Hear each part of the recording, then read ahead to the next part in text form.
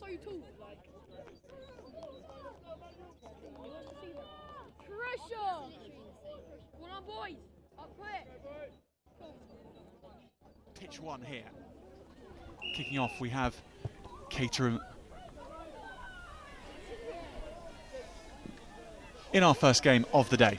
And we're delighted to have your company throughout the day today. We'll be bringing you all the action on the main pitch here. There are 4 pitches to cover across. We'll be focusing on pitch 1 today. Caterham versus Emanuel is our first game on. I'm delighted to be joined up here by one of the tournament organisers here, Stasha Long from Trinity School. And we'll be joined by several members of staff from Trinity School across the day. We'll be picking their thoughts on their players and how the school approach rugby, particularly because this is a tournament which is all about development of these young players. As we see perhaps the first try to be scored on pitch 1 of the day. It hasn't taken long at all. Well, wonderful score. Run down the hands, and Stasha, we look forward to seeing plenty of those sorts of scores across today. Yes, thank you. We're really looking forward to streaming the matches from today at Sandylands, and we're delighted that Trinity School are hosting the SOCS Surrey Schools under 13 sevens today, so thank you for coming. Well, firstly, from our perspective, thank you for having us. It's wonderful to be here. A day off, essentially. Day off for all the pupils as well. A chance to play rugby in the sun. It's not bad, is it? No, we're really lucky with the weather today. It's perfect for sevens, it's dry underfoot, and we're looking forward to seeing lots of running rugby. Well, we will keep you across all the scores as we can. Oh, mum's a slag. First try on pitch 1, scored, and that's just kicked over the dead ball line. And we'll see plenty of trial and error here today. Very much the emphasis of making sure that new things are tried, new skills are attempted. Mistakes are almost encouraging that environment, Stasha. Yeah, I think it's really important to remember that we're watching under 13 rugby. They're very much in their developmental stage of their rugby careers, and I'd be excited to see people trying things and not being afraid to have a go and take a bit of risk, because in these tournaments there's actual no eventual winners, so everybody goes into a waterfall tournament in the afternoon, and it means that everybody gets to play the same number of matches, and it gives the coaches the opportunity to rotate all of their team so that it's not just the same players playing all the time, and that way more pupils get to develop, and hopefully players get lots of time on the ball, and we see lots of improvements.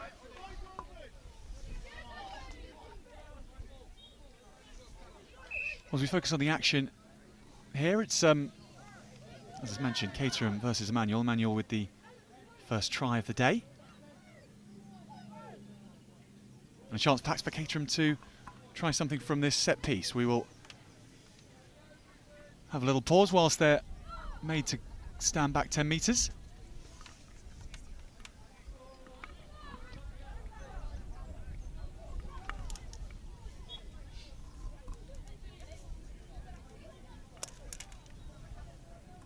Well, we're just waking up ourselves, so we're going to update our scores shortly, but it is, of course, Caterham who are leading Emanuel 5 points to 0 with the first try. As we add the scores up, that's the correct score we're now seeing. So it was that first try scored by Caterham. Run down the hands, and Emanuel now having to do some defending.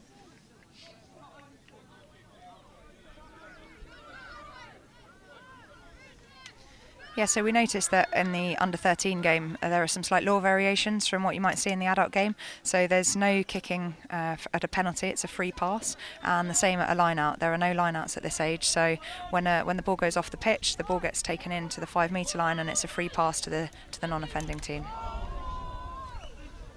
Cutting through the heavy traffic and still going, Emanuel spinning out of one tackle, and first real chance for the school from Clapham Junction to get on the scoreboard. Keep going around the outside. It's one more phase might do it. And it is the big fella stepping through a few tackles to level things up. That was a well-worked score, and down to sheer determination. Well, 2 very contrasting tries, Stasha, and all level up in this first game on pitch 1. Yeah, it's always interesting, the first game, because you've not had a chance to watch the other teams to know how they're going to play, and it's really good actually, because you just play reactive rugby, so you see what's happening ahead of you and just play what's in front. Sasha, perhaps a good time to talk about the half game rule that is being used across Surrey and will be mandatory across age grade rugby from next season. It sounds like a great initiative and just one of those things which I wish was there when I was playing rugby to ensure that I was able to play more rugby and not have to sit on the bench. Yeah, rugby's a late developing sport, so it's really important to remember that a player who might not be very experienced or who might not have physically developed yet, we've got no idea what they're going to turn into. Also, it's very much about how much they enjoy their rugby. So for me, if a child's not getting any game time and they're standing on the sides, they're not going to have that love of rugby that the boys and girls that get lots of opportunities to play will. So it's about very much evening out the amount of game time that players get. As we see Caterham racing in for their second. One down the right wing and now this one down the left wing. They will take the lead, 10 points to 5, and that'll be half time.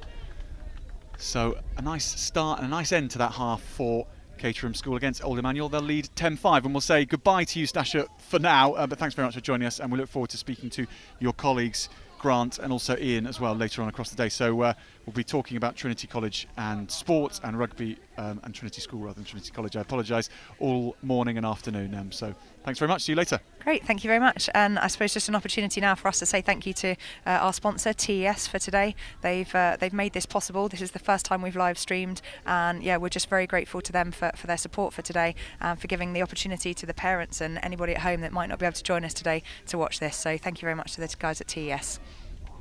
Very good point. And also, if you are watching from home or watching wherever you find yourselves, please let us know. And you can engage with us via the hashtag Surrey7s. And you can do that on Twitter, or if you can try and make comments on the YouTube stream that you're watching, then we'll be featuring your comments throughout the course of today.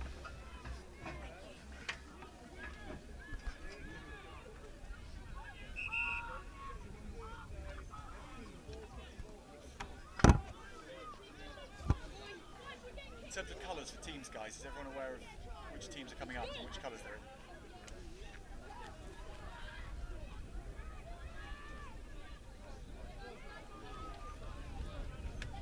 So I can't hear at all. What do I need to do?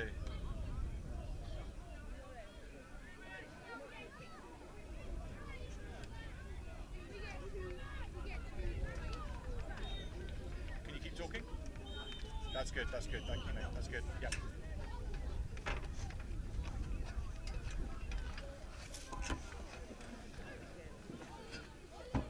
So it's quick turnarounds here at Trinity School.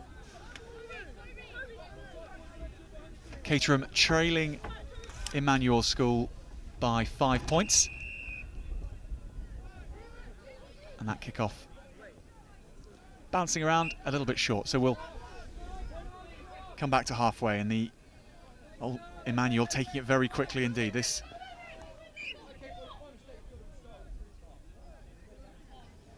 and a little bit too quickly. And as Stasha Long was telling us earlier, it is all about the development of these players. This tournament, there is no overall winner. It is just about the game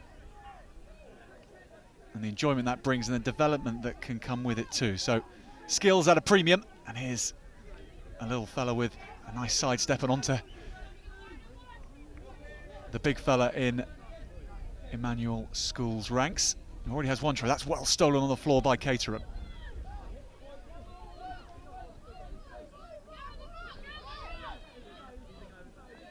The hands down the line, and it gets to the second to last man, and he straightens it up.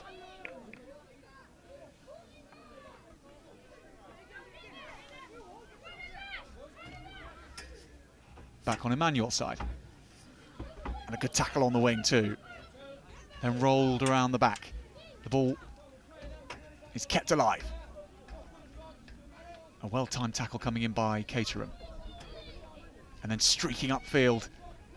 Go Caterham on the outside. This is a good opportunity to attack. There are plenty of players in support, but the ball has gone forward. Well, there was plenty of endeavour shown by Caterham there. Firstly with the tackle, and then the quick passing, the space on the outside, and a chance for Caterham's winger to stretch his legs. He was hauled back well by Emanuel.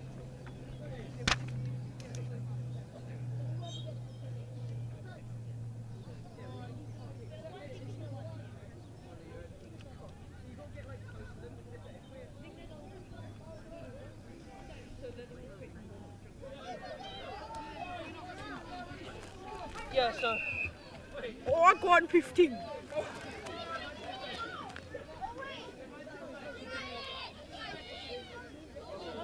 Here come Emanuel again, storming upfield. This is going to be a great score. Touching down to level things up.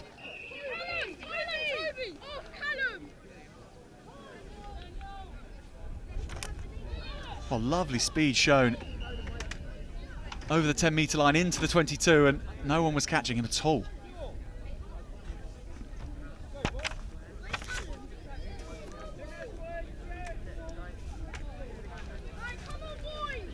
So 10 apiece.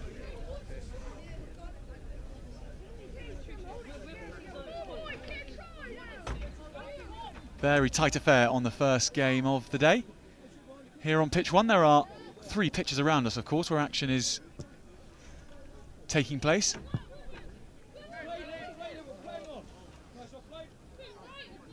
Collected by Caterham. And now Caterham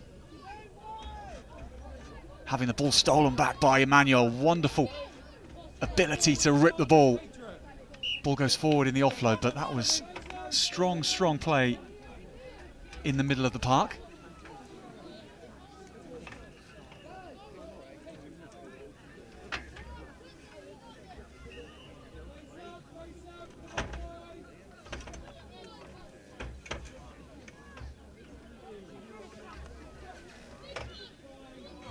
And so it's now Caterham with the ball coming back on their side. Score of 2 tries in the first half, and Emanuel pegging them back.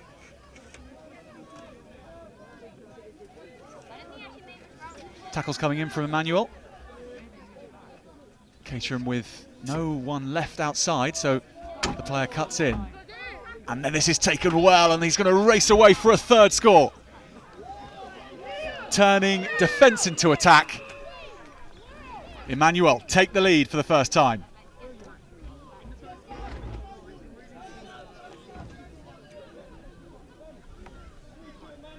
Really strong work from the entire 7 across the pitch. They sucked up the plays and then struck with just a bit of speed, which in rugby sevens is the most potent weapon of all.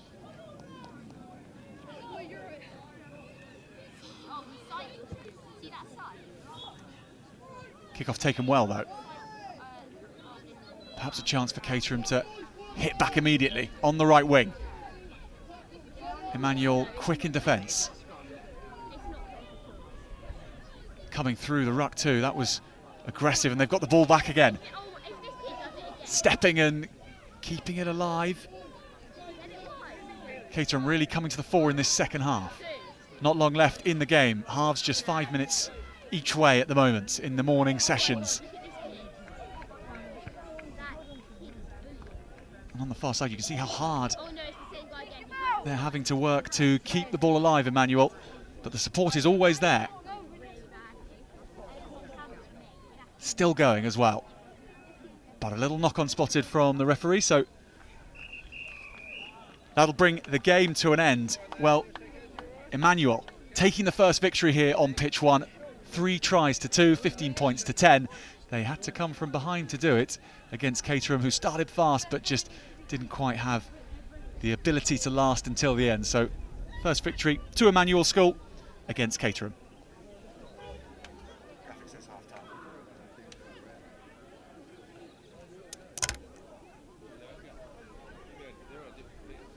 Well, a nice opener for us here this morning. We're delighted to have your company on the live stream. There was a little colour confusion early on, which we apologise for, between the 2 sides, and they'll be featuring back on this pitch later on today, and we'll make sure that every try allocated to each team will be in the correct order this time. It is an early start down here in Croydon.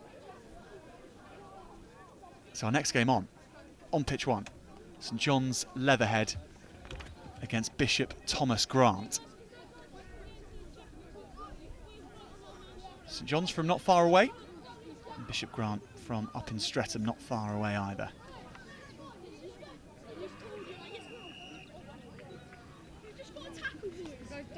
going in the wrong mindset, alright? No, guys, come on, boys. We can give Trinity a good go. Bishop Thomas Grant out on the field first, and now St John's joining them. A reminder that the emphasis here at this tournament is all about developing players, developing their own skills. And some players today coming on our pitch a little bit later on will be playing their first ever games of sevens. So it really is the grassroots of the sevens sport here. We are in the middle of the sevens season, of course, and some of these sides working towards the small matter of Roslyn Park at the end of March.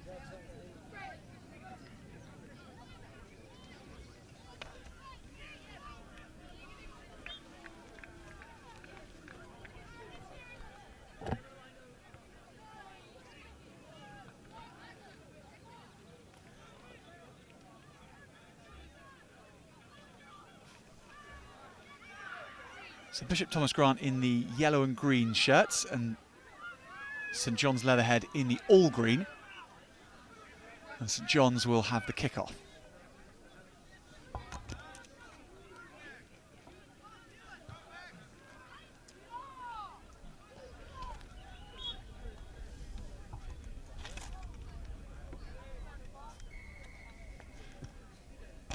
So St John's go away to the left. They spot some space, and that will beat everyone out into touch, but in a territorial sense, not bad. A good gain of ground.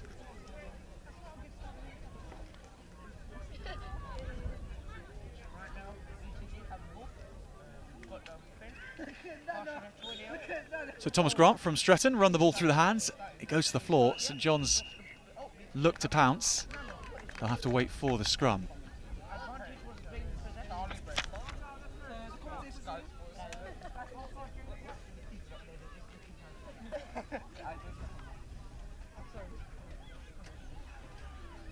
St John's a formidable rugby school themselves. They frequently do well in the Surrey sevens competitions across the age grades. Really see it as part of their development of their players. And how will the under-13s fare at this tournament? Nice step coming in from the outside centre, and he has one man outside. St John's easy through the hands for a lovely score. How about that for a sidestep from the big outside centre? He only just managed to get the ball. There was a risk of an interception once it was in his hands, though. The footwork came on, and the 5 points was notched.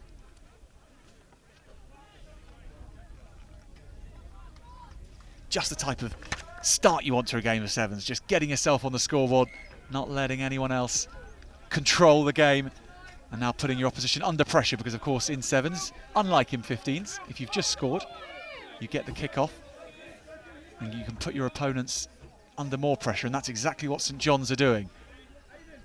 Lovely miss pass, and now the straightened line.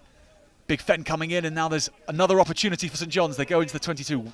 Excellent tackle back, though, from Bishop Thomas Grant. St John's on the far side, working their way forward and stepping, and now there's numbers, but it's more hits coming in. More numbers away to the left, however. Straight hands. The miss pass came in, and that was risking the try, but that is a lovely pirouette from the winger. I thought he might take on the outside, but why would you when you can step inside like that?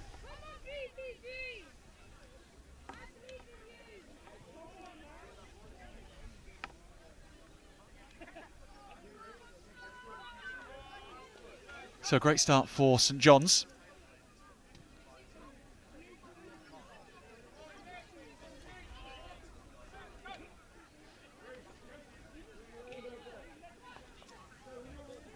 Not a long journey for the boys from St John's here, just across in Leatherhead. Bishop Thomas Grant, that's taken well on the bounce, and good awareness to find the supporting runner too.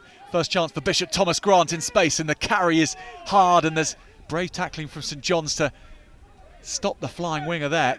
Superb offloading. Exactly the type of play which Bishop Thomas Grant need to put their opponents under pressure. There's power coming on as well. Lovely offload, inventive stuff this from Bishop Thomas Grant. And the opportunity spotted up through the middle, a big fend as well. Still played on. Multi-phase attack from Bishop Thomas Grant. The try is well deserved if they can get it. Tackle still coming in. And just underneath the post they squeeze for, well, the best try of the day we've seen so far. Bishop Thomas Grant on the scoreboard.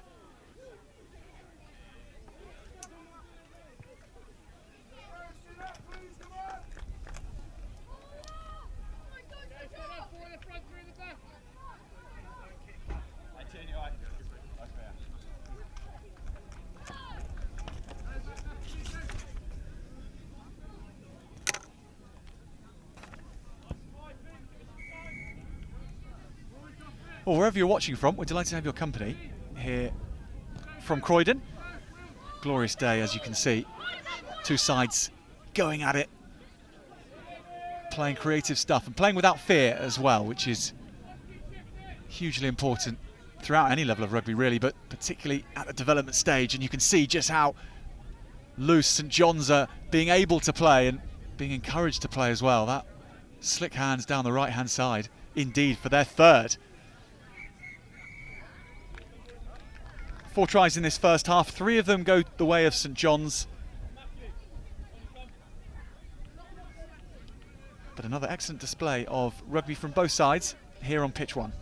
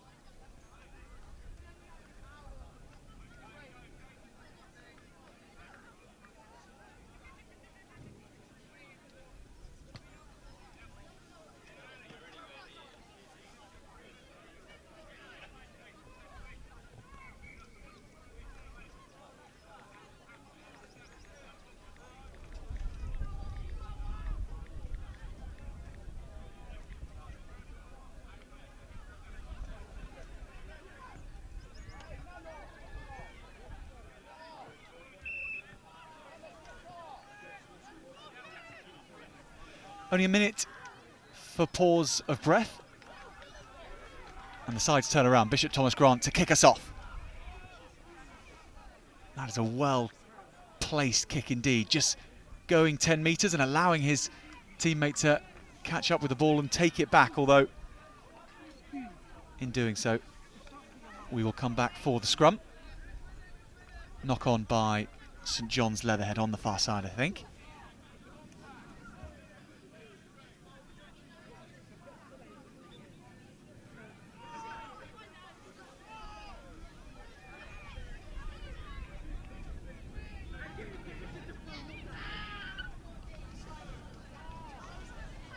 Solid scrum indeed, and that will frustrate Bishop Thomas Grant just when they had a good set piece. So St John's straight onto the attack, but this is about learning how to switch straight into defensive mode as well. That's what Bishop Thomas Grant are having to do.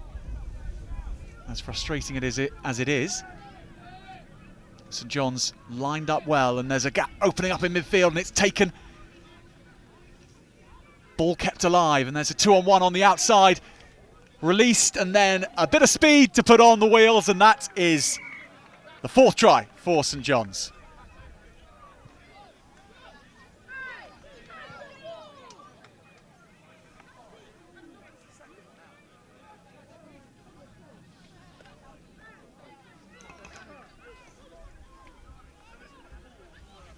Well, if you were with us in our first game, we were speaking to one of the organisers here, Stash Along from Trinity School.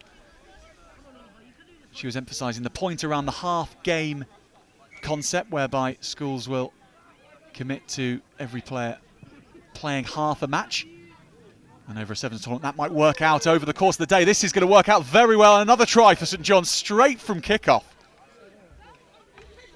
How that bounced around, and St John's all herring after it, getting the reward, a 5th try.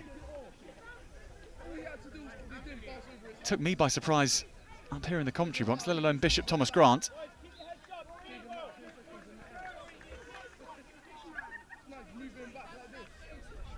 One of those tries which is pleasing if it happens to you, maddeningly infuriating if it's against you. There is a large amount of sun here on pitch 1, and I wonder whether the ball just got caught up in it and put Bishop Thomas Grant off.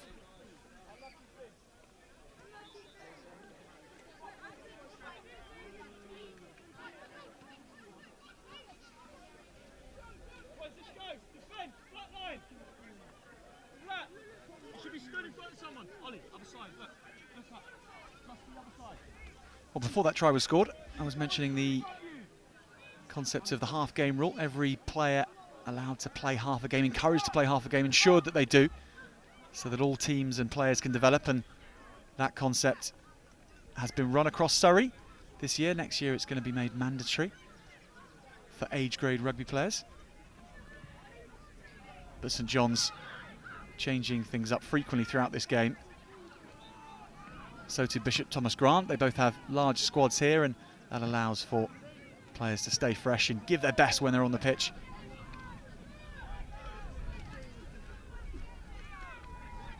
With rugby being a physical sport, a collision sport, you need to be physically on top of everything at every point of view to enjoy the game. Particularly, there's no point blowing hard towards the end of a game. It definitely gets less enjoyable at that point.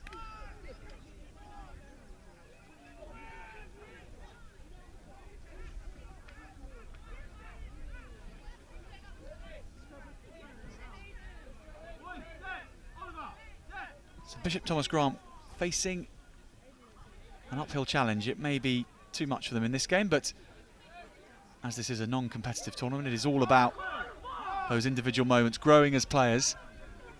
And Trinity School are all about encouraging that at their school and encouraging that at their tournaments. And this is a chance for Bishop Thomas Grant to do that. They scored a wonderful try in the first half through multiple phases and keeping the ball alive. Play on, says the referee, initially at least, whilst it came off his knee. St John's back on the attack. Bishop Thomas Grant back on the defence. Good spacing from St John's, and he pins his ears back round the outside. It's another score for the Leatherhead School. That was a very good one indeed. One to round off the match. 30 points notched by St John's. Bishop Thomas Grant just the 5 points in that first half. What a score it was. And in that second half, the boys in green just running away with it, but a very good game again on pitch 1. And now we're going to be watching the hosts, Trinity, against City of London Freemans, on our next game on pitch 1. And we'll be bringing that to you very shortly.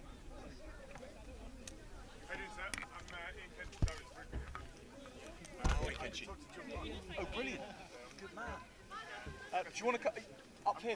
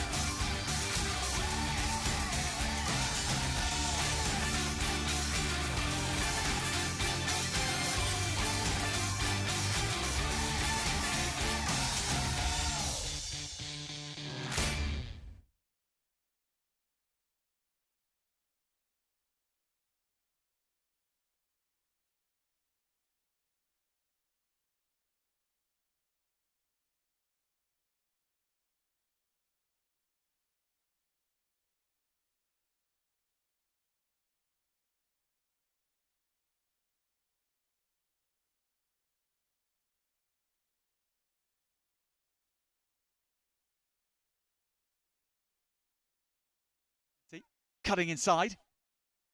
Offload is good, kept his feet, and they're going to have the first try. Well, that is a glorious start from Trinity. In front of our cameras in their home tournament here. First try, and Ian Kench, the director of rugby at the school, is with me. I saw you smiling there, with good reason. Yeah, absolutely. We've got a very strong under 13. I'll help it. The way they've been playing their rugby is absolutely on display there. So that's Elliot Southworth scoring the try in the corner. With the first score in rugby sevens, of course, as is different in rugby 15s. The try scoring side gets the kickoff, and they are putting City of London Freeman's under pressure again. That was well dealt with, tried to scrabble it away. City of London Freeman's have worked that very well out of a difficult situation. Defence is strong from Trinity, a good press, but City of London Freeman's have worked it across the line.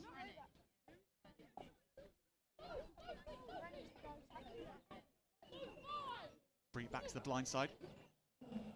Eyeing up the space well, and that space though quickly shut down by Trinity. Lofted pass over the top, and this is again an opportunity, and he goes for the double bluff inside and then out.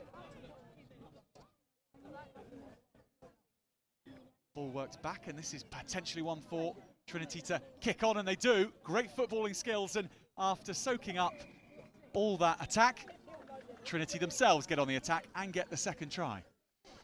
Max Farrell there with the try in the corner. That's the way they defend there, and what the Trinity boys are trying to do is a result of what their coaching is with Stash Along. So lots and lots of gameplay, working on patience in defence, waiting for a mistake, and then pouncing on it. Yeah, great example of that. I mean, City of London Freeman certainly testing Trinity there, playing it well out of the close contact, and then one side and then the other. But is it conscious that you're telling your boys not to engage in contact in sevens? I think it's up to them to make a decision, so they'll be putting a lot of scenarios on what to do in certain situations, and when City of London Freemans are moving the ball as well as they are right now, it's wise just to let them play, wait for the mistake, and then capitalise as they are now, with Omar Leon sneaking in under the posts. That is the very opposite of the commentator's curse, Ian Kench. That's the commentator's divine intervention, I think. 3 tries then to Trinity, and a glorious start for them here this morning. Plenty of games coming your way. The next on this pitch, RGS Guildford versus St Joseph's. So if you're logging in for that one, do stay with us and engage with us here. Hello there, by the way, as well. Very good to have you with us. I didn't warn you that about Ian, but we are on TV ourselves up here. City of London Freeman's. 3 tries down, but they've shown they can play already, and that's a good bit of speed. But once again, back on Trinity's side.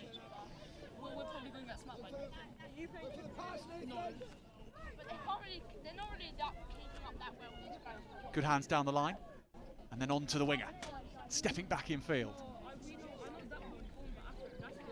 Drawing the space well, and they have perhaps a chance on the right wing.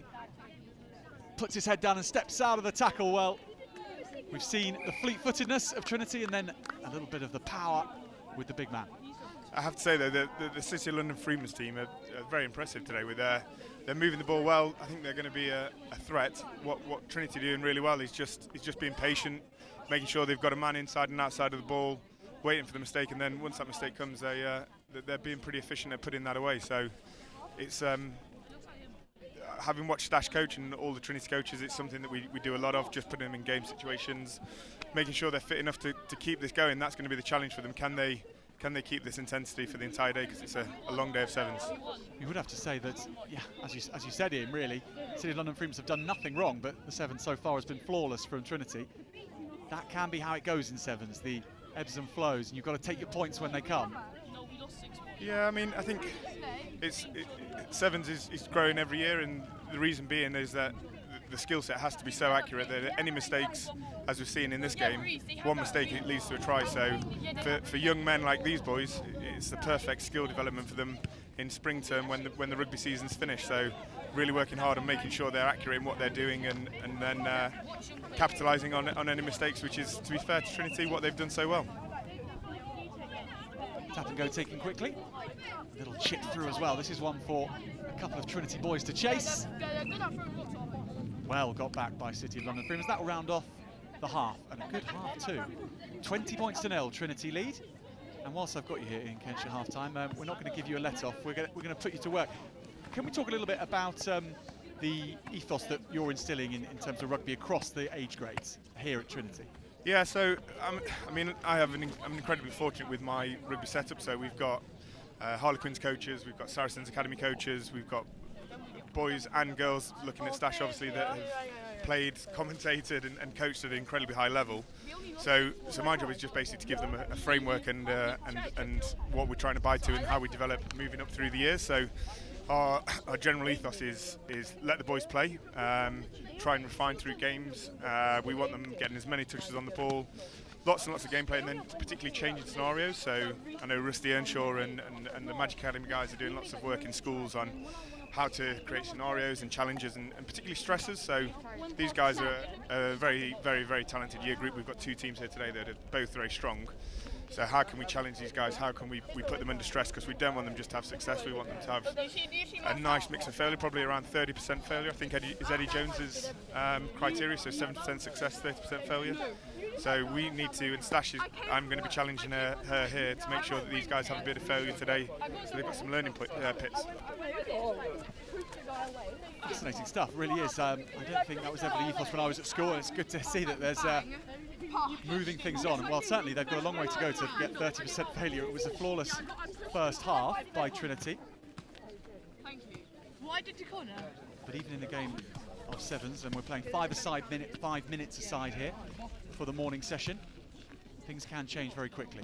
And there's the commentator's curse. You left it to me for that one, thank you. So, boot to ball. The sweeper is back. Sizes up his options. Spins it back down the line too. Nice counter building here from Trinity. Plenty of options away to the left. Numbers to give away for free, really. Solid handling and well-timed passing. City of London Freeman's tracking well, but the ball comes back inside. It keeps going. One big step, and Ian Kench, you can take over. Who was that? That's Sammy Goldschmidt. So he is your stereotypical Trinity boy, someone that is A-team cricket, A-team hockey, A-team rugby, and we would encourage them to play as many sports as possible at a young age because of the transfer from other sports that would come across, and then only specialise when they sort of get to the elite level of their chosen sport. Talking about the challenges that we spoke about at half-time, Freddie Gabatas, who is their under-13s 15-a-side coach, would have had many different challenges for these guys on what they do. So I know he would talk about potentially, in this situation, a challenge to the boys, right, you can't have a ruck, you can't put men into rucks, and how would they adapt to that? And it would force this offloading game that we're seeing from the boys today. That offloading game clear to see, and it's causing problems. Into the 22 again they go. Options either side of the ruck. Over to away to the blind side this time, and space on the right wing. The big fend is placed, but the defence is well up to the task and taken back inside by City of London. They've stuck to their task manfully, the City of London Freeman's School, despite being down 25 points on the scoreboard. They've threatened all game, and the kick put in here. Well, excellent placement of field position from the sweeper of Trinity, and then it comes in again, and we're going to be in once more, are we? Once he cuts inside. Defence was good though, turning it back over, never giving up.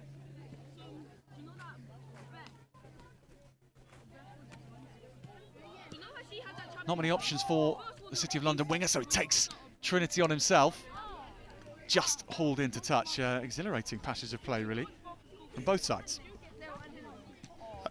This City of London Freeman's team, I think, will do good things today. They've been really unlucky with some of their sort of little errors that the boys have capitalised on. And I think actually the rugby they've played has been some really attractive stuff. Trinity almost in again with that foot race, but we've seen a great try in the last game from Bishop Thomas Grant, who almost from inside their own 5-metre line, they played all the way up and through the phases and eventually got a score against St John's Leatherhead, no less. That might be where City of London need to go from here. Popped off again to Trinity though. And they are still looking for more. The step and offload off the floor this time. He won't be denied. Sammy Goldschmidt there with his second, and we can see this style that we try and enforce, which is just let the boys play and put challenges into them, and hopefully that's paying dividends with how they're playing. I think the real challenge here for these boys is to make sure that they last to keep going for the whole entire day. Yeah, and it is a long day, of course. And how is that managed? How are the boys encouraged to be sensible with what they eat and things like that? Must be hard on a Sevens day. Yeah, I mean, you have to remember these are under 13s. They're young men, so I think the best thing about today is that there isn't a winner and there isn't a loser. So yes, they will go into a tiered system in the afternoon where all the winners will go into one pool and they'll play again. But because it's all about the process for these boys. It's not necessarily about whether they win or lose. They're more willing, as you can see, to try things. There's not the pressure of, well, go out there and you must win this game and you must make sure you bring home the trophy. Gents, go out there, experiment, try things and see what happens. And I think you can see that with both teams, how they're trying to play. They're playing with the shackles off. There's no inhibitions from their coaches saying, make sure you come back with a win here. It's all process focused.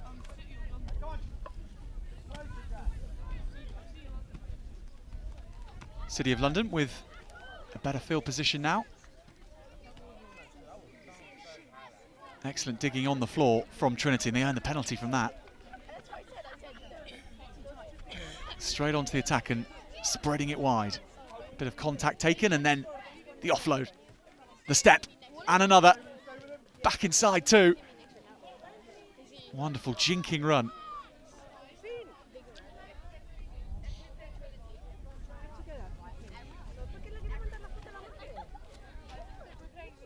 Briefly back on City of London Freeman, but now on Trinity's, and their chip is in. There's 2 in the game here from Trinity, and it will be a hat-trick for Sammy.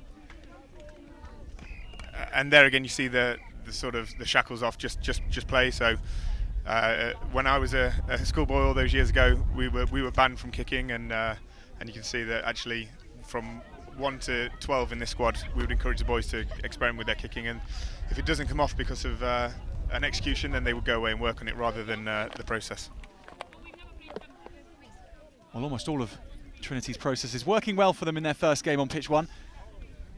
They've beaten City of London Freeman by 35 points, and we'll be seeing them later on today as well. And for now, though, Ian Kench, thank you very much for joining us. I know you've got duties to run around and organise the rest of the tournament, but hopefully we'll see you back here later on in the day. Thanks very much.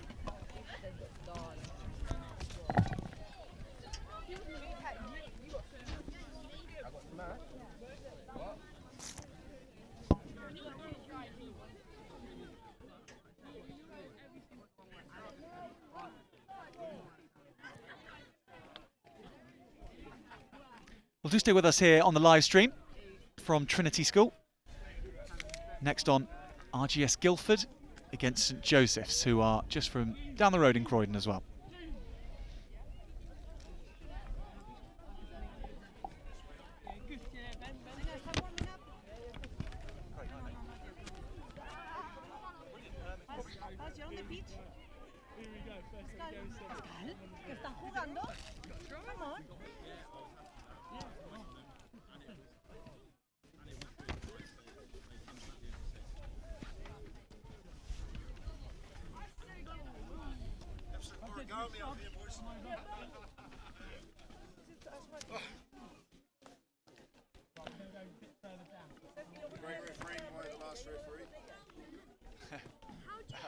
So just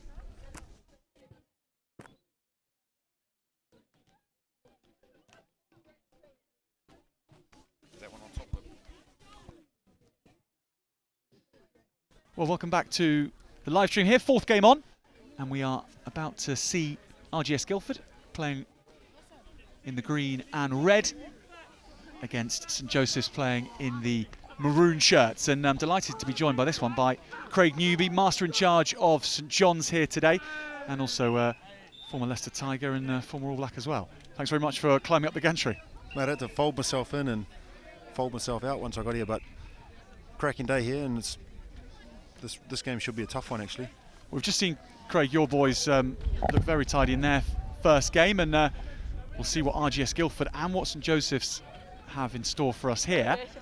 But interesting concept to this game is plenty of the St Joseph's players who we see with the ball in their hands at the moment haven't played sevens before. I was speaking to their master just over a coffee before the match, and he was saying he wants to get them involved in sevens. They play a bit of 15s, but this their first chance to play a shortened form of the game, and that is perhaps why we're seeing it up the jumper initially, but they certainly show their skills in contact there in that first phase, Craig. Well, yeah, they kept it for 40 seconds, which is possession so key in sevens.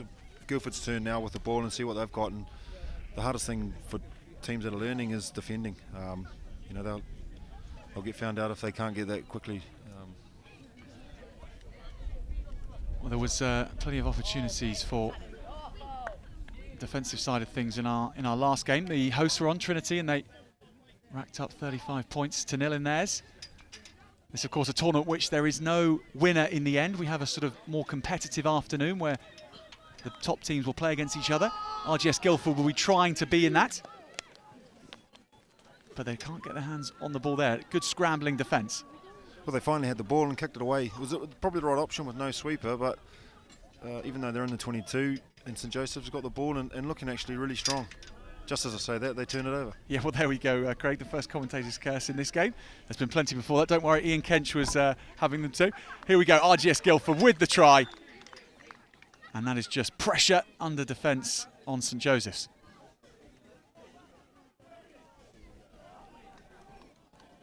Well, Craig, when you're teaching sevens for the first time to perhaps a group of boys who have experienced in 15s, what are the key messages you need to get across to them? I guess decision making is a catchphrase that we try and teach kids now, and make good decisions. And you can't just run and pick and go. There's no pick and goes, and you've got to make good decisions on passing and when to defend and all those things. So we do a lot of decision making games, and we don't actually coach a lot of the contact elements or the scrums and bits and pieces, as long as it's safe in those respects. But everything's about decision making, and you see earlier in this game here, Guildford just been patient on defence, making good decisions, not over committing, and finally waiting for the ball and getting it. And again, you look at their shape here, as my phone rings, probably school asking for something. It's still a working day, isn't it? After all, it's not quite just standing around in the sun. Does this prove that I'm actually at a tournament working and I've not just put in a sick day? That is a legitimate alibi, yeah. St Joseph's. Good strong run here. Good offload there, two boys in the tracksuit pants. It's a lovely day here, but it's just a little bit cold. It's deceiving on TV, I would imagine. They're showing some real strength there, going straight forward. Good offload game. Guildford have just been patient, waiting for an opportunity.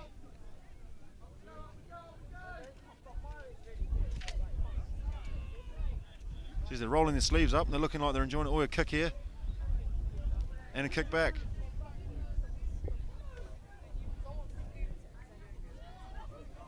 The old Maori sidestep straight through the middle, and that's a great try. Kept the ball for probably a minute there and just showed possession again is the key in this game. Yeah, a little bit of everything in that try, wasn't there? Power, bit of offload, kick ability, the kick pass. Kick pass to the fly hack back to get it back, so unconventional, but it's really cool. And now it's 5-all. No kicks in this tournament, obviously, so tries are important. St Joseph with their first of the afternoon.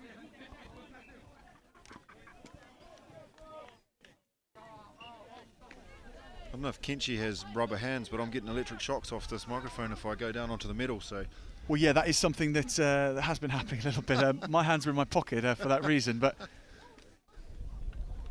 as we start again, last minute of the first half, it's been an entertaining one. It's all about possession. Whoever has the ball scores. So Guildford have it now, and it's a good run here from the young man, showing some good toe. Oh, fantastic speed all the way in. And at this point, as a defender, just save your energy. No kicks at goal, so don't worry about where they score it. Save your energy, get back and wait for the kickoff. Yeah, the half-time turnaround is only a minute long. It's not much, is it? You've got to breathe deeply after a run like that. That's nice. Yeah, that boy there's walking back. It's always the first game of the day as well. It's when you find out where the lungs are at, and as it progresses, you tend to see the kids have more energy in the later games, which is, it's amazing. You know, these kids bounce back after tough matches. Well, off to your comments, Craig, we've just been handed a pair of gloves to keep us safe up here. It is all earth, I promise. Are they sponsors' gloves? Are we allowed to mention? Well, I don't think they'll fit. They look like my grandma's gardening gloves, but they're a little bit small for you, I think, yeah. Craig Newby. That's a good kick-off, nice and short. This is where it's fantastic for St Joseph's there. They'll be learning. Oh, he's dropped that. I think he's dropped it. Oh yeah, I mean, if we had the TMO, we'd probably be going to it for that one, wouldn't we? Yeah, we'd be on Sport Talk, Alan Brazil's show in the morning. We're talking about it for about 3 days. If there was VAR involved, but we're rugby here and we're about having fun, and that's a good try. So give the try and play on. Part of the let the boys play ethos that Ian Kench was talking about just moments earlier with us, and the voice you've been hearing in this first half, Craig Newby, head of rugby at St John's Leatherhead and former Leicester Tiger, former All Black rugby royalty here in Croydon. Very generous on the other microphone there. I do appreciate that. But just here enjoying it. So I've got 2 staff here coaching, young coaches here with the St John's boys, and it's nice for me to just get here and just watch them. They develop as coaches as well. Obviously, if it doesn't go right, I'll step in and make sure that they're doing the right thing. But it's nice, and the circuit, the Surrey circuit, it's such a tight knit one.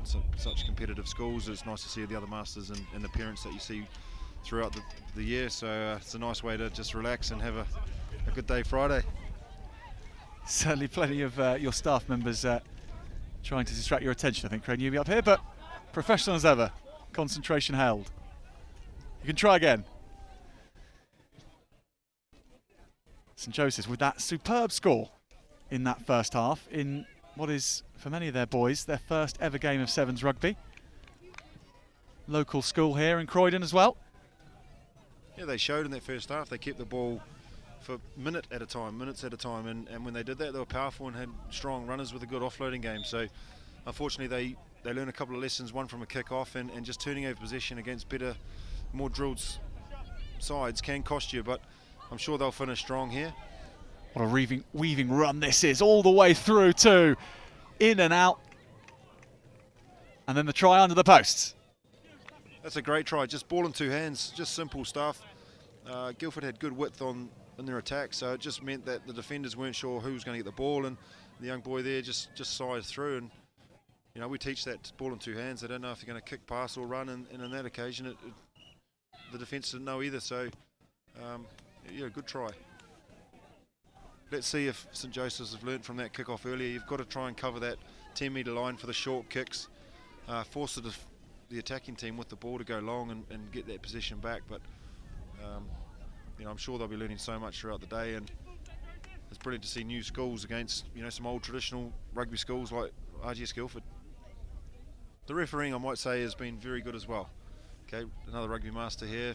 I think maybe a Trinity referee by the looks of things, and the ethos of rugby, you know, this day and age is about fun and enjoyment and learning and you know, having the determination to do well for your school, and the referees have a real key part in that, almost like coaches on the field with a whistle. So it's nice to see. Do you remember yourself enjoying sevens running around as Craig Newby as an under 13? I don't think I played sevens until I was at high school, and my journey into professional rugby was through sevens. I got selected to come to a New Zealand trial out of school it was in Rotorua at my school, and I got to go along just to make up numbers and end up getting in the team. So sevens was my first professional job, and I absolutely loved it. 2.5 years, saw the world, got paid for it, and I was lucky enough to play with players like Jonah Lomu and in his heyday and win a World Cup and a Commonwealth Games gold. So sevens is my thing now, but I just enjoy seeing the kids learn, and I don't try and tell them too much and just let them have fun now.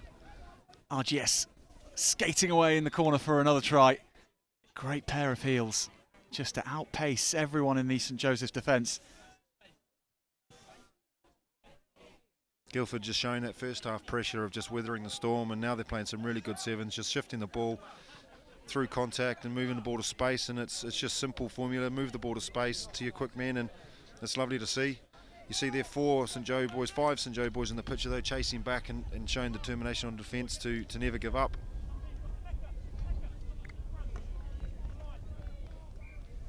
And when you're playing sevens for the first time, you're going to learn so much across the day. This St Joseph's side will be playing much better rugby towards the end of today as well.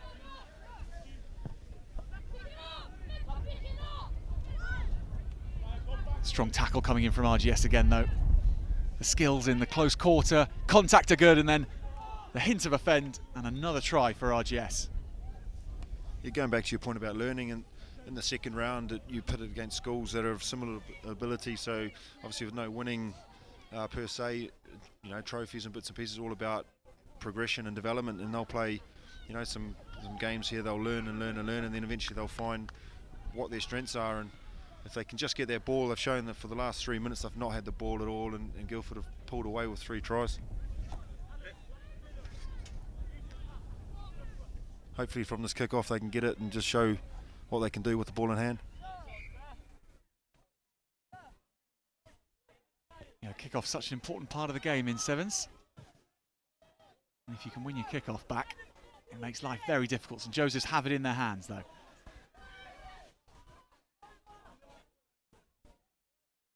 Picking off and going blind. And then just about keeping it alive. They put it on the toe. RGS chase back well.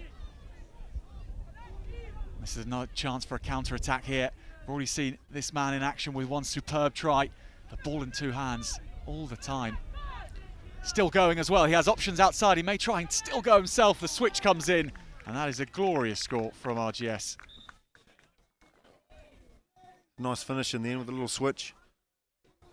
I might be broken record here, but just going on about it, St Joseph's had the ball for 3 or 4 phases, good offloading game and keeping it, and then kicked it away, and RGS Guildford then got back into their quick, you know, structure and scored. So possession's such an important part of this sevens. We've just seen a player with the ball in 2 hands carving up his opposition there, Craig. Is that something which you will coach to every player, or is it depending on how they want to play the game as well? Because obviously some players, they have a strong fend anyway, and you want to utilise that.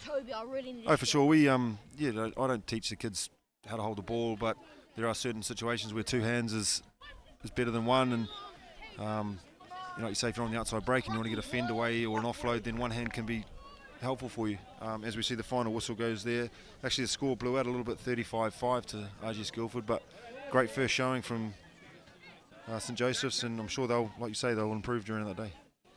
Well, do stay with us here on the live stream. Next up is Caterham versus Trinity, and for now we will say goodbye. Craig Newby, thank you very much for joining us here. It's been a pleasure. Yeah, it's been good. Hopefully I can get back later in the afternoon. I'm not sure if the viewers want me, but we'll have a vote, and sure, we'll let you know the result, Craig. I'll let my mum know. She can send in a vote. Yes, indeed. Thank you. Thanks very much.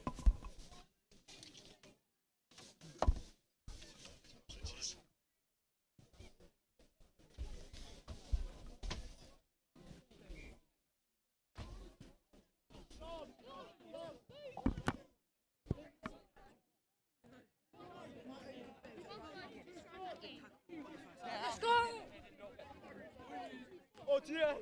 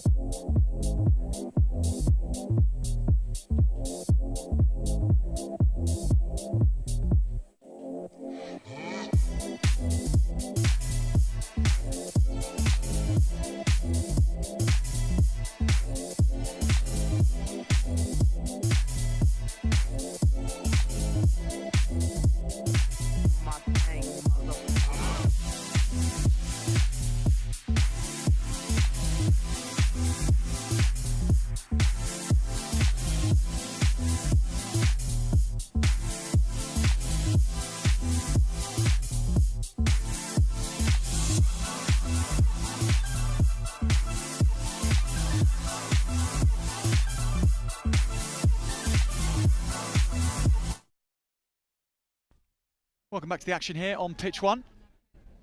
We have Caterham School against Trinity. Caterham with the ball in their hands, playing right to left as we look at our screens, and already playing the ball along the line well. The action coming here live from Trinity School. So the hosts are in action in the blue.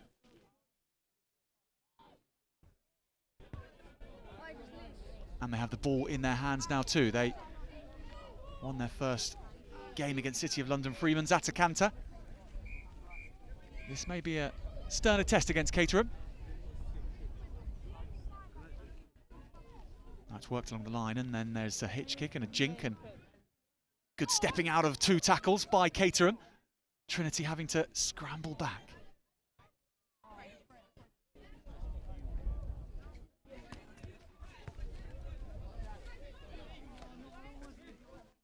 Caterham having to put plenty of numbers into that ruck, and there aren't too many left out in the back line. Ball kept alive really well, though. This is their largest size player who's caused problems against Emanuel in their first game. They're keeping the ball very well indeed. The interception comes in from Trinity though, and he will race away, chase back, but it won't quite be enough. There's plenty of speed shown from both players, but the head start from the Trinity player after that interception left too much to do. Once again, another interception try from Trinity. Their press in defence has been spot on in these opening 2 games. Let's have a look at it here. Just plucked out of the air. And then great speed shown.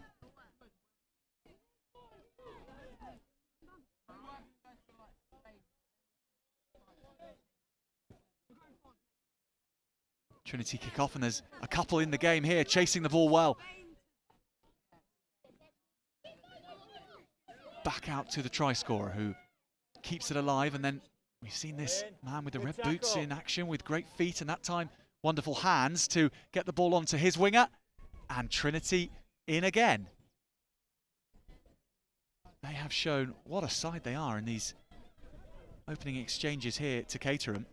That was taken from the kickoff, remember. Then worked back, and there was no panic. There was just good hands, and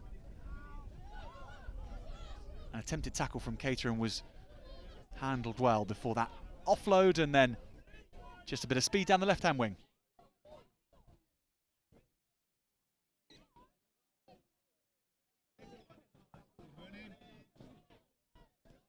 Well, a reminder here that today's stream of the Surrey Schools Under-13s is being sponsored by Technical and Event Services, a local company here in Croydon with 25 years experience in providing turnkey bespoke technical solutions.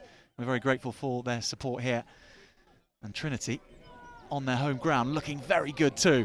Stepping through, another show and go from the Trinity player. That is, in its own way, another excellent try. And Trinity, after Caterham's good start, have just blitzed them with 3 in quick succession. Well, we're delighted to have your company, particularly if you're joining in from Trinity School and watching your home tournament here. Maybe watching one of your sons or relatives play here. Do let us know what you think. If you'd like to join us on Twitter, hashtag Surrey7s. It's in the top right-hand corner of our screen. We'd love to know what you think and who you're watching for particularly. This under-13s tournament, all about the development of the players on the pitch. There is no winner at the end of today. The morning's matches will lead into a waterfall effect in the second half of the day, whereby the top teams from the morning will play against the top teams in the afternoon in a league, but it's not a knockout tournament. It will just be about matching up the right teams with competitive matches. Very much the ethos at Trinity School, and the way they coach their rugby is to let the boys play. We were hearing that phrase from Ian Kench early on. Encourage them to have 70% success but 30% failure, to ensure that they're always trying things and not fearing losing or fearing making a mistake, but to develop their skills. And they have shown those skills in quite some abundance in this game. Caterham 2. They've just not had the rub of the green. But now the ball back in their hands for the first time in a while. Those 3 tries from Trinity. Well taken. And now the turnover comes in. The chip is put in behind, and we've already seen the speed that this man has. Has to wait for the bounce and picks it up. Oh, just can't quite let it stick. So Caterham turning the ball over, perhaps a chance for them to run at a disorganised defence. That was a wonderful kick dummy. Audacious, and now though may have got his side in a spot of bother. It's gathered back well. So the first half concludes. Trinity up 3 tries to 0 against Caterham. And they'll have a minute's break before they turn around for the second period.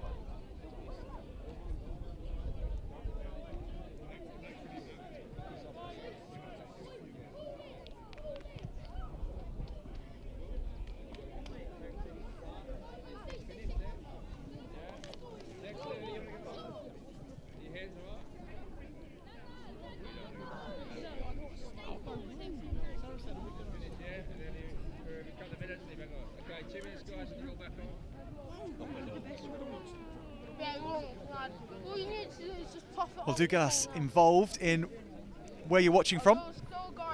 If you're on Twitter, hashtag Surrey7s is where to find us. Particularly interested to know who you're supporting, who you're looking forward to see. Now we have Trinity already off and running in the second period, and can he go in from here? He had a hat-trick in his first game, and this will be his first score in the second game. A good score too, rounding the outside and coasting in. Not much Caterham can do when matched with the speed that this winger has. He has real deceptive pace, such a long stride. Doesn't necessarily look like he's moving that fast, but he's managed to gas everyone in the Caterham team.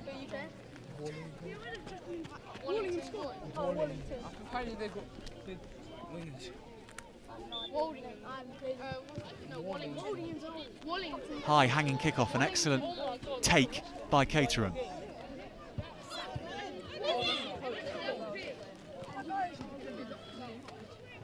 Again, the defence is hard from Trinity. They're just getting up out of their line a little bit, and it's causing problems for their opponents.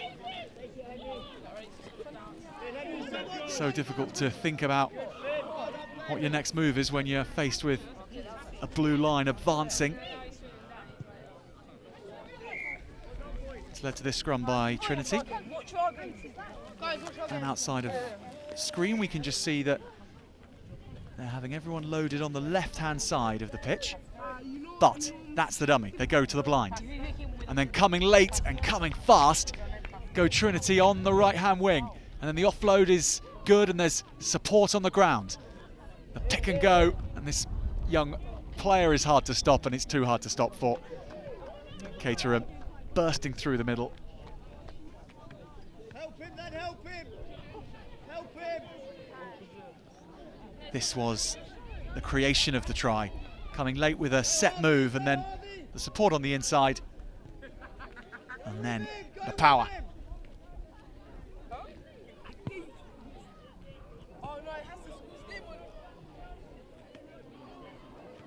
Trinity playing with real abandon here, trying everything. So far, almost everything's been working. Deep kickoff for Caterham to handle. Hello, TV. The ball was dotted down over the line, and we'll have to see what our referee has adjudged there. It has been a Trinity scrum, so the referee are judging that Caterham had taken the ball back over the try line and then put it down, so it's scrum to the opposition rather than possession to Caterham. And all that is very, very good news indeed for Trinity.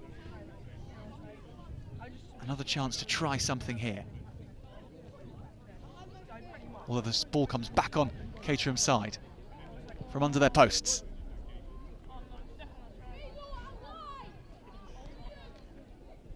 Stepping through the middle, wonderful evasion from Caterham's man with the ball.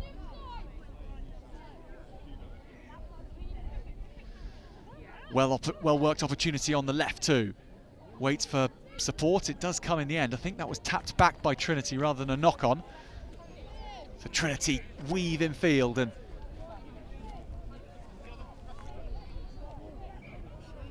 take their time. This is the most recent try scorer. Picking the ball up and then a bit of a sidestep. Then the pass to his winger and the dive in the corner.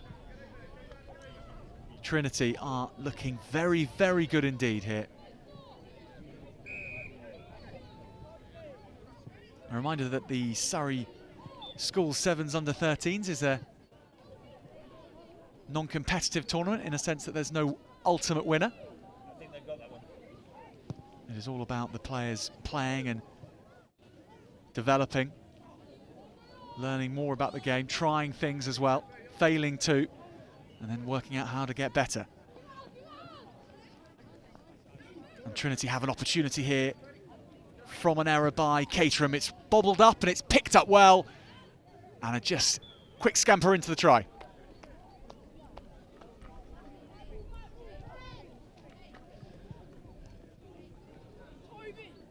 How about this for defence?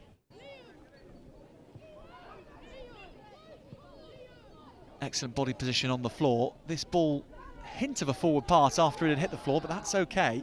The initial pass went backwards.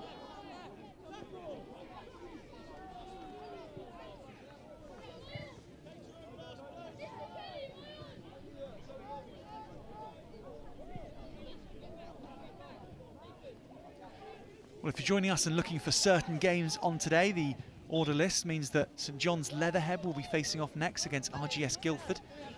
Should be an interesting encounter indeed. Trinity here just finishing off in their game against Caterham. Caterham have manfully defended as best they can against the blue shirts of Trinity.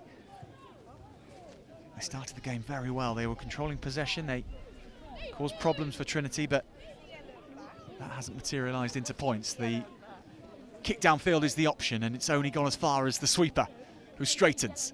Just seen him on the score sheet, as has this man been on the score sheet this game, and that kick has worked out somehow for Trinity. And they are trying to try new things. I'm not sure they were trying to try that specific move. It was a kick which worked out in the end. And that is the end of the game. So Trinity, another strong performance in their second game of the day. We'll be seeing them later on this pitch. A little bit later, that'll be at midday, 12, around midday. Our schedule slightly pushed back today, so probably just after midday we'll be seeing Trinity again. But for now, 35 points to nil, they've beaten Caterham.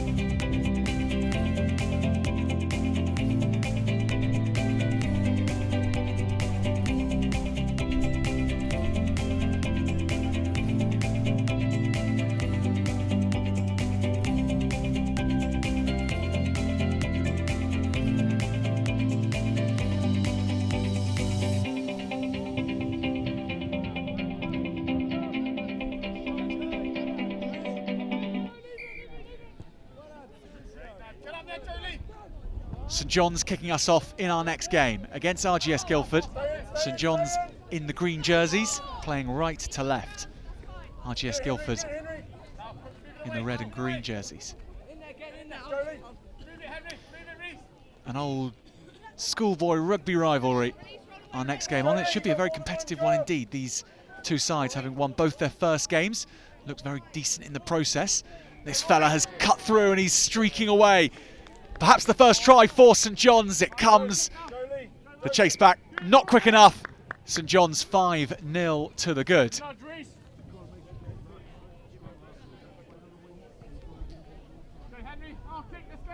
Well, straight into action goes St John's. There was a man outside, but this was the dummy and then the opportunity seen and the opportunity seized.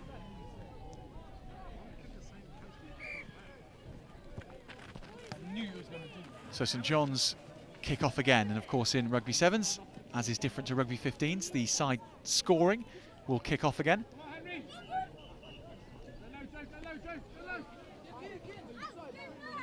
RGS work it back inside. It's a strong counter ruck from St John's and they've turned it over. First man is beaten, then the support comes. RGS get their mitts on it this time, although it's come back in that process. So St John's play on. Competitive work at the breakdown from both sides. St John's heading off towards the corner, seeking a second try, and this winger will have the wheels, sliding in. A glorious score right in the far corner of pitch 1. Coming from a turnover. St John's really working hard for this try. He was pointed off by the man inside him. And after that, he just pinned his ears back, had the pace. And a nice finish. Our referee in the middle, Stasha Long, who we heard on the live stream early this morning. One of the rugby members of staff here at Trinity School.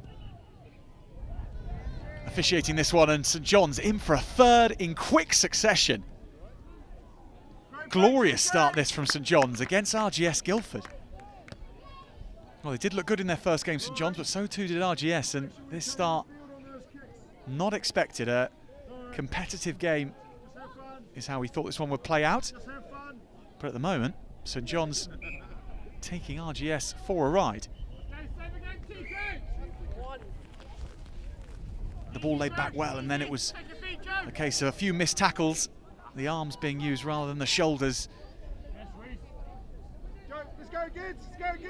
In the meantime, play goes on. RGS have the ball in their hands. Just dropped to the floor though, agonising for RGS, just as something was building for them.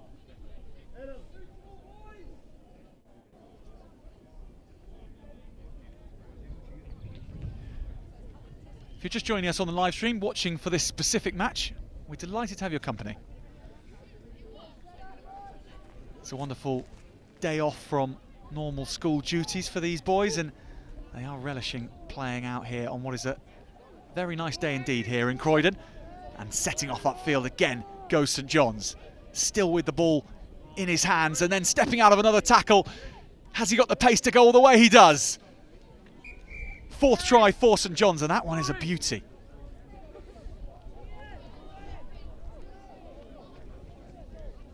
Let's have a look again, because that first step and then the acceleration, sizing up his man then, and it wasn't a completed tackle. He just thought, well, I may as well keep going here.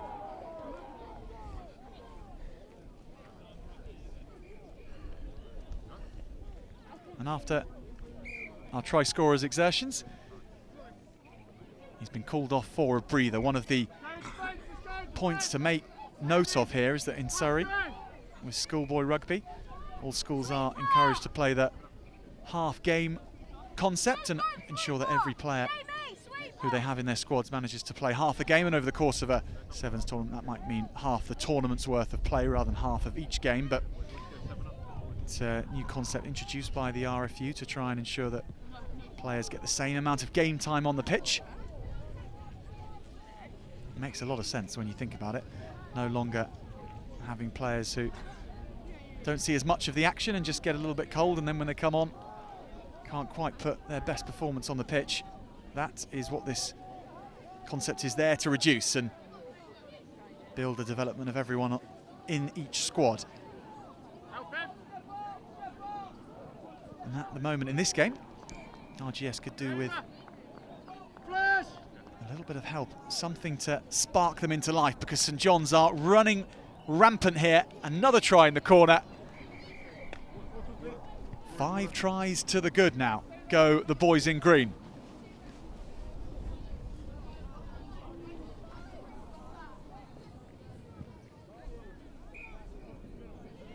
So that will be half time.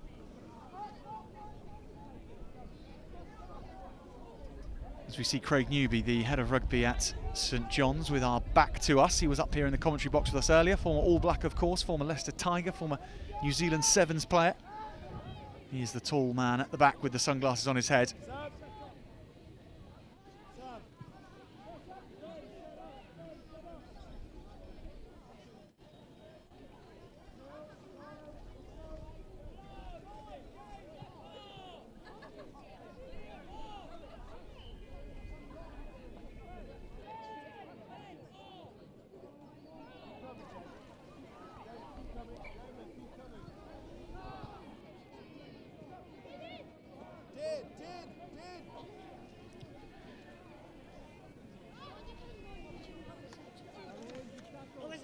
Maybe it's recording. Say hello. Hello, hello.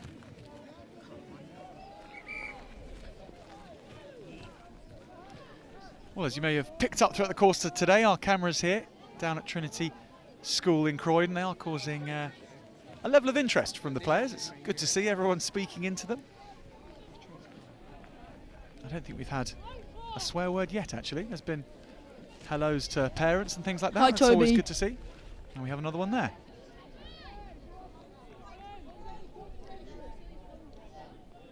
The streaming of school sport coming to you live from Croydon. In the background we can see, possibly just on the far uppermost part of our screen, the Crystal Palace signal mast.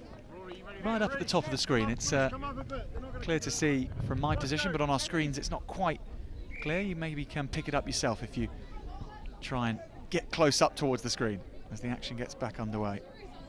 RGS turning round a 25-point deficit. St John's playing so much good rugby in that first half and looking to get straight back into that rhythm here.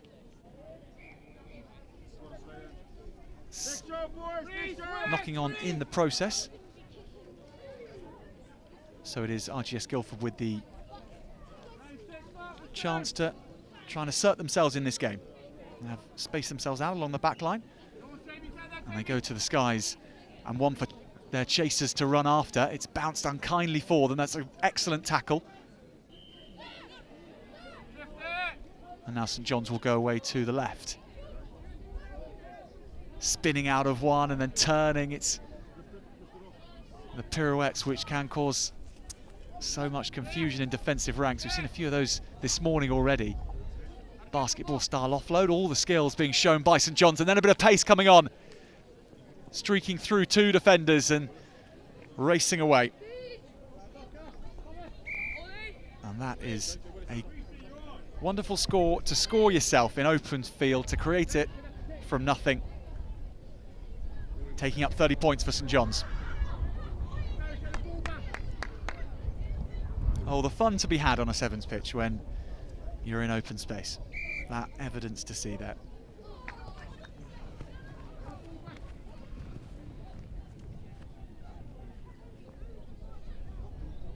RGS, that's good ability and agility too. Excellent play to bring the ball back up to halfway, and then coming through the middle, ball tucked under one arm, pinning his ears back. Is this going to be RGS's first try? It surely is. And a fantastic score to get on the scoreboard by RGS. They've worked hard for that. And a tap on the back for the man who created it from our try scorer. We saw him score a couple of stunning tries in his first game. Not yet had the chance to cut loose. At that time, didn't he just do that?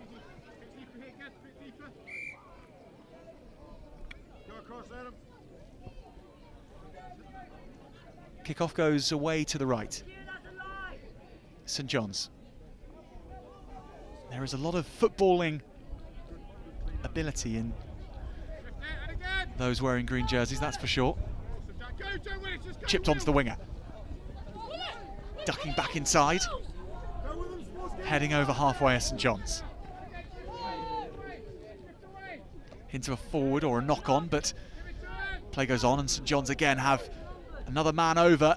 They unleash the winger, and that is good skills in tight spaces. St John's with the 40 points now accumulated. The pressure coming on, relentless really.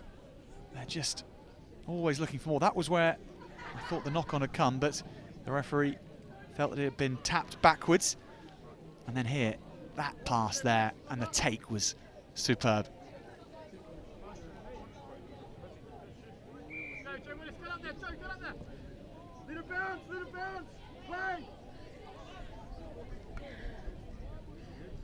So RGS forced to do it all over. But St John's wasting no time in getting the ball back into their possession. It's lofted over, forward pass in the process. Stash along, the referee spotting that one.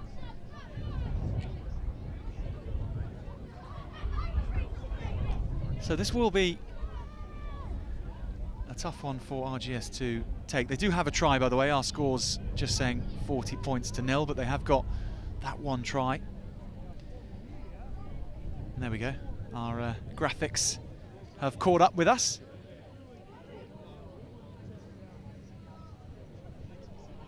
Hooked back on the St John's side. Strong wrestling of the ball back on to those with green shirts. That's a speculative offload, and again, just there's quite a lot of wind here on pitch 1 now. Really is whipping up, and that just taking it forward.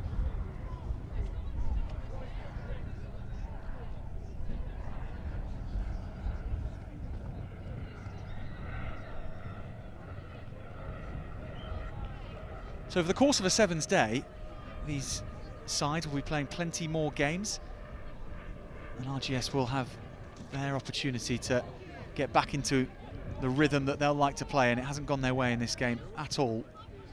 But they're trying to finish with a flourish here and get on the scoreboard for a second time. Good offloading in areas down on the right-hand side, but that will be it. St John's are happy with their work in this game. 40 points to 5, they've won it. They played some excellent rugby in the process. RGS will have to think again in their next game, but this whole tournament here at Trinity School, the under-13 Surrey Sevens, is all about development and player development, not necessarily the result on the scoreboard. So let's have a look at some of the tables. These are how the groups lined up this morning. We've been following a lot of Group A, haven't we? Caterham and Emanuel, we've seen both of them in action. Trinity and City of London Freemans. We've also been following Group B, and St John's having just played RGS. Bishop Thomas Grant and St Joseph's also in their group. On pitches behind us, as we look at the screen, or over to the right-hand side too, Group C games and Group D, and we'll be seeing those sides in action in the second half of the day, once the waterfall effect here, which reallocates players to play against their sides who are of their level. We'll be seeing lots of those schools in the afternoon. Here are the other groups too. Groups E, F, H and G. Herodian, Rygate Grammar, John Fisher, Dulwich, Wimbledon College.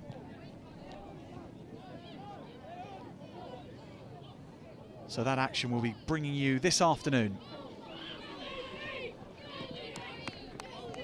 Right now on pitch 1, we have Emanuel School against City of London Freemans. Emanuel winning their first game against Caterham. City of London Freemans losing their first game. That was against Trinity School. Trinity really showing how excellent they've been here so far. But City of London Freemans, well, they played very well. It was a funny game, and I was hearing commentary with Ian Kench from Trinity, and we were both saying that they had the bones of a very good performance. It just Trinity were playing out of their skins to deny them. So this could be an interesting game indeed. City of London Freeman's kick us off. Emanuel let it bounce, and that has bounced well for the boys in red and blue. Keeping it alive, then the step comes in and he pins his ears back, goes for the posts, and they will score the first try. City of London Freeman's off to a flyer, and that their first score in this game.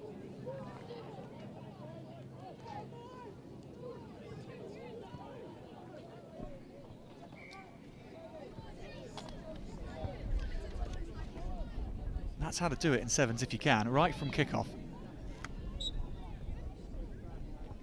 And of course in sevens, as that kickoff doesn't nearly go where they would have liked it. Tap and go taken quickly, we will have to come back for the tap and go to be taken from the place where the kick was made.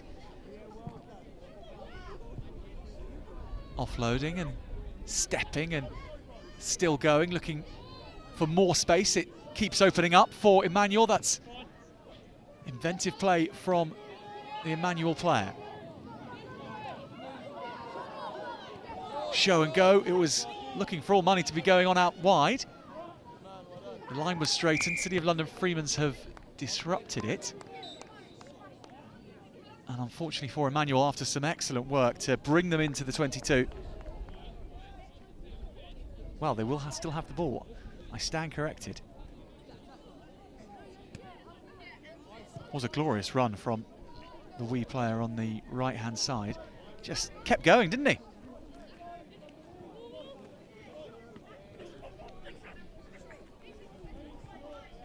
Technical Event Services, a local company, are our sponsors today. Delighted that they're helping us put this stream on here from Trinity School. Showing their support for schoolboy rugby at this level. As Emanuel go down a blind alley with City of London Freeman stifling their space and possession. The ball stays on their side though. Now they come back right, and that's an excellent change of direction. There's an opportunity out wide, it's put to the floor. And City of London can bring it away. Agonising for Emanuel because that was a dead cert try. Hits coming in though. This is excellent defence in. City of London Freeman take it quickly. They must be out on their feet, both sets of players. This passage of play going on for a long time now. Wonderful step and a hurdle. The offload was good. The tackling is still coming in from Emanuel until that point, because this winger on the left-hand side has placed a perfectly timed fend and roared away. Second try for City of London Freeman's, and a very good score after a long, long passage of play.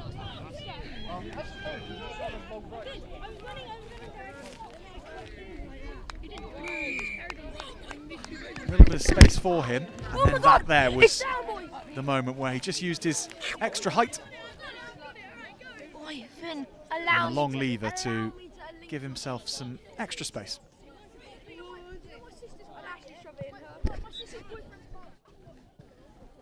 10-0 City of London Freeman lead in this first half. Emanuel so close to levelling things up moments earlier.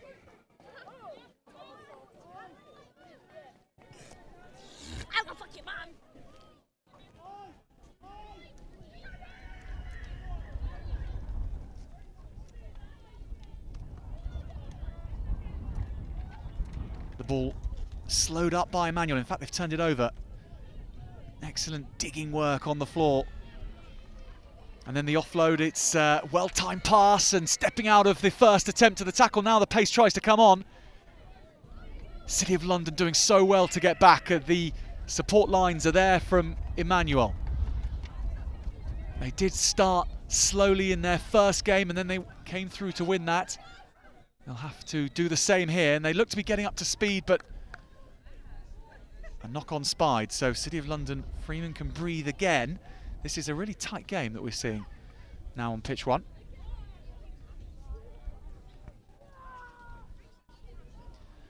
Bearing in mind that the wind here is blowing from left to right. It's blowing onto the backs of Emanuel. It is quite a strong wind indeed, so both sets of players having to deal with that as it affects their skills. You have to take that into account. That's bounced back well. What a bounce and what a chase from City of London Freeman. This is going to be a foot race. Chasing back into the 22 he goes. Does he have the speed? He's going to go all the way. Glorious score from one end of the pitch to the other. A little bit of fortune with the bounce, but you've got to be in the race to win it.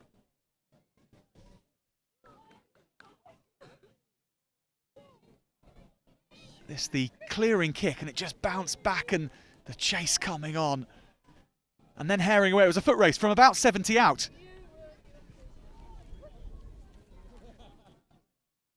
Both players giving it their all. Half-time called, and City of London Freeman's with the 3-0 advantage. Emanuel, though, showing on several occasions just what style they can put together on a Rugby Sevens pitch.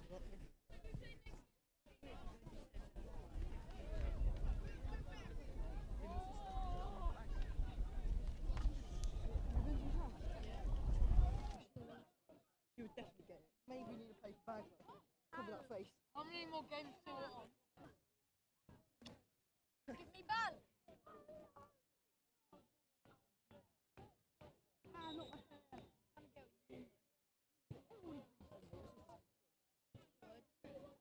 I need to come to your house more. He needs a paper bag.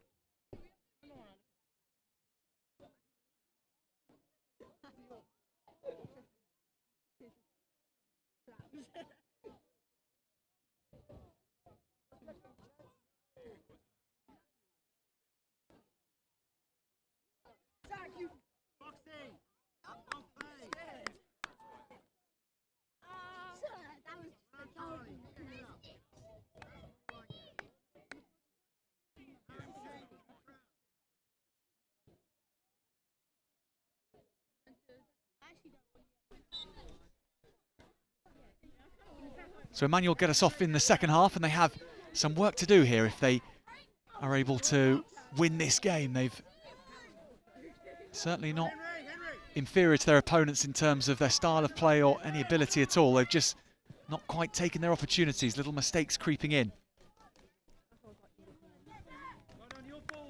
City of London Freeman with the ball back on their side. It's a tournament here at Trinity School which is all about players making mistakes, though, players trying things and trying to improve their game, not worrying when things go wrong, and that ethos is being promoted by the organisers here and taken on board by all the sides as well. It's important that at under 13 level, especially when you move into a more senior style of rugby, any sort of thought of the victory and the score taking precedence over the development of the players should be put aside.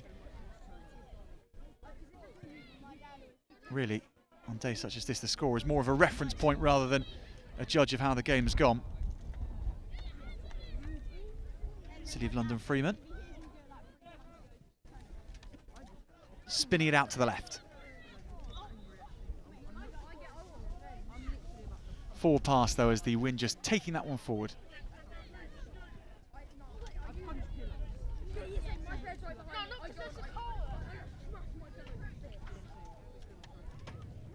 You can see from the flags on the far side of the pitch that the wind is really picking up here.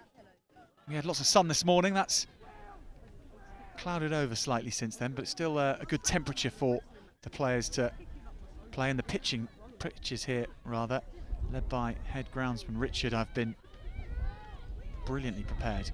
It's a lovely track for players to play rugby sevens on, and here go Emanuel. Perhaps the first score is not far away for them. They keep working it back, keep the possession of the ball.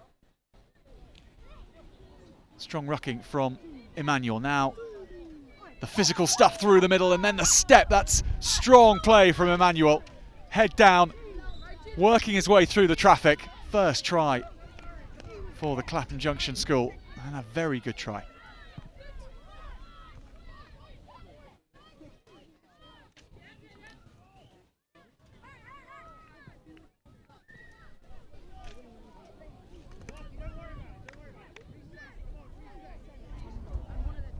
And Emanuel quick to try and get the ball back, to try and reclaim this kickoff. That's judged to perfection by Emanuel, taken out of the air and then heading off towards the line.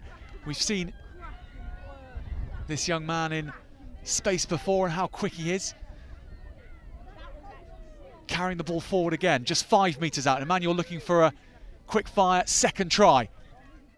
City of London Freeman, the ball keeps being pushed back and just, I think, hauled into touch. Well, what a take from the kickoff. That was an exceptional piece of skill in this kind of wind.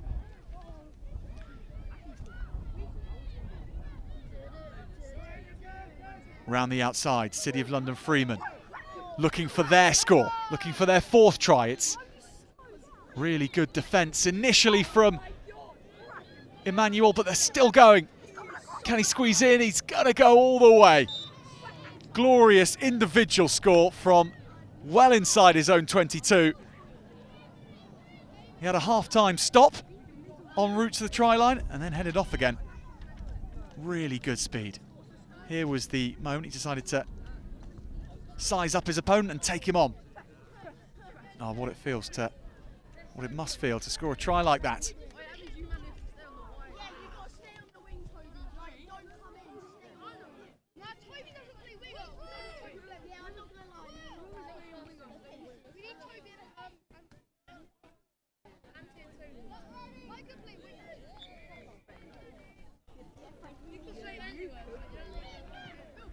Another well-timed kickoff, unclaimed by City of London Freemans.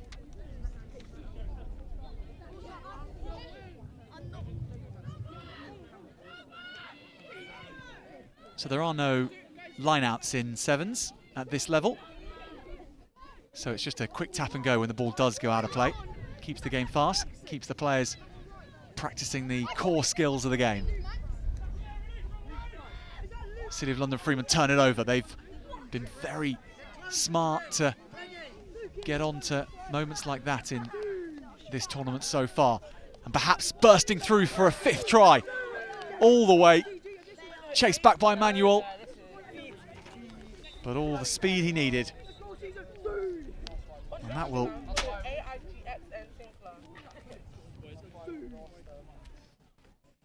is a real one for the City of London Freeman coaches to be proud of, because it came from their defence. An excellent offload here. And then just moving the ball.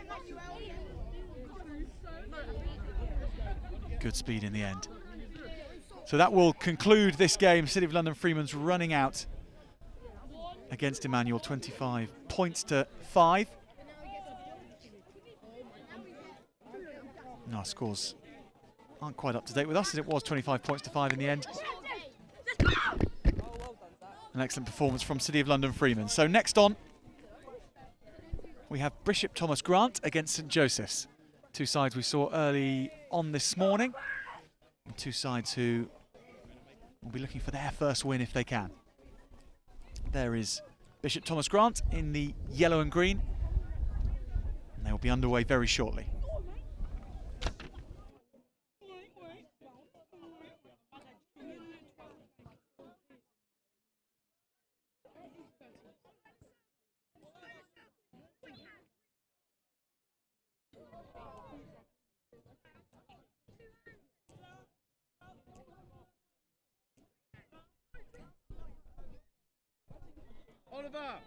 Oliver, captain.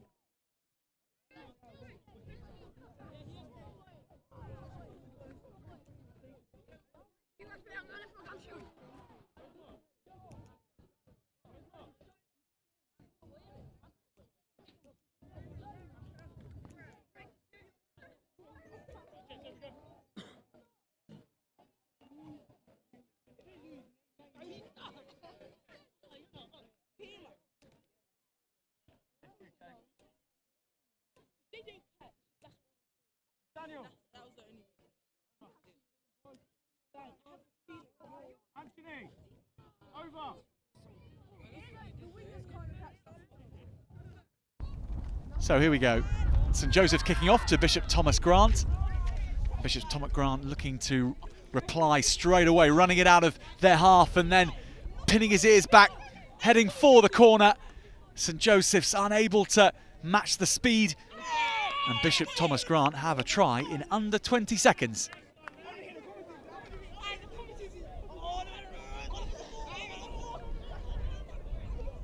All the way from taking the ball himself, he just thought, well, I'll just keep going here.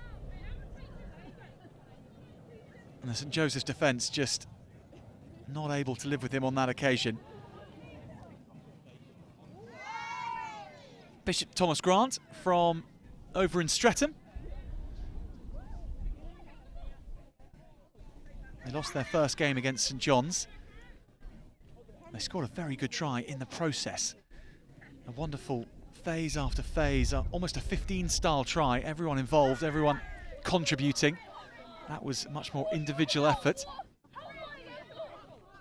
And here goes St Joseph's, who did themselves proud in their first game against RGS Guildford.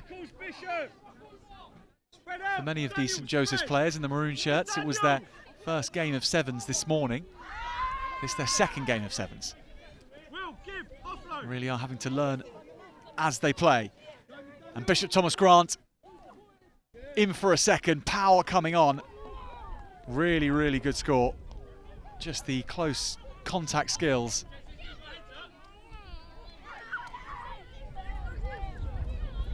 Now let's have a look there, because here was some good tackling from St Joseph's.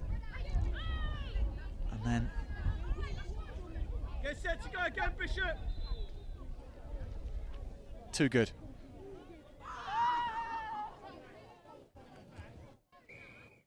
Big chase. So Bishop Thomas Grant kick us off, and they have kicked off rather too long. That's why all players are standing around wondering what they do next.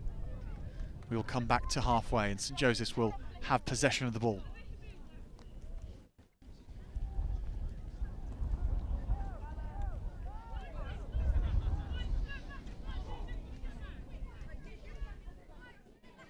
Well, St Joseph's certainly impressed my co-commentator early on today, none other than Craig Newby, the head of rugby for St John's Leatherhead. He was up here watching their first game with me, and he was saying how in close quarters and the way they play when they get the ball out of contact, certainly have the makings of a good seven side. And there you saw why, because the skills in contact and out of contact, good to see, until the point where Thomas Grant managed to turn it over, and this is good play from them. Wonderful hands. Ball kept alive. Attempted kick from St Joseph's, Bishop Thomas Grant, and here is the scorer of the first try looking for his second. He's tracked across very well from St Joe's. The ball has gone forward. So a St Joseph scrum.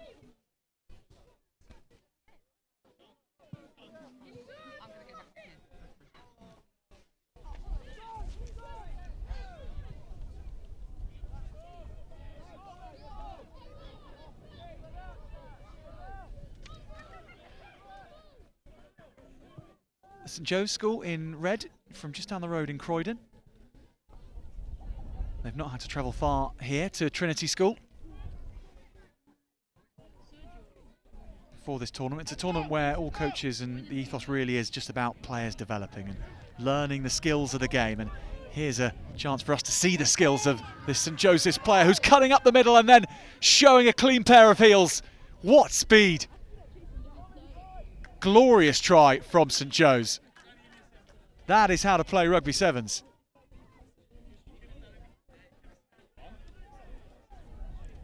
Ball in two hands initially from the scrum half, then he found his winger. The gap opened up, and despite the chases from Bishop Thomas Grant, there was to be no stopping St Joe's.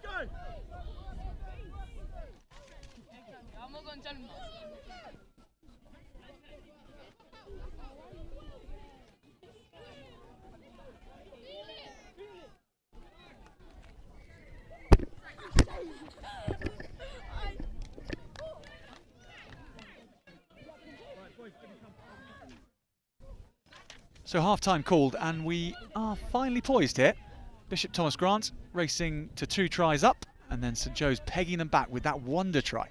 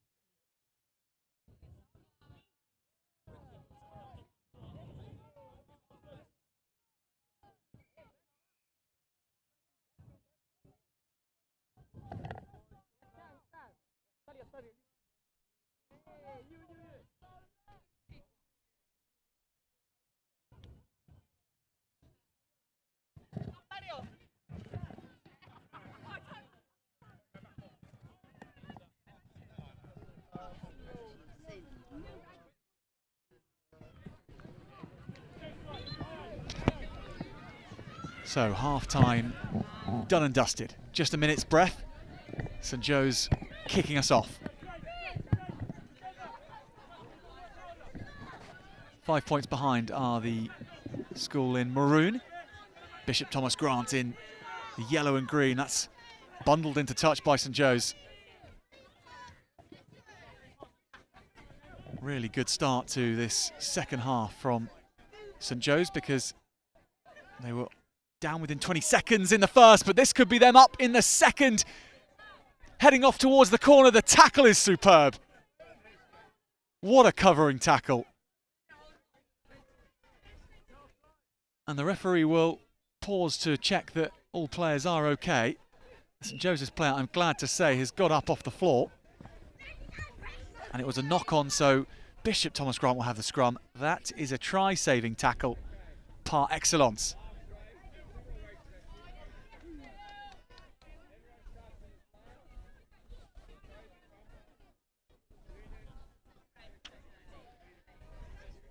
That first dummy, though, was quite something. He sold the entire team of Bishop Thomas Grant, that dummy.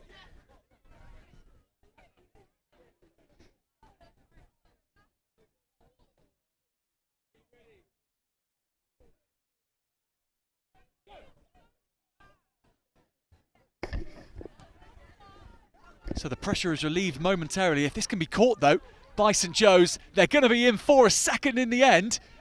The tackling's still good.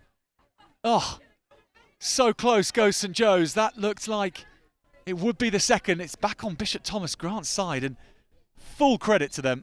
The initial kick was right into harm's way as far as they were concerned, although it's coming back on St Joseph's side. And there is the knock-on. Such a tight match this is proving to be. And anyone watching for supporting either side, you have my sympathies. It's a bit of a nerve jangler, isn't it?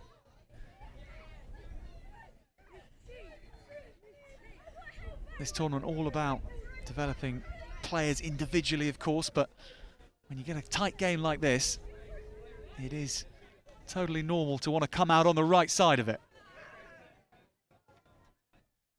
Bishop Thomas Grant with the ball on their side and looking to get out of their 22, which they do.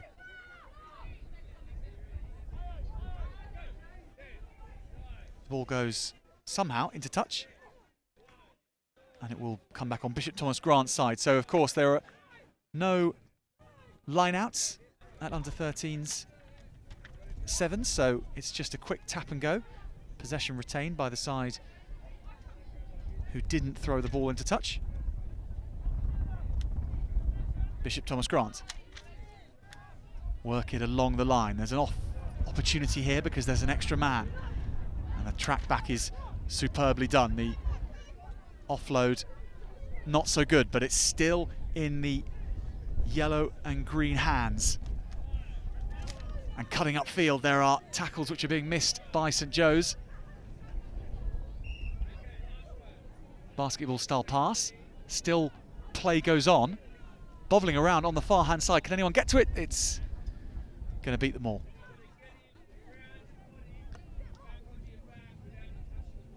Well, a real different type of game to what we've seen, with St Joe's in the maroon just being a side very new to sevens rather.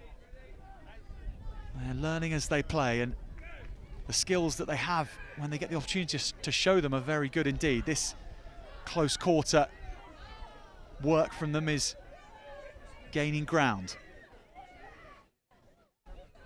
Picking off the base of the scrum. Then passing onto his winger, and this is finally going to be St Joe's second. I thought they may have been in twice already, but that's the third time lucky. Tying things up 10-all. The tightest game we've seen so far here on pitch one between St Joseph's from Croydon, just down the road from here, and against Bishop Thomas Grant from Streatham. Both sides seeking a first win of the day.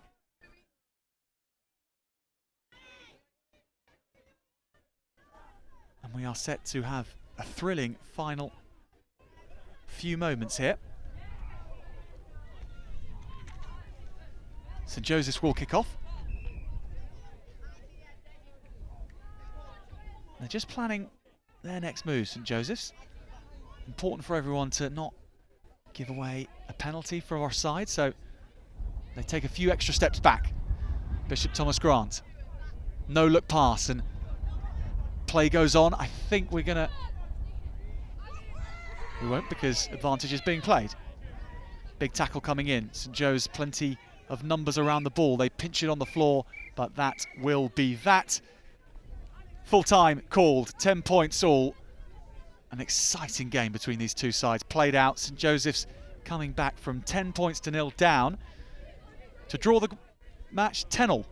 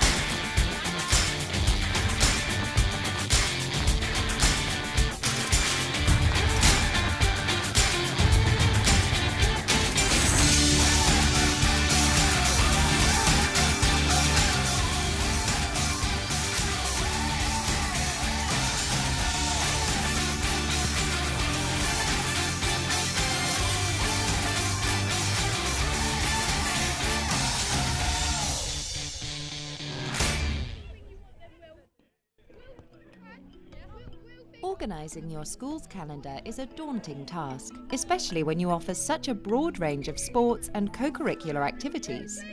Managing calendar clashes, cancellations and last-minute changes can make this part of a teacher's life complicated and time-consuming. But what if there was an easier way? SOCS is here to help make communicating with parents and pupils simple. The SOCS calendar will become the beating heart of your school. It's the place where teachers, parents and pupils can find out what's going on, where and when. It can even be customised with your school branding and integrated with your website. Setting up and managing co-curricular activities with the SOCS system is really simple. It's like an online activities fair. SOCS even takes care of registration and attendance reporting. SOCS Sport provides everything needed to manage and promote the sports programme at your school, while your own fully branded website provides live scores and updates, match schedules and announcements. SOCS is cloud-based, so you can access it from anywhere. It also integrates with all the leading EdTech systems and meets the latest data protection guidelines. SOCS is used by over 600 of the world's leading schools.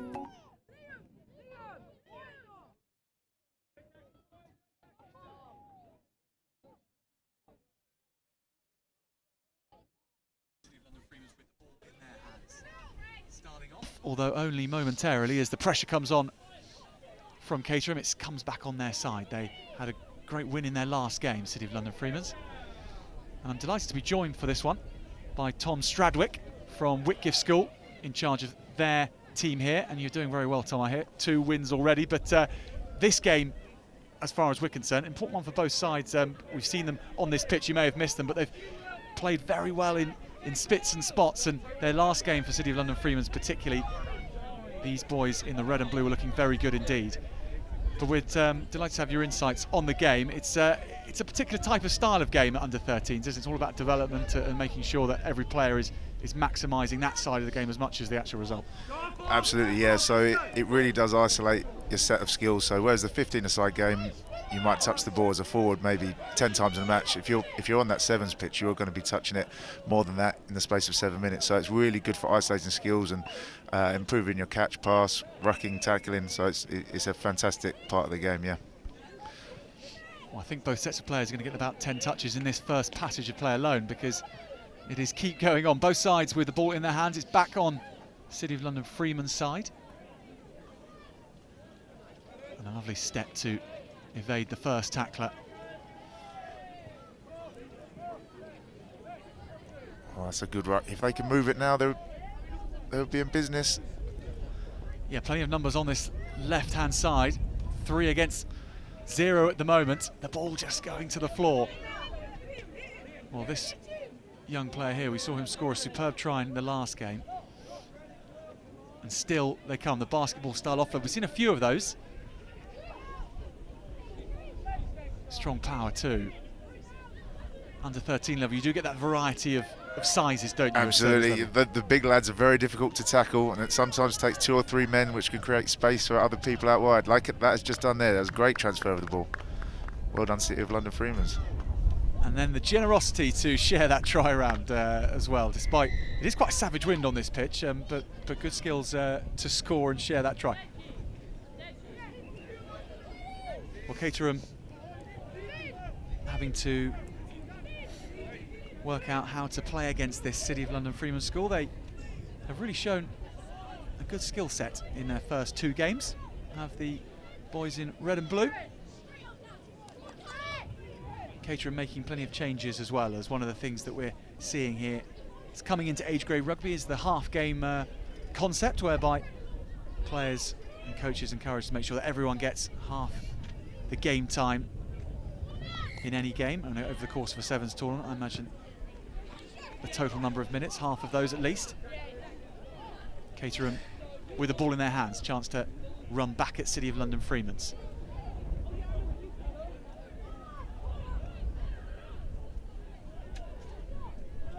Bit of the short stuff, up the jumper from Caterham, taking them on physically, and that might be a good way to go against City of London Freemans. Well, that's a good counter up there. Almost taking it back. It's come on somehow back on their side, but you're right, very good counter. Have the advantage, and they have the free kick too.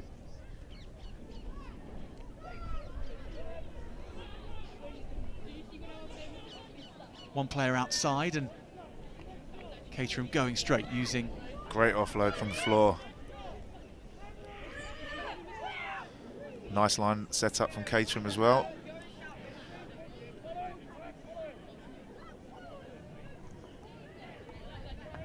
Tackle still coming in from City of London Freeman. They could be in a bit of space here if they can catch pass. Straightening the line again. It's a long phase play, this from Caterham. They've really gone through both sets of hands, but every player involved. Disrupted by City of London Freemans. And they have to start again. Well, so much endeavour from Caterham. They are back on halfway though. Running at a disorganised defence perhaps. Stripped again. Well done, George.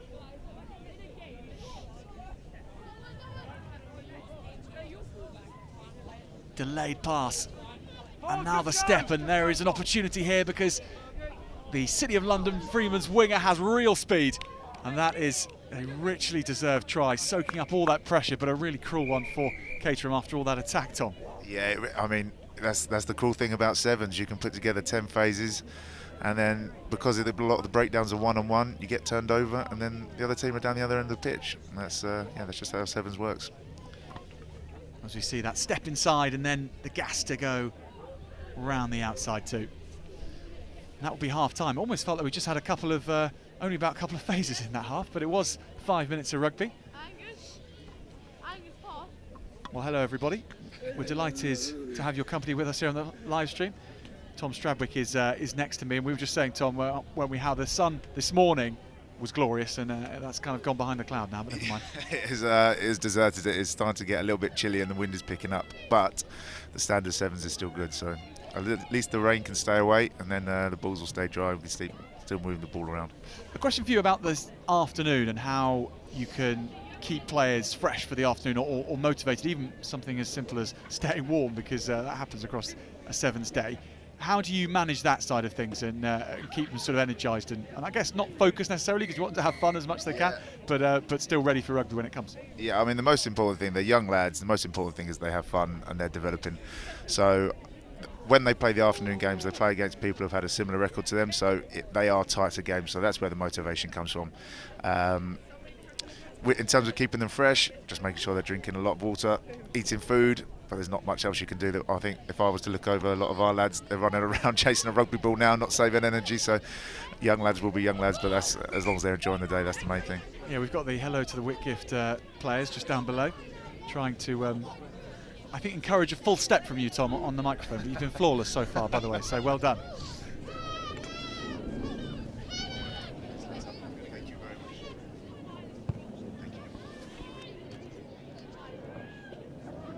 We'll have to say goodbye to Tom for now, but hopefully we'll see him later on.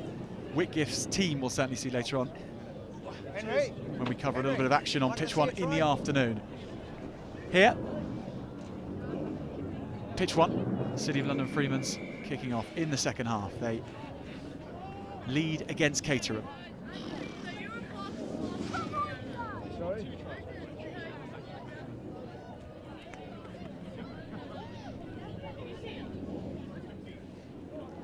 Show and go from Caterham, and then the Fen comes in after that. This is going to be a foot race, chased back by City of London Freeman's, but herring off towards the corner to make it difficult. And I think he's got that down. Try awarded. A super finish.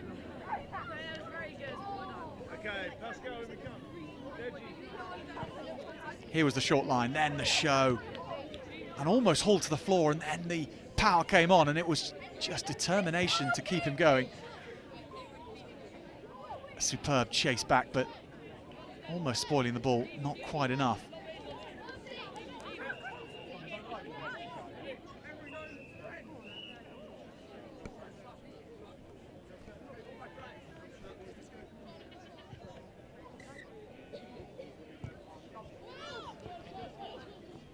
Get behind, go with him, Henry, go with him. City of London Freeman Go with him, Henry, go with him. stepping out of that first tackle. They have shown a real adventure to their play. Overlap, in these 3 games we've seen of them.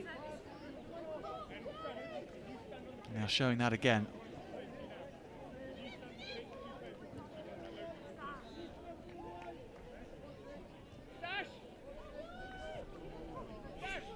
Back on Caterham's side. They go through the hands. The try scorer pops it on to his winger. One-on-one, and he chooses to go inside.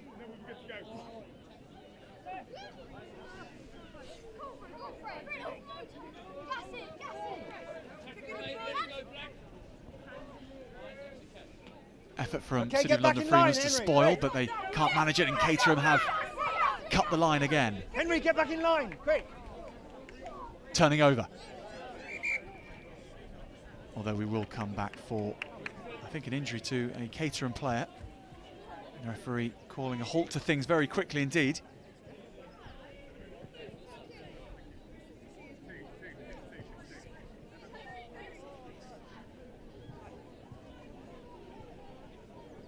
Well, the concern from the referee and from his coach just means that we will have a pause here. The welfare of the students here at this tournament in Trinity. of the highest importance. Yeah, go grab it. And I'm pleased to say that the Caterham player is back on his side and ready for defending again against City of London Freeman, who will look to work something from a scrum though. Okay, guys. So if you're joining us here on the live stream and you're looking for a specific match, then coming up after this one we have St John's Leatherhead against St Joseph's School, and after that Emanuel versus Trinity again, so Trinity will be back on our screens, the home school here, and then Bishop Thomas Grant against RGS Guildford will be the final game on pitch 1 for the morning session, and this afternoon we will have the waterfall tournament where sides who have competed and won most of their games will play against other sides from other groups who have done just that. And City of London Freeman racing away here again. There be looking to be part of the harder competitive side of this tournament in the second half of the day. That was a great score from the scrum, moved well down the line, determination to break that tackle and then Come on, boys. strip off another 2 tacklers and just head for the line.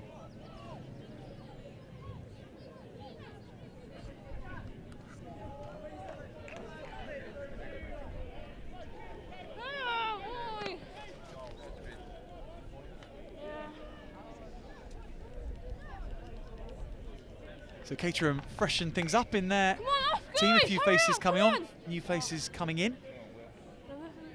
So they look to get back into this one after that score. They work it back and go backwards to go forwards. Taking contact on the right wing. Power meeting resolute defence. Turning over by City of London Freemans. That was super work again on the floor. But now it's turned back by Caterham, and then they'll keep going and they'll look for space, and it'll be a pass that is picked up and into the hands of one of their taller players who has shown the power and the eye for a gap in previous games by Caterham. And again, it's stripped off. The contact work from both these sides is very impressive. Now the hands, impressive from City of London Freeman as they working the opportunity onto the right wing. Pinning his ears back and trying to work the extra space. The offload is misplaced, and so Caterham dive on it. City of London Freeman's take it, and then the knock on, and this game is a breathless second half. Really going through the mill for both their teams, these sets of players. Amazing how long this passage of play has gone on for. Really asking questions of their fitness and who will have the most. Caterham into the opposition. Not the 22, he was heading off towards that way. Well, that will be that. The referee calls a halt to proceedings, and what a superb game of rugby. City of London Freemans winning the day 10 points to 5. Do stay with us on pitch 1. St John's Leatherhead versus St Joseph's is up next.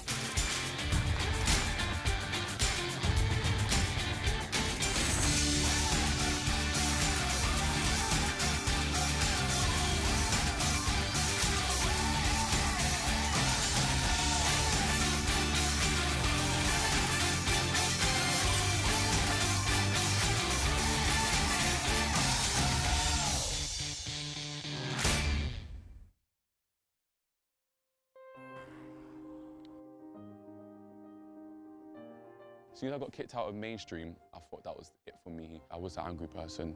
And I can identify with the kids that we're trying to help. I come from a similar background, from what the struggles they're going through and where they're trying to get to in life. I was introduced into Rugby Works. They'll also teach us about how to control ourselves and how to work as a team and not just by yourself.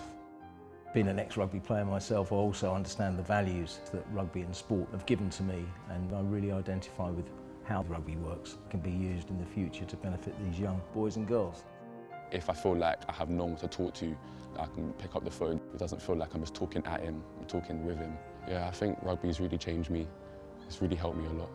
It's a great charity to be involved with it. For me, the efforts make a big difference to the children and give them a life that maybe they wouldn't have had without it. The future's looking good, it's looking bright. I would just say thank you, because without them, we wouldn't have got the grades that I got. So yeah, thank you. I'd say dig deep and let's try and raise that £1 million that we're looking at.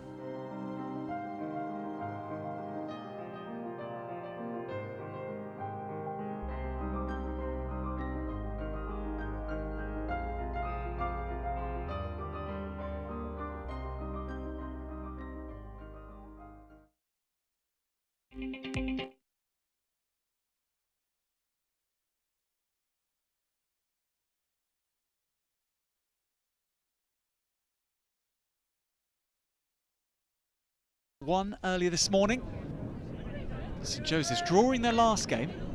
They lost their first match, but it was a battling draw. They came back from 10 points down against Bishop Thomas Grant to draw 10-all. They are a school from just down the road here in Croydon. Now also some of these boys playing rugby for the first time today, and those first two games were their first two games of rugby sevens rather than rugby, I should mention. But used to 15-a-side and getting used to the sevens version of the game here today at Trinity School. St John's have shown how good they can be on a sevens pitch this morning, and looking to work an opportunity on the left-hand side. Not trying to go for broke, they relax and keep the ball alive. Into the 22 of St Joseph's. They have numbers away to the right. St Joseph's will have to do some work to cover across here because St John's are heading off for their first try. St Joseph's running out of numbers and St John's spotting that well.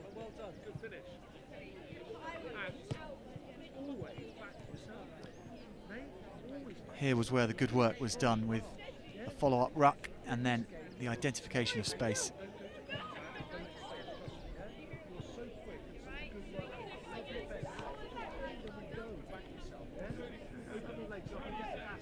Or wherever you are watching from, we are thrilled to have your company here from Croydon, from Trinity School for the Under-13s Surrey Sevens tournament 2019. We've got plenty of action coming your way as well in the afternoon too. 2 more matches after this for the morning session, and then we'll have a break for lunch, and it'll be into a slightly different format called the waterfall effect, whereby teams playing in the morning will then be matched against teams who have played like them in the first half. So if you've won all your games, then you will play against sides that have won all their games in other groups, and if you've lost more than you've won, then you'll be playing against sides who have done the same like that. So the second half of the day is where the competitive element comes in, but there is no winner here at the Under-13 Surrey Sevens tournament. It's all about player development, and both St Joseph's and St John's have done plenty of that this morning. And that was really, really good defence from St Joseph's, because St John's, we've seen how supreme they have been at times. They were ushered into touch there by St Joseph's, and they watched their men well.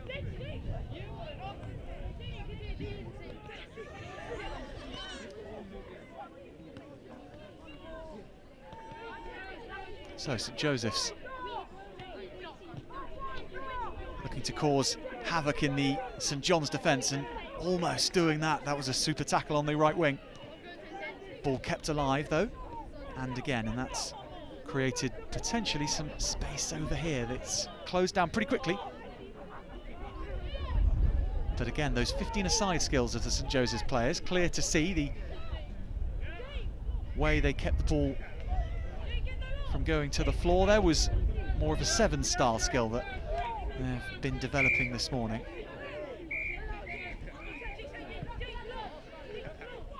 Simple hands and then the eye for the gap, and it's turned over by St Joe's though. Back on St John's side. Plenty of ball for both sides to try and work with, but it's going to be St John's who have it back on their side, and then the tackles keep flying in from St Joseph's. St John's really not having this game their way at all. Back on St Joseph's side, and that may well be another try for St John's. Our referee raises his arm, and the try is scored. Well, St Joe's just unable to get the ball away, and St John's spotting their opportunity here. Initially, that there was where the try was scored. It was touchdown again for good measure, but I think the first touchdown was good enough for the referee.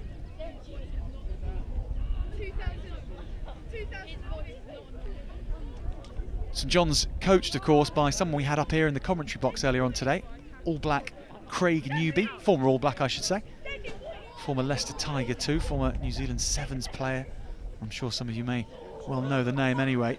Formidable flanker in his day, and he is the man at the helm for St John's and has been for a few years now.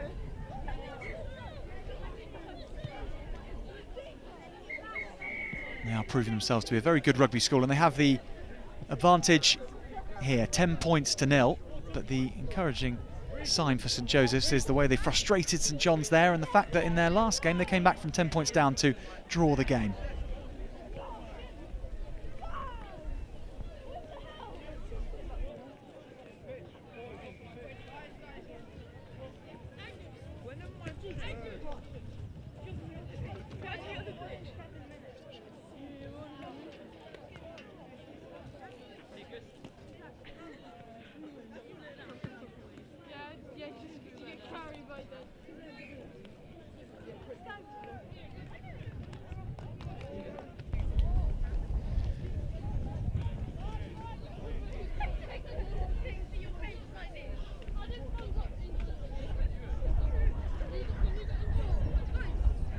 Well, wherever you are tuning in to Trinity School here in Croydon, wherever that is, it is in largely thanks to our sponsors today.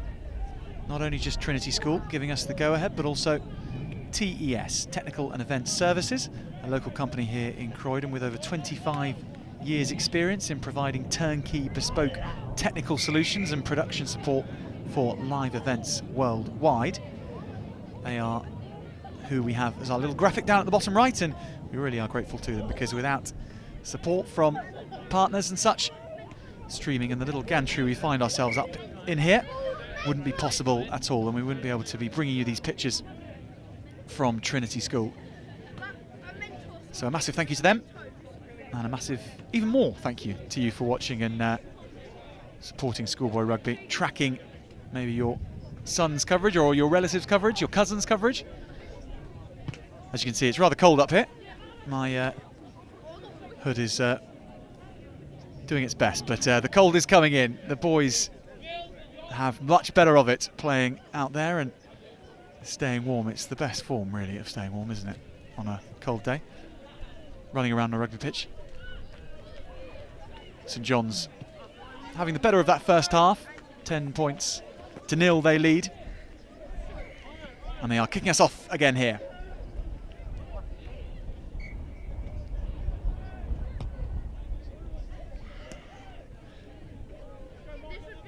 So the kickoff not going 10 metres, and that means St Joseph's will have the ball from halfway. I really have been impressed with the way the St Joseph's players have taken to rugby sevens.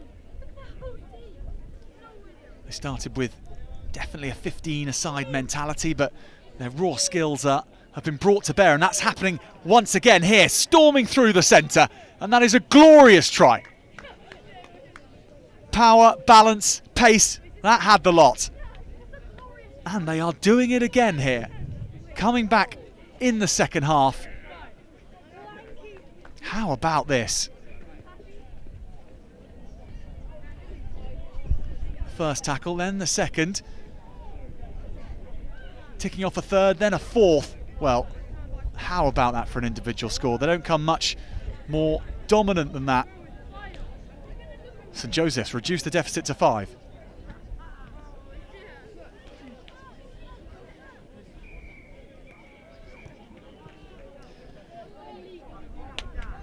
St John's stung by that. Caught a little bit cold at the start of the second half. Maybe it's not just them, maybe it's not just me rather who are feeling it. Now they're the scorer of their first try with a nice break, and then there's a show and go on the outside. There's speed there too. St Joseph's tracking back, but then the pass back inside. Support lines are good. Plenty more green shirts storming forward. They have hands that have been plucked out well. That's a super catch under pressure. Try for St John's. They hit back very soon after and restore their advantage of 10 points. And a well-worked team try.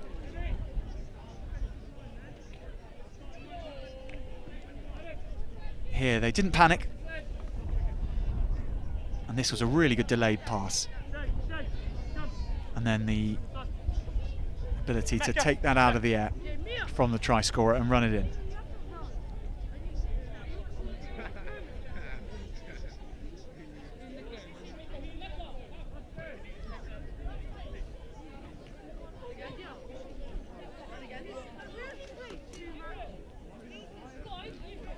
Well, if you're tuning in for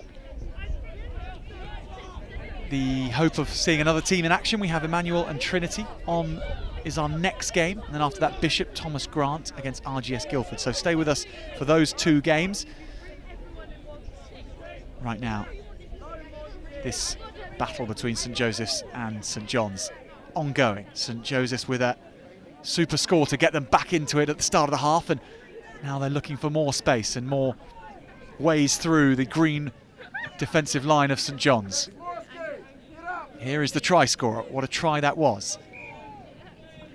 St John's working hard on the floor. And a lengthy play on allowed by the referee. That's allowed St John's to get it back in their hands, and this is once again the area they're looking to work well in. Taking on the outside and then passing back to the support lines. Strong chase back from St Joseph's. Respect there from both sides. Both players committed to the end. Good skills by St John's. It's one of their trademarks, really, that way they can just keep the ball alive. Fine players, even when it's not an easy pass to make.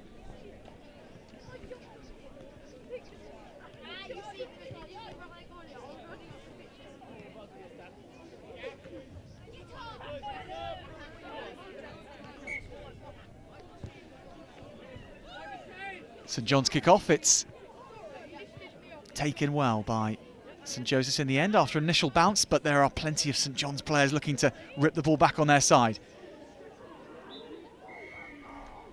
And that had to be a free kick to St John's rather. St Joseph's holding onto the ball on the floor, and there's good feet in midfield here, and there's a bit of space too. St John's in again and racing over to the corner to make sure. 5th try for them. They've hit their stride in the second half after being stung with that first score from St Joseph's at the start of this half, and they really unpicked St Joseph's there.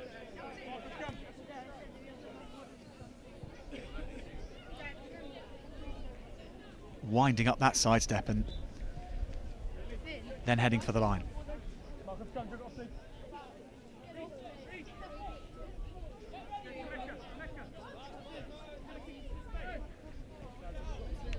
So the try scorer gets us back underway. Well taken. It's a windy old day here now down in Croydon. That was watched And watch well. Again, the counter-rucking is strong. St John's clearly deciding that's an area they need to target in the second half. It's caused a lot of profit for them, and it's allowed them to eke out a 20-point margin of victory, 25 points to 5. St John's have beaten St Joseph's. And the St Joseph's development of their players continues. They look better and better every game, and St John's look very good every game at the moment.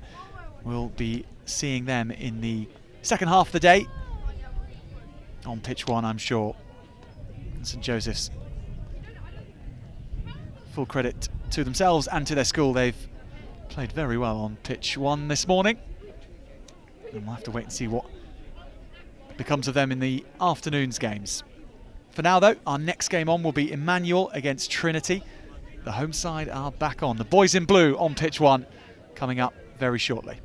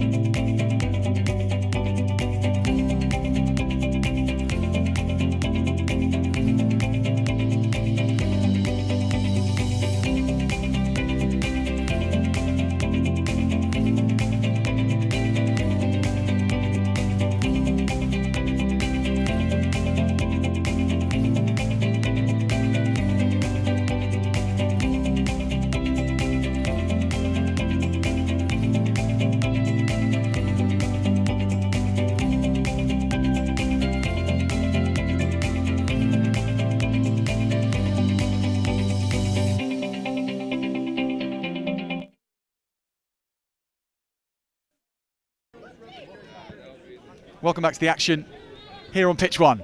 Trinity College, the hosts here, straight into the action and potentially on the score sheet already. They are driving for the line. Ball drops to the floor. And it has been a knock-on that's been spotted. Trinity against Emanuel, and Trinity starting much the faster at the start of this game, and I'm delighted to be joined again by another master here at Trinity School. Paul, welcome to the gantry. Thank you. Good start. Samson Goldschmied getting onto the end of a little grubber from Jamie Potts, which was nice to see. Samson's really improved this year and really enjoying his rugby, so it's good to see him out there. We've seen him a lot actually in our first couple of games. He scored a hat-trick in one of the games, then on the score sheet again. He's quite a deceptively fast runner. Yes, yeah. I coached these guys last year, and he really has made huge improvements. And it's his running like deceptively good feet, and here he is again trying to go for the corner. And getting there as well. Good try. Yep, very good try. But yeah, it's just great to see guys who, from year on year as they're younger, just picking up the game more and more and really enjoying themselves. As we see the ball just working on down the line. Yeah, simple hands. They got a little bit tight, Emanuel, and just about had enough strength to get over the line. So Trinity again starting fast, starting well on the score sheet. And Emanuel with the ball back in their hands, almost put to the floor, and this could be another chance for Trinity. And the knock-on has been spied.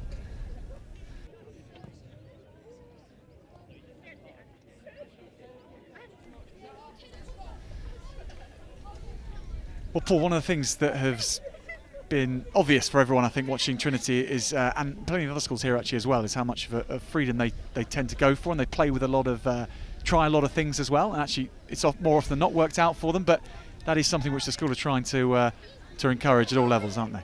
Yeah, for sure. there's a big push on not restricting them, allowing them to make mistakes, allowing them to try things, trying to help them with their decision making, but also allowing them to express themselves. And it doesn't really matter if it goes wrong. And you know, when they've got the skills, it's nice to see it come off. But I would say it's also something that's been improving across the schools, not just, especially at this younger age here, across all schools that I see playing. I coach under 12s at Trinity. Teams are starting to be more and more expansive and try things, and it's great to see that rugby is moving in that direction. Well, great example of it here again, just a nice show and go, a double dummy. Yeah, Jamie Potts there, can beat you, but he can go round you and he can go through you, and gets the offload away off the ground as well. I think we've even seen him chip over people as well and chip around them and trace the ball down. So that's what we're looking for, people who can do everything. And then it's just about making the right decision. That's another head of a kickoff from Lucas Rygate. What a take as well. Great take from Elliot. Another offload to Sampson. Nice support play. Great stuff. So that's Max Farrell there, getting on the score sheet. He's one of our one of the fastest players in the squad. Gets on the score sheet quite often. But no, that's really nice.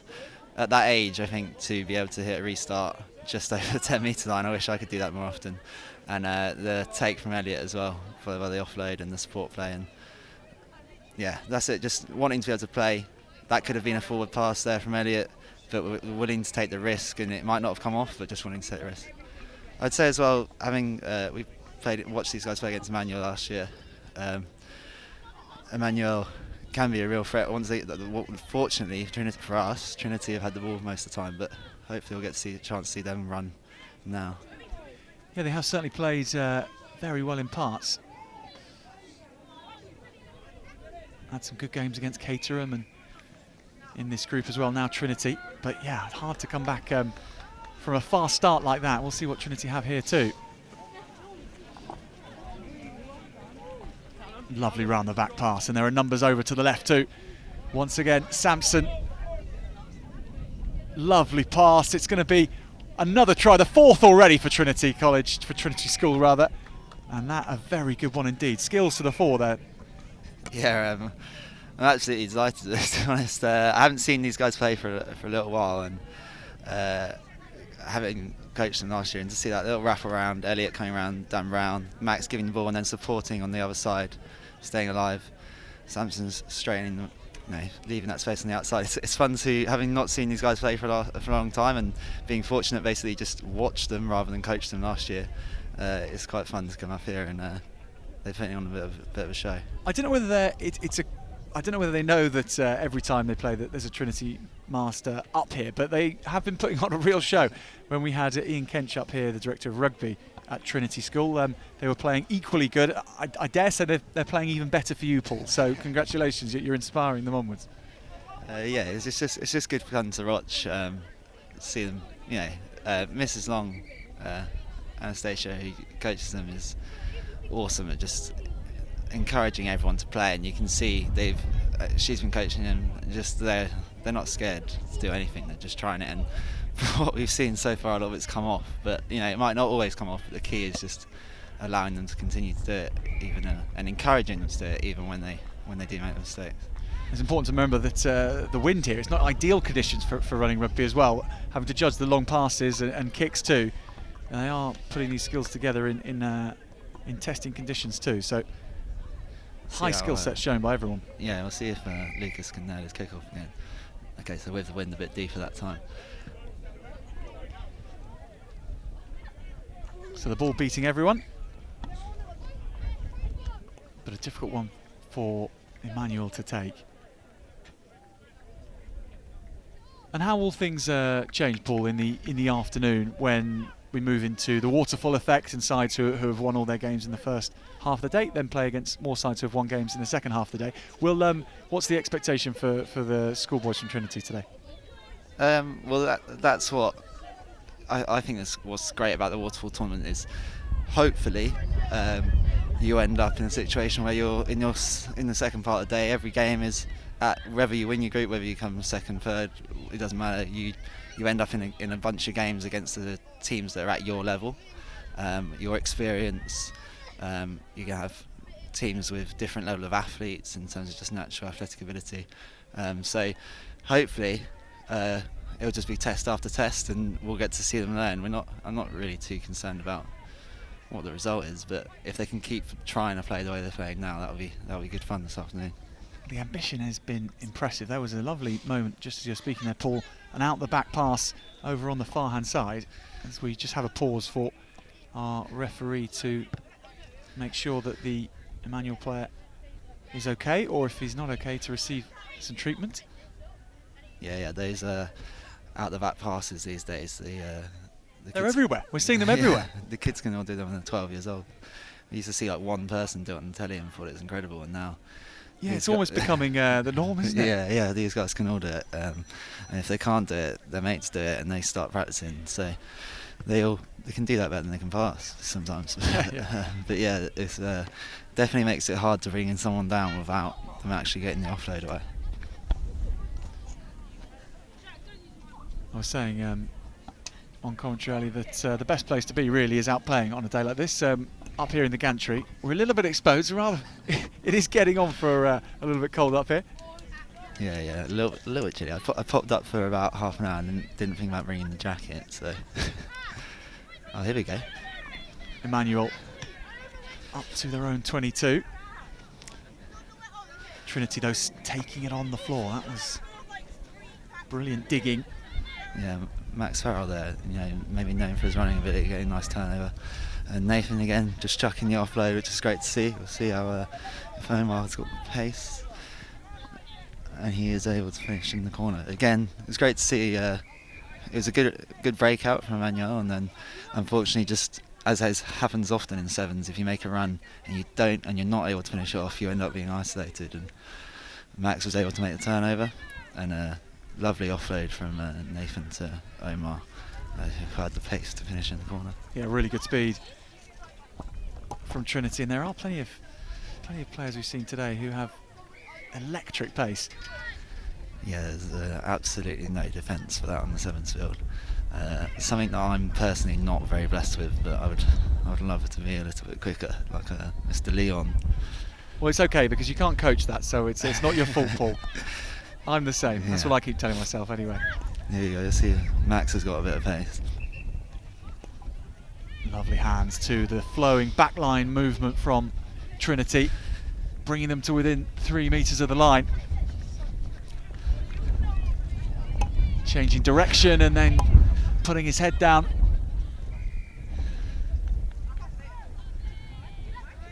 But Emanuel coming up with the ball. Good defence on the floor from the Clapham Junction based school. Super work, counter-rucking though again, so it's back on Trinity's side, and this could be another score. Plenty of space on the right wing, it will be. Playing very well indeed, Trinity School here. Yeah, again, another quick turnover, quick score. One of the things that we really try and push is this Nathan Woodall, excellent work over the ball, and quick, let's try and score as soon as we get the ball, when the defence are not organised, trying to score. And you see it at the top level, when the defences are so good, it's basically impossible to score unless you've just somehow broken the defence up. So quick turnover is the best chance to score, and they've twice in a row they convert quite quickly. Ian Kench was talking in commentary, Paul, about the need to have 30% failure over the course of a day, in terms of hopefully 70% success, 30% failure. I've only seen success really from Trinity. How are you going to bring that in and sort of encourage them and challenge them further? Obviously that's one of the great things about the waterfall tournament, is I'm sure it will happen later on in the day.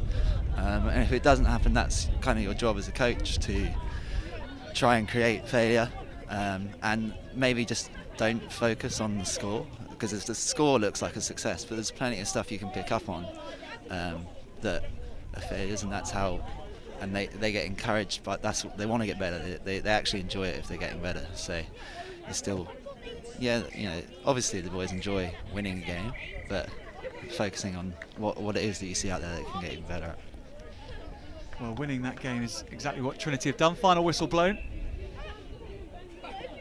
and they have run out comprehensive winners against Emanuel. So that will conclude our coverage of this one. And Paul, thank you very much for your time.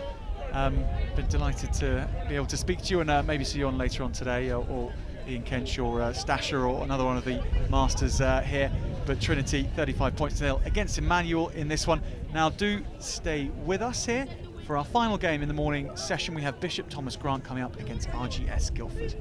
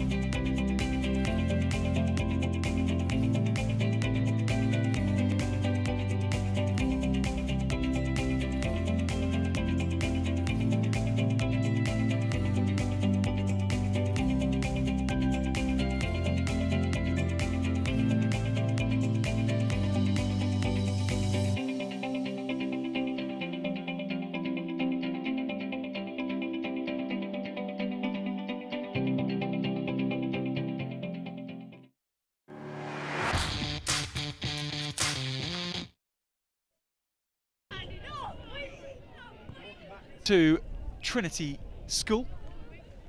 Their pitch is here on Sandy Lanes in Croydon.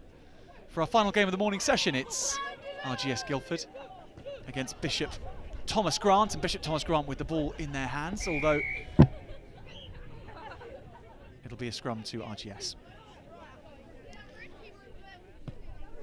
So RGS Guildford, we've seen them in action earlier today, beating St Joseph's, then going down to St John's Leatherhead.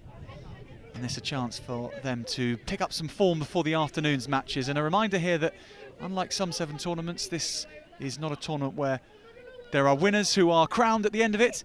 We simply move into an afternoon series of games where we match up sides who have won most of their games or all of their games against sides who have done similar, and teams who have not won their games will be playing against sides who have won less games in the afternoon session. So a tournament which prioritises the development of the players, and they're having fun on a rugby pitch as well. Sometimes that gets forgotten, doesn't it, in rugby or in any sport at some levels, but at schoolboy age grade level, that is what it's all about.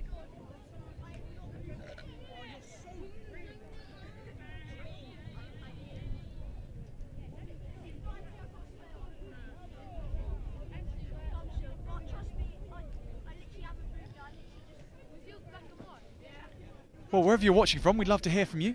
Thank you for joining us today.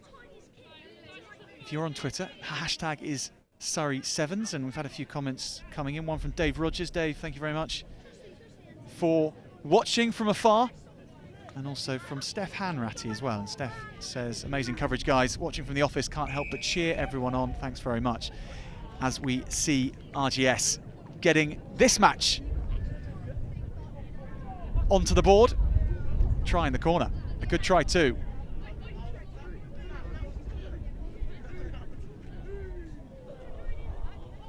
Let's have a look here, because this was the line taken and the ball in two hands as well. Wonderful score. Undone down the blind side. RGS, one try to the good.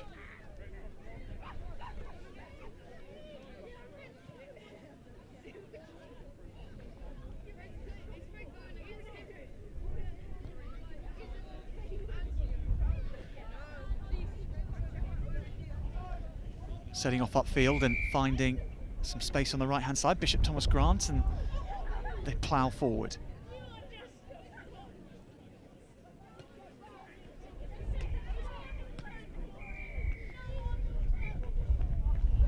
Over halfway.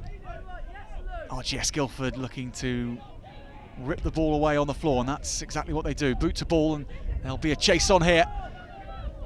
A foot race on. Bishop Thomas Grant chasing back RGS, unable to bring the ball back under control.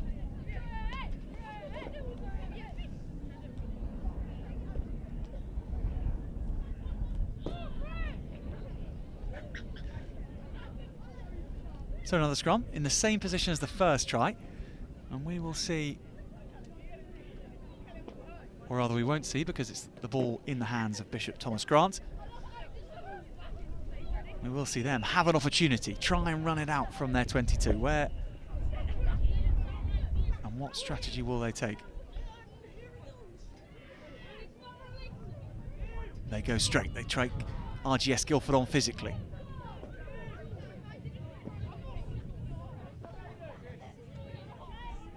Cutting back, and this man for Bishop Thomas Grant has proved to be one of their chief sources of tries, and that time RGS Guildford hold him well, and play goes on up the middle.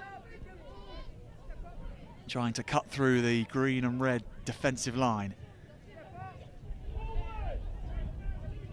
And now snaking around the outside.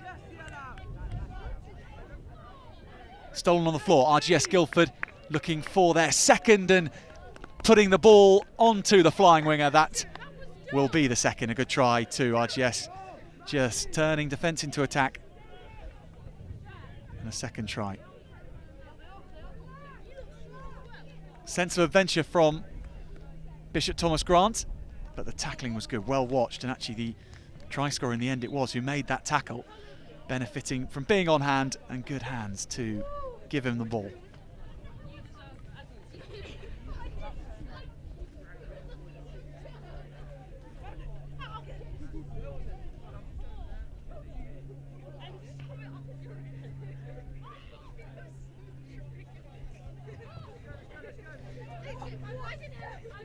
So RGS kick off, as is the way in rugby sevens. Unlike in 15s, when you have scored a try, you end up kicking the ball back to your opponents.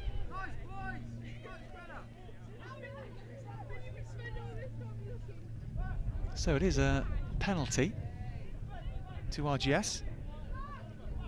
And they take it quickly, straight out to their winger, who hairs off and then slashes in. Ball laid back well, good skill on the floor to ensure that the ball wasn't stolen. Then sizing up the options is RGS, but they lose the ball. So Bishop Thomas Grant with a chance to play. Knocked on. So Bishop Thomas Grant penned back into their 22. They haven't had much of the ball in their opponent's half, have they? They have been tackled well by RGS Guildford. RGS trying to get back into this tournament after the loss against St John's. They really were outplayed in that one. And they are ahead here at the break, 10 points to 0, 5 minutes to play. And after this match, we will be having a pause in our coverage here, or the matches will be stopping. Our coverage will keep rolling, but the rugby won't be going on. There'll be a reset before we head into the afternoon's matches.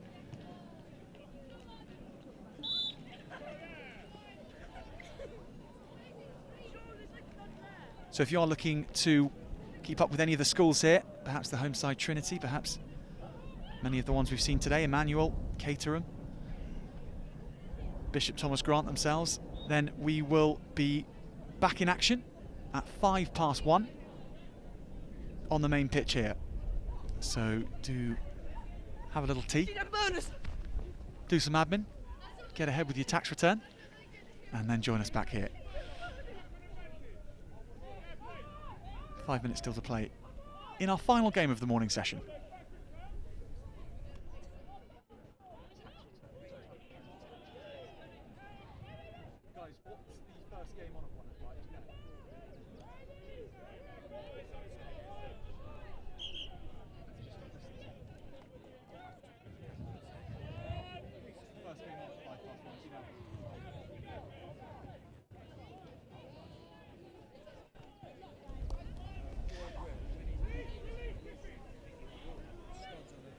Just a minute's breath for both sets of sides.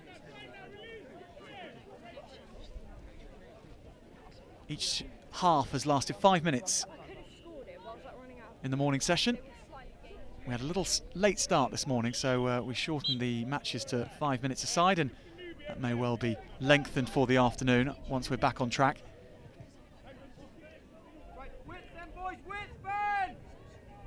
We aren't able to give you the order of play just yet for matches starting at 1:05 because the draw hasn't taken place yet. We will when we know. Right now though, RGS shaping up nicely. They hold their lines, although that just goes to the floor. Chance for Bishop Thomas Grant.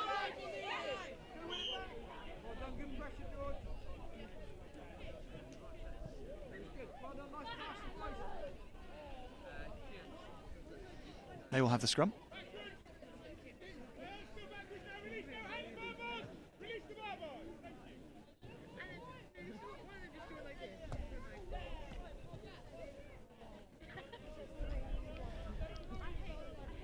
Well, I don't know how you're spending your day, but we're delighted you're watching if you're joining us.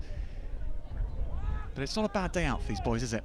Time off from school, chance to play rugby sevens throughout the whole day. It's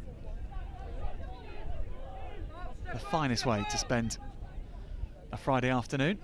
If you ask me, that's exactly what these boys will be doing. Bishop Thomas Grant scoring here again. This is a fine try.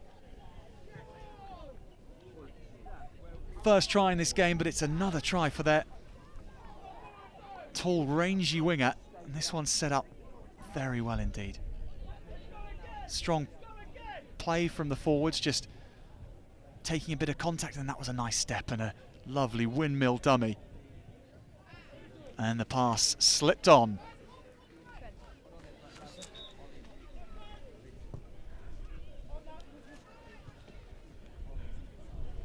Kickoff goes away to the right. RGS Guildford with room to work in. Ball goes to the floor. Taken back by Bishop Thomas Grant. Picked up by the try scorer. One-armed offload, that was well played. There's men out wide. The contact is taken, but he goes through one, and then the second two, and then the third. Bishop Thomas Grant drawing things level against RGS Guildford.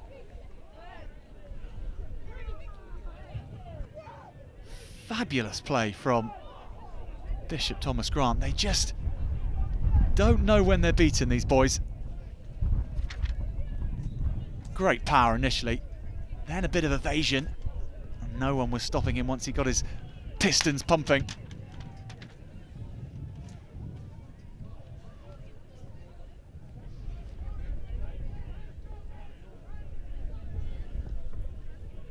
All, and this match perfectly balanced now.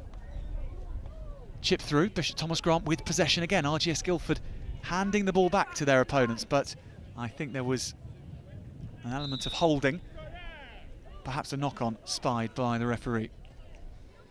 Did look like the Bishop Thomas Grant player had blocked the RGS kicker. I don't think that's what the referee has given this for.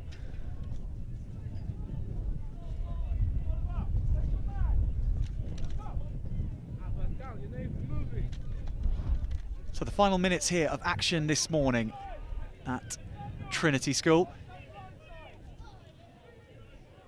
This the Surrey Sevens Under 13 tournament, part of the Surrey Sevens much larger tournament, which includes under 18s, under 16s, under 12s.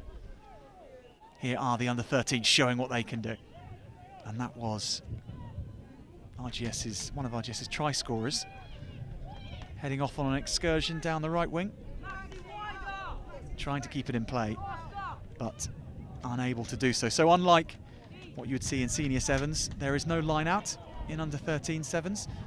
So the ball having gone out of play just means the ball is back in the possession of Bishop Thomas Grant with a tap and go.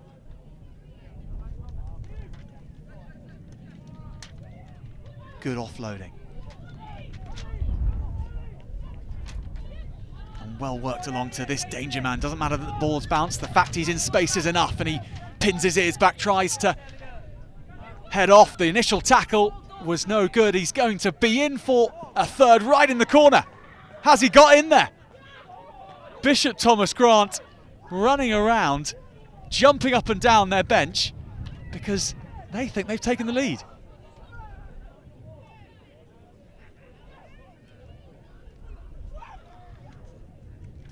It looked like the RGS player had him, but he just let go.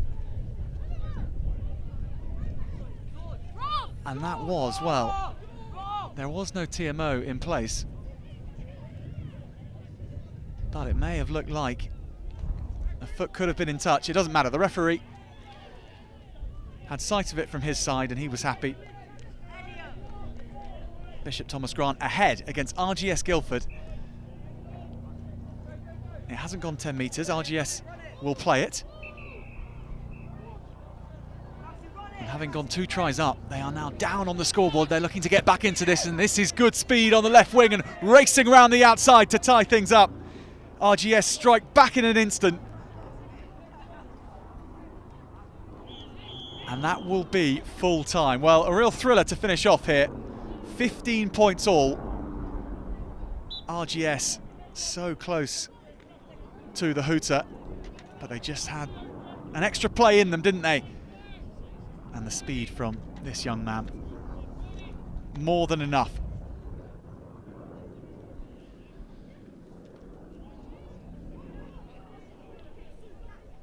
And whilst this is a non-competitive tournament, I can tell you there are Bishop Thomas Grant players with their head in their hands after that game. They really wanted the scalp of RGS Guildford. It's been a draw in the end, 15 points all, and we will have a commercial break now whilst we run some of our adverts, some of the people who are behind the stream and making sure that we can bring this to you from Trinity School. That does conclude the morning sessions rugby. The afternoon matches will be starting at around about 1:05, but from up in the gantry for the next 15 minutes or so.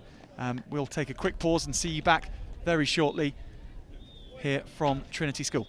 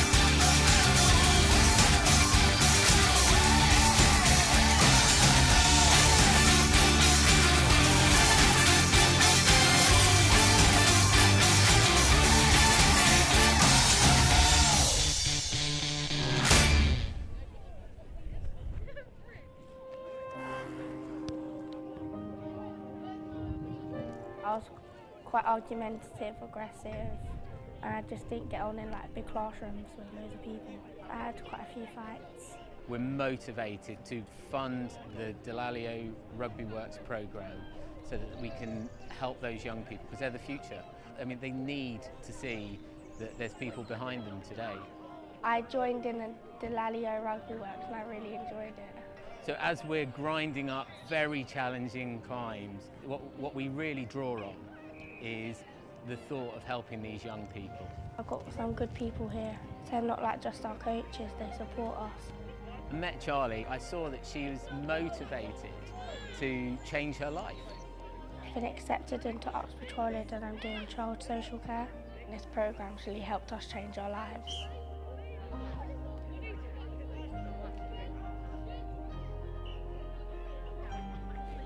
Testing, testing. 1, 2, 3.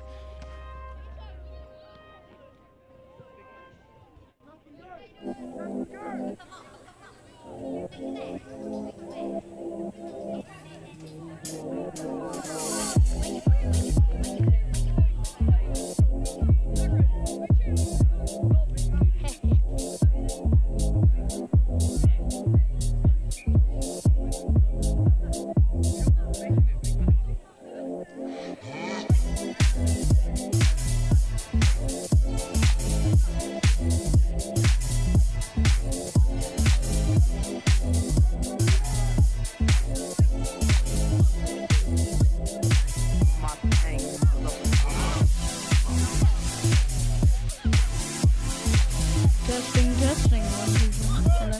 Alexa!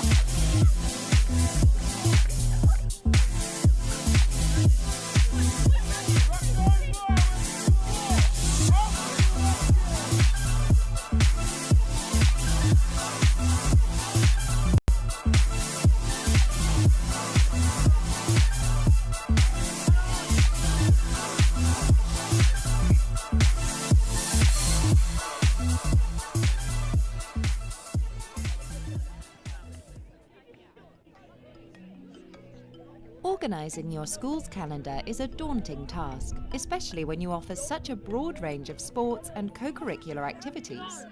Managing calendar clashes, cancellations and last-minute changes can make this part of a teacher's life complicated and time-consuming. But what if there was an easier way?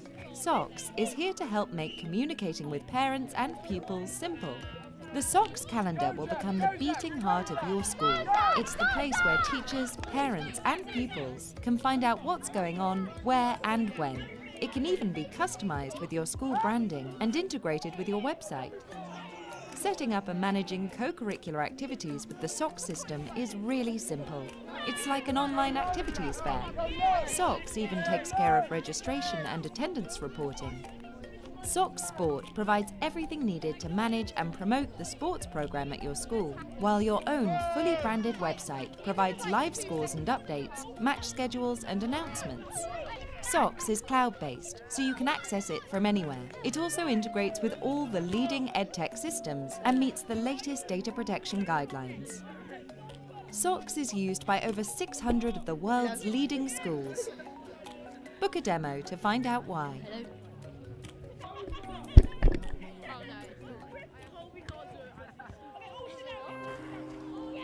Hello. Hello. Are you on microphone? As soon as I got kicked out of mainstream, I thought that was it for me. I was an angry person. And I can identify with the kids that we're trying to help. I come from a similar background, from what the struggles they're going through and where they're trying to get to in life.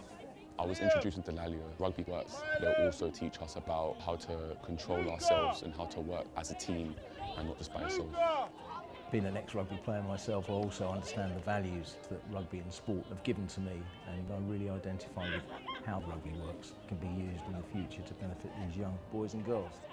If I feel like I have no one to talk to, I can pick up the phone. It doesn't feel like I'm just talking at him, I'm talking with him. Yeah, I think rugby has really changed me. It's really helped me a lot. It's a great charity to be involved with. For me, the efforts make a big difference to the children and give them a life that maybe they wouldn't have had without it. The future's looking good, it's looking bright. I would just say thank you, because without them, we wouldn't have got the grades that I got. So yeah, thank you.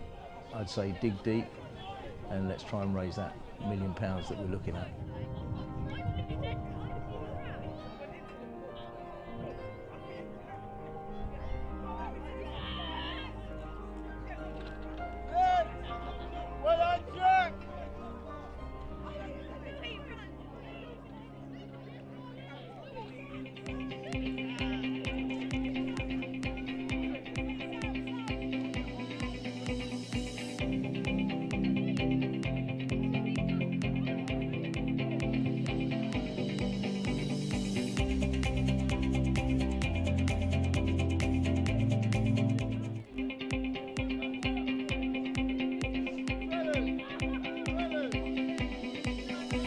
got pace. Let's go round the outside.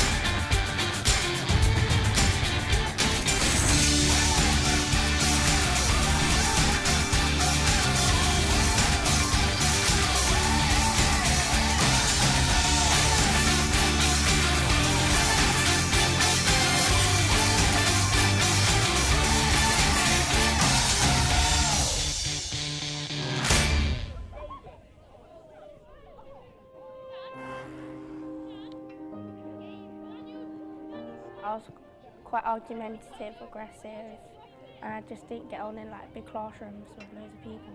I had quite a few fights. We're motivated to fund the Delalio Rugby Works programme so that we can help those young people, because they're the future. I mean, they need to see that there's people behind them today. I joined in a Delalio Rugby Works and I really enjoyed it. So as we're grinding up very challenging climbs, what we really draw on is the thought of helping these young people. I've got some good people here. They're not like just our coaches, they support us. I met Charlie, I saw that she was motivated to change her life. I've been accepted into Oxford College and I'm doing child social care. This programme's really helped us change our lives.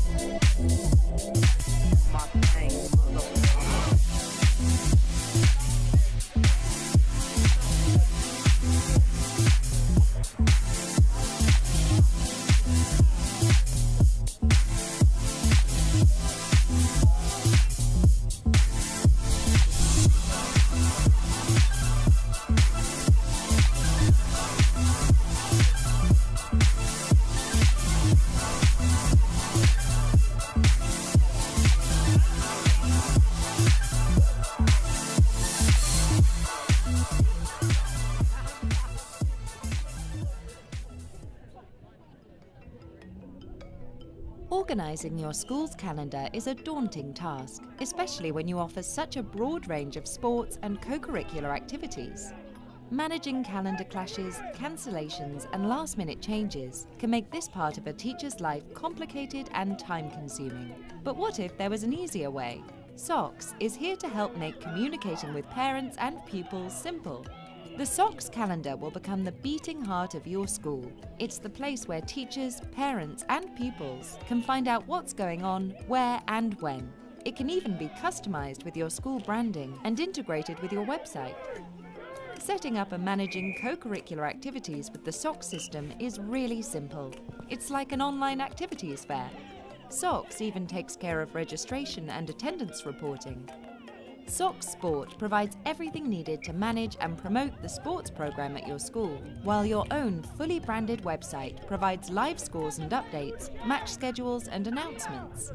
SOCS is cloud-based, so you can access it from anywhere. It also integrates with all the leading EdTech systems and meets the latest data protection guidelines. SOCS is used by over 600 of the world's leading schools. Book a demo to find out why.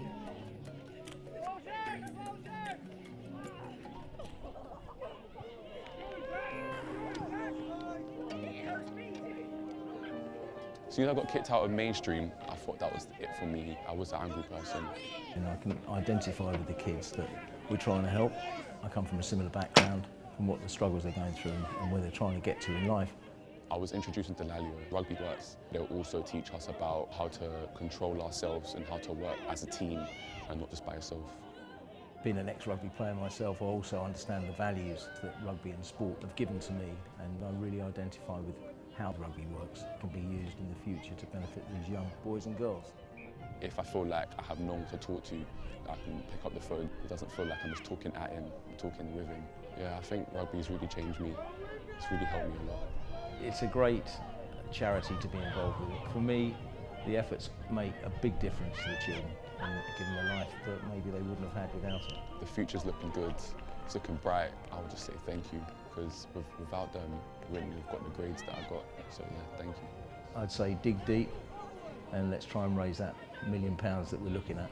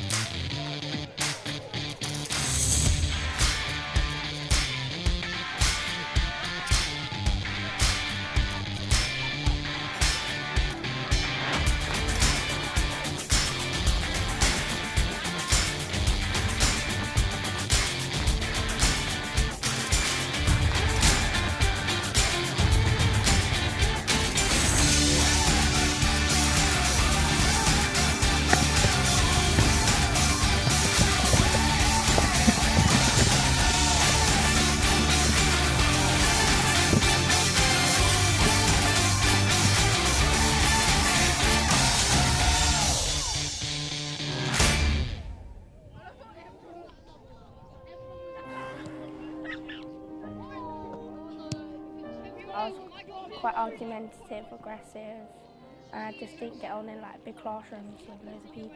I had quite a few fights. We're motivated to fund the Delalio Rugby Works programme so that we can help those young people, because they're the future. I mean, they need to see that there's people behind them today.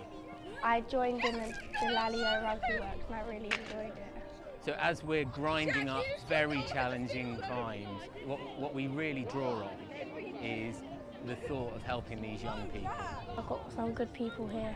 They're not like just our coaches, they support us. I met Charlie. I saw that she was motivated to change her life. I've been accepted into Oxford College and I'm doing child social care. This programme's really helped us change our lives. We're getting all the juice out I am sorry if I got your stuff, man. I should have thought. Yes, you wanted. I got your seat there. Oh, I thought they were home, sorry.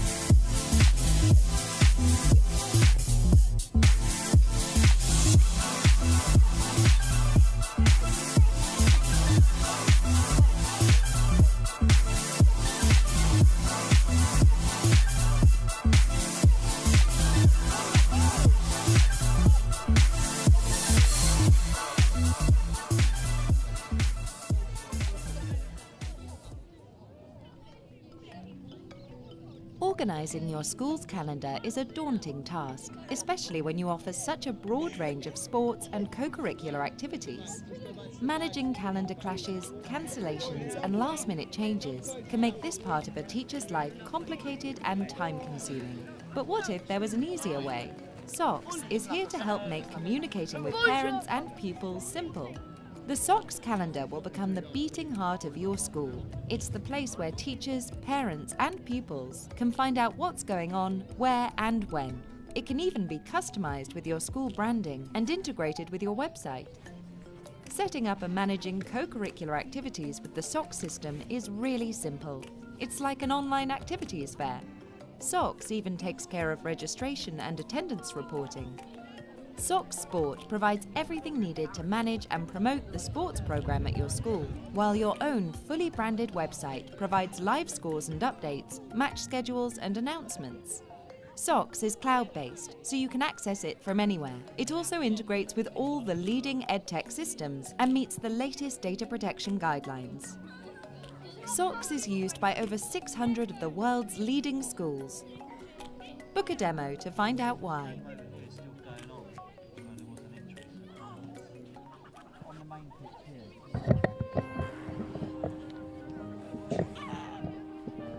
As soon as I got kicked out of mainstream, I thought that was it for me. I was an angry person. And I can identify with the kids that we're trying to help. I come from a similar background and what the struggles they're going through and where they're trying to get to in life. I was introduced into Delalio Rugby Works. They'll also teach us about how to control ourselves and how to work as a team and not just by yourself. Being an ex-rugby player myself, I also understand the values that rugby and sport have given to me, and I really identify with how Rugby Works can be used in the future to benefit these young boys and girls. If I feel like I have no one to talk to, I can pick up the phone. It doesn't feel like I'm just talking at him, I'm talking with him. Yeah, I think rugby's really changed me. It's really helped me a lot.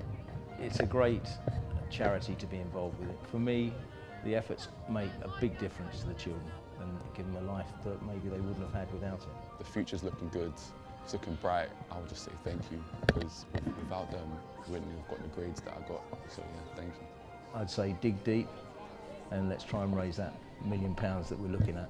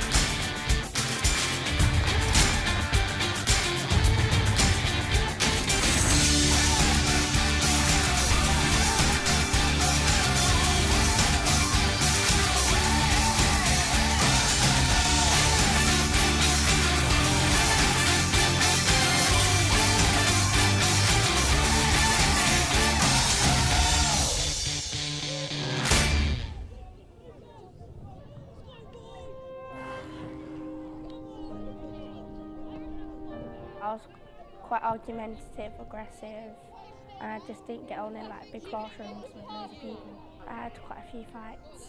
We're motivated to fund the Delalio Rugby Works programme so that we can help those young people, because they're the future. I mean, they need to see that there's people behind them today. I joined in a Delalio Rugby Works and I really enjoyed it.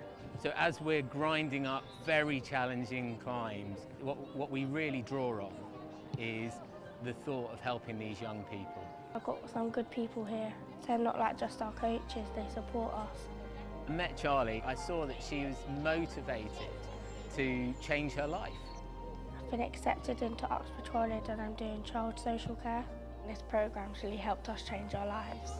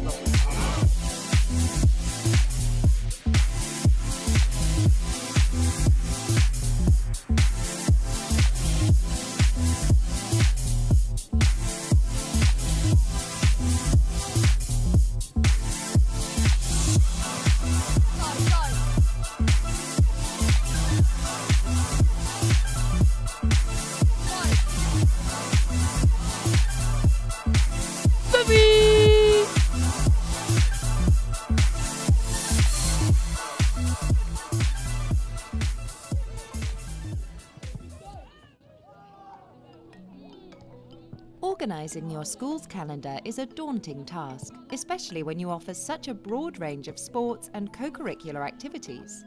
Managing calendar clashes, cancellations and last-minute changes can make this part of a teacher's life complicated and time-consuming. But what if there was an easier way? SOCS is here to help make communicating with parents and pupils simple. The SOCS calendar will become the beating heart of your school. It's the place where teachers, parents and pupils can find out what's going on, where and when. It can even be customised with your school branding and integrated with your website. Setting up and managing co-curricular activities with the SOCS system is really simple. It's like an online activities fair. SOCS even takes care of registration and attendance reporting. SOCS Sport provides everything needed to manage and promote the sports programme at your school, while your own fully branded website provides live scores and updates, match schedules and announcements. SOCS is cloud-based, so you can access it from anywhere. It also integrates with all the leading EdTech systems and meets the latest data protection guidelines. SOCS is used by over 600 of the world's leading schools. Book a demo to find out why.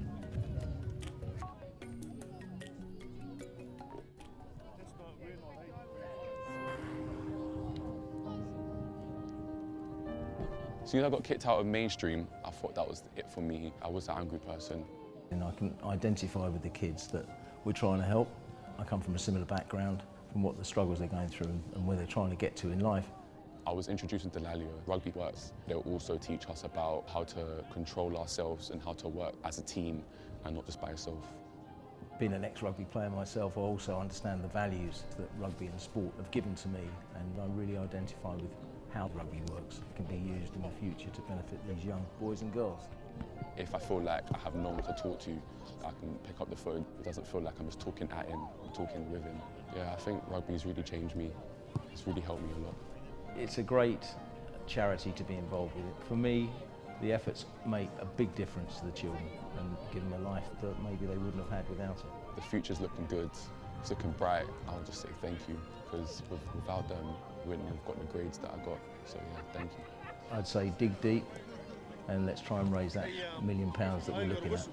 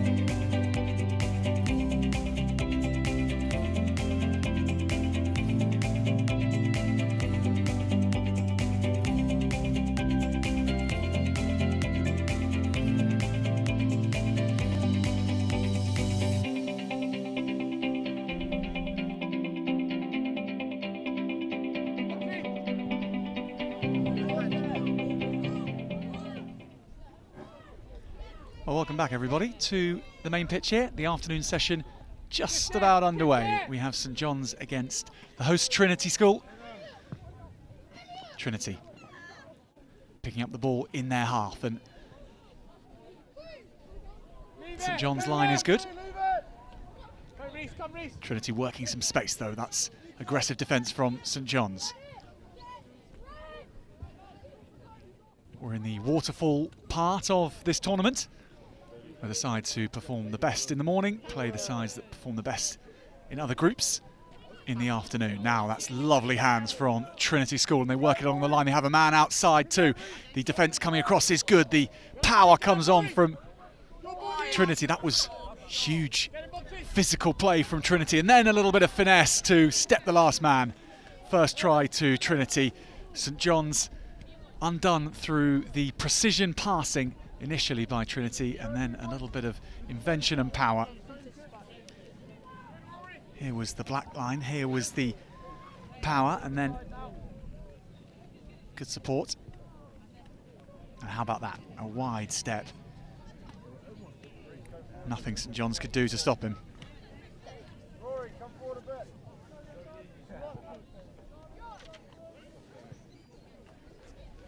That's both these sides undefeated over their morning's games. Set to be an interesting clash, this one. St John's with a chance from this position. There are of course no line-outs at under 13 sevens level here, so it's just a quick tap and go every time the possession changes over. Allows the players to just get on with the business of playing rugby sevens. And that ball has fallen nicely for Trinity, not so well for St John's, and the ball worked back across, then it's onto the toe, it's a foot race. It's fallen nicely for Trinity, collected and then offload, and then the second try comes. Expertly done by the boys in blue. St John's just playing around with it a little too long, and then when the ball came out, they had a good awareness of space. The bounce was kind, admittedly, but then from there on, it was just great awareness of the supporting runners.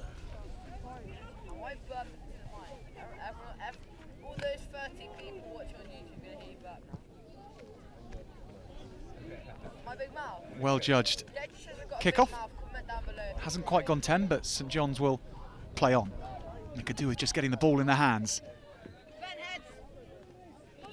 Stepping through the traffic go St John's. They're into Trinity's 22. But it is Trinity ball. Managed to draw the man into touch, and they're lining up out wide here. Plenty of numbers away on the left.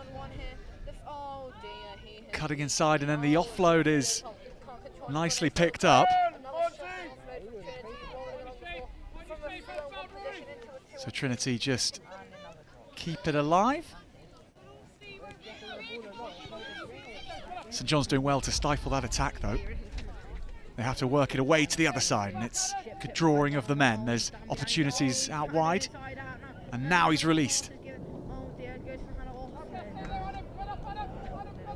Still with lots of work to do to unpick this St John's defence. There's a step coming in, and Trinity straining St John's defence. It held initially. Plenty of chances out here. It's gone on to the toe though. That was audacious from Trinity. I think they're going to get away with it there. Well, it's going to be a try, wonderful try too, but the easiest route there I don't think was the kick. It has worked out. Ewan, did they score?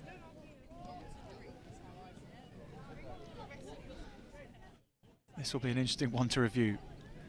3-on-1, and yet the kick the option. We spoke to plenty of Trinity masters this morning about playing without fear and just trying things, and that is the epitome of that. Essentially just doing what you fancy.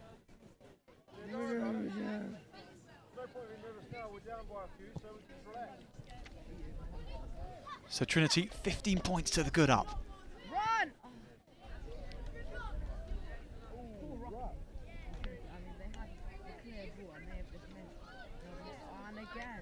Defence still very good, coming in and turning it over. A race is on the right-hand side, and it'll be won again by Trinity. They are playing superb stuff. There's nothing you can really do from a St John's perspective to stop them. They're just in the mood. Strong defence, well timed, and then power all the way to the line.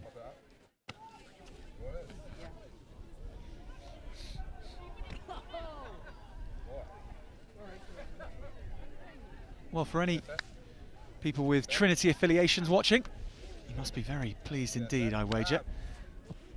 The form of the morning is being continued into the afternoon.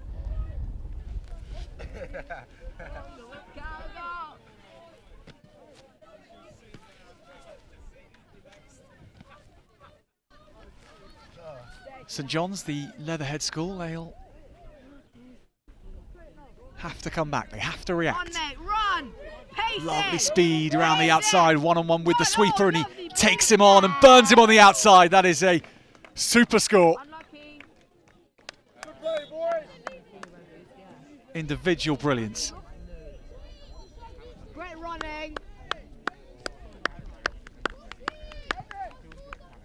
He really has been a danger man all tournament, and this is why. Just fixing the fullback and then saying goodbye.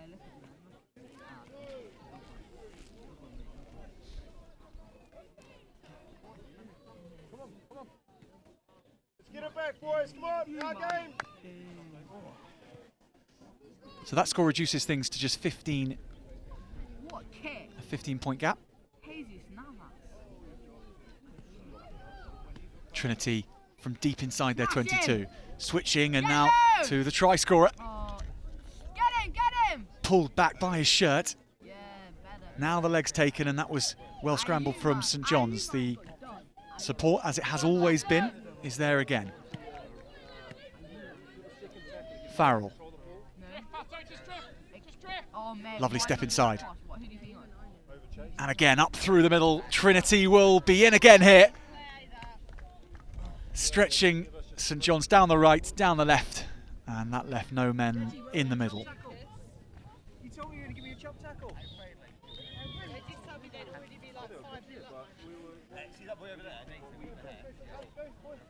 Here was the moment that made the try. Sucking in 3 defenders and then unleashing the man through the middle.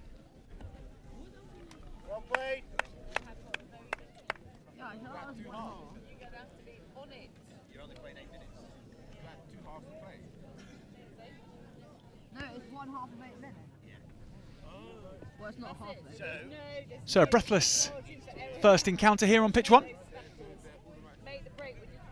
Trinity College leading the way.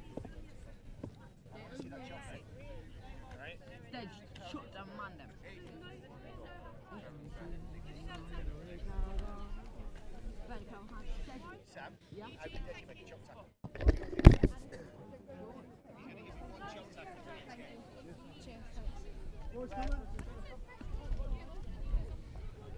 want to get your foot, your leading foot, close to them, and then shoulder. It has to be like.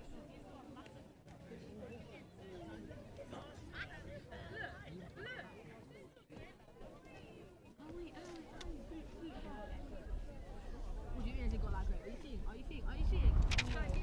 Your face.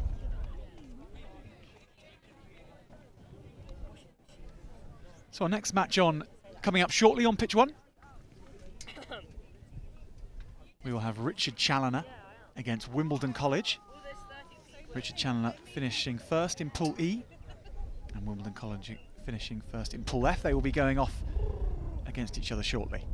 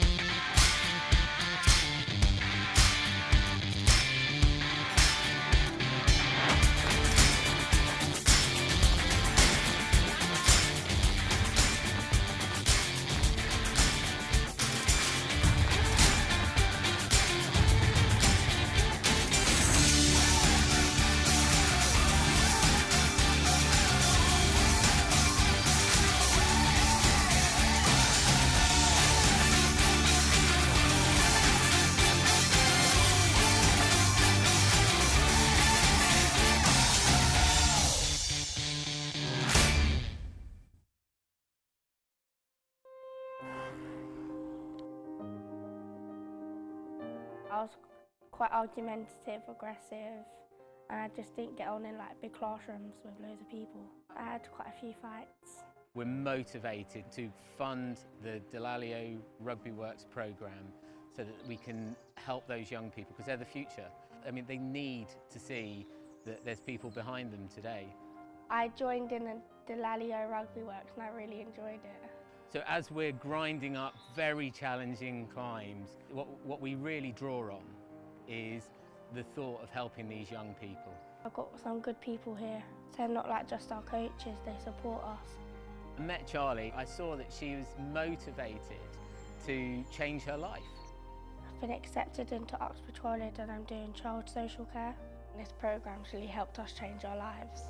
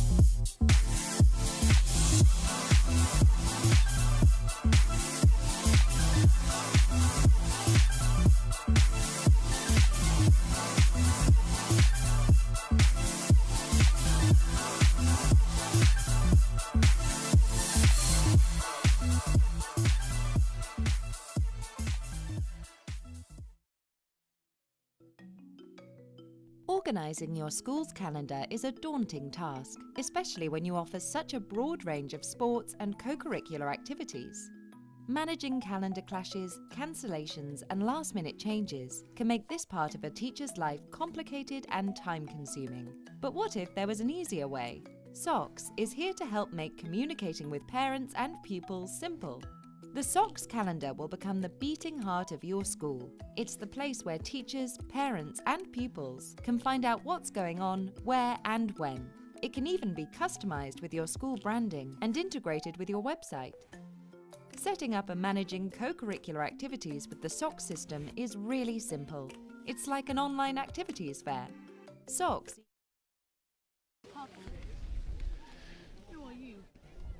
So our next match on pitch 1 here, we have Richard Challener School, who will kick us off in the black and white against Wimbledon College.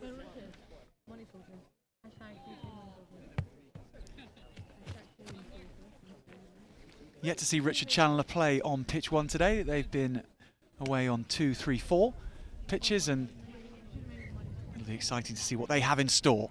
So too Wimbledon College, new to us today. They'll be featuring in this afternoon session here at the Surrey Sevens under 13s. Wimbledon College straight into the action, looking for the first try, treading down the gunnels of the pitch, but tackling well back were Richard Challener. Wimbledon College just a fumble in front of the referee, and yeah, he spotted that. Promising attack. Cut short, unfortunately, from a Wimbledon College perspective.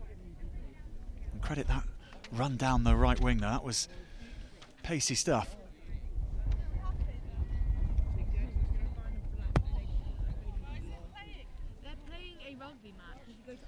So Richard Challener with the put into this scrum, and another update from the morning session we should tell you is that for now in the afternoon session we are playing single halves of 8 minutes long, so the whole match will just last 8 minutes to catch up with the order of play. Round the outside go Richard Challener all the way from well inside their 22, and I don't think Wimbledon College are going to be able to get back. It's a show of sheer speed to get the first try. We've just seen Wimbledon College go close and Richard Challener show them how to do it all the way from their own 22. Really fine individual score. It's travelled all of about 90 metres. Wimbledon College just can only really try and stop him going under the posts, but slightly futile as there is no conversions counting towards the score here.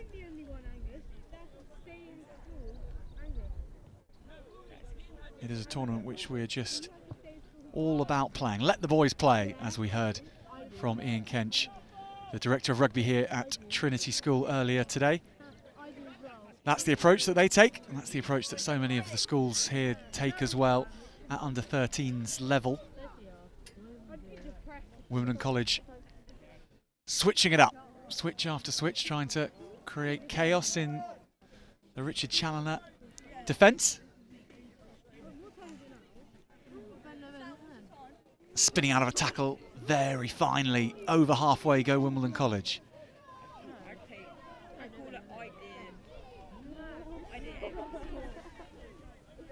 Eventually the scrum half arrives and they have numbers away to the right, just goes to the floor though.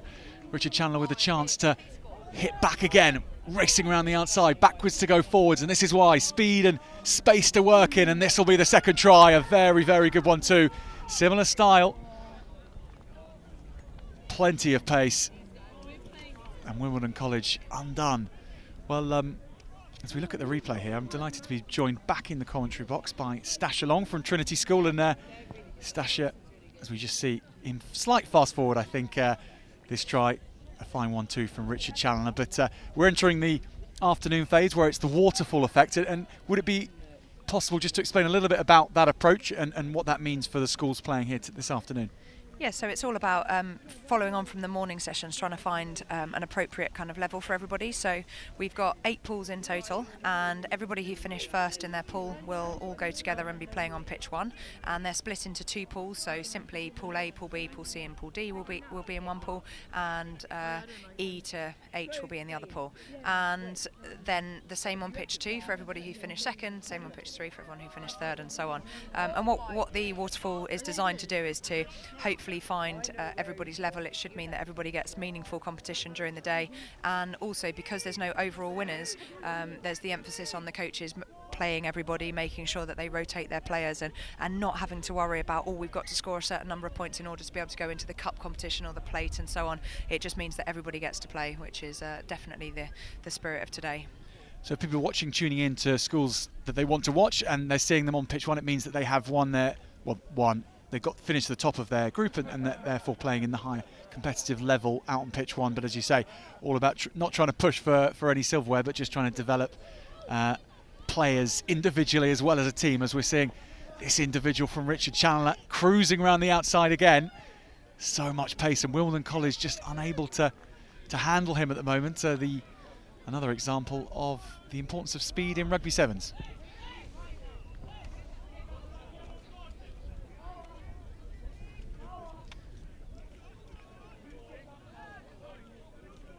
Here he went again, sized up his options and just burnt 2 of the Wimbledon College players off around the outside.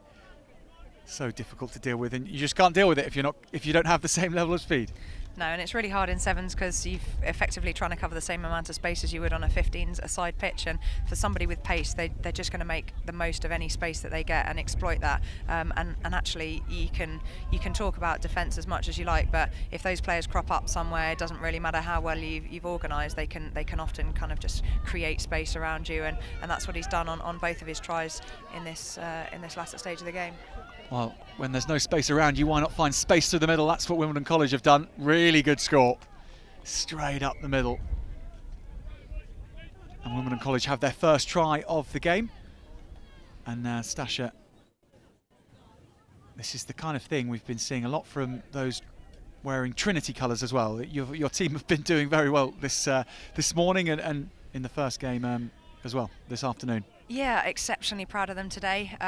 We've very much we have quite a hands-off approach in coaching, so we try and get the boys to lead the team talks. We try and get them to identify what they think they've done well and what they need to work on, and that's worked really well for them today. I've not been on the pitch once.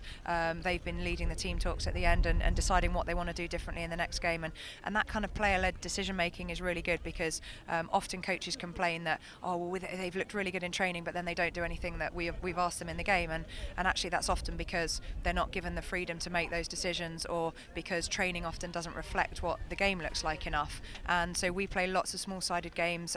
In training we've been really lucky that we've had at least between 21 and 30 players turning up to training, so we've actually been playing sort of 7-a-side games and really looking at what they're going to face when they turn up here today, rather than doing drills or having kids waiting in lines or anything like that. And that's been really useful for us. So the boys have kind of talked about different scenarios, what we might do in different parts of the pitch, what we might do depending on how the opposition attack and defend, and those are the really key things, because they're the decisions that ultimately they're making in live time during the match. And so if they don't have the opportunity to practice making those decisions in training and accepting when it goes wrong and letting it look a bit chaotic, then they really struggle when they get in a game situation, because they kind of almost think, well, who's going to give me the answers, or how am I going to work this out for myself? So yeah, a really valuable part of how we coach at Trinity, and yeah, it's quite reflective of most of how most of our teams play, really.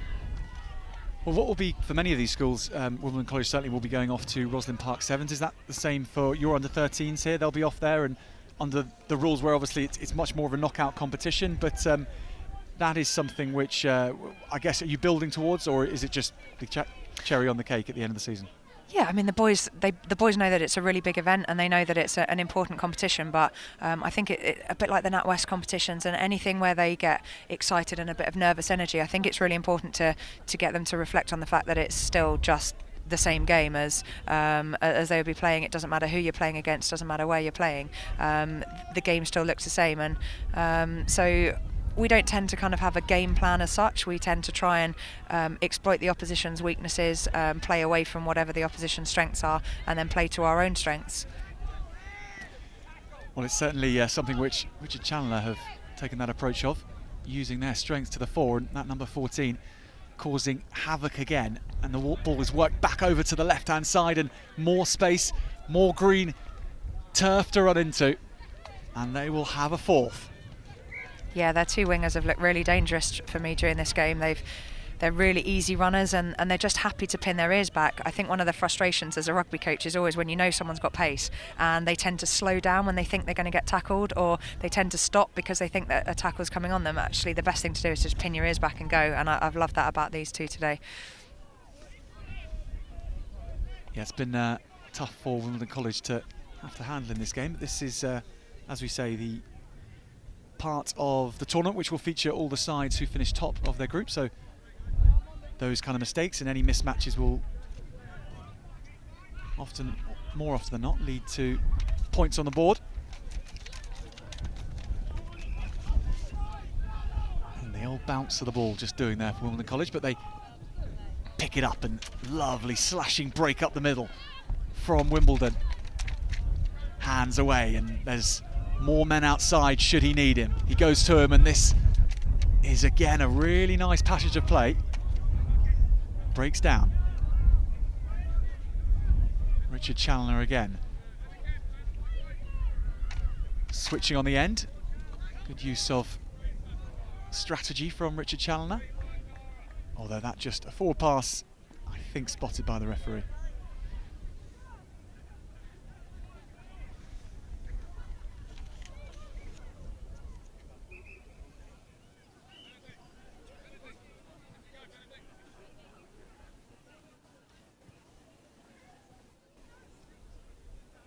So chance for Wimbledon College to tie things up.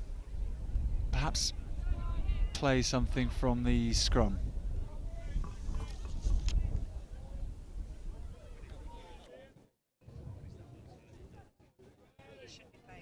So Wimbledon over to the left.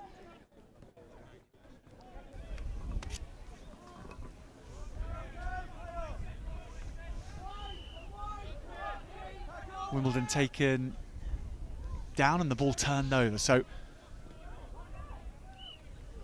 heavy hit coming in on the right wing. Wimbledon College have the ball back on their side, and now maybe another gap opening up for them. G-Bo. G. Big pass to the left. Space. Make sure he's playing 8 minutes. Supporting lines coming in behind. Oh, and that was so close to being a try for Wimbledon College. It just had to land in the breadbasket. It went through the hands. Richard Challener have it back in their hands.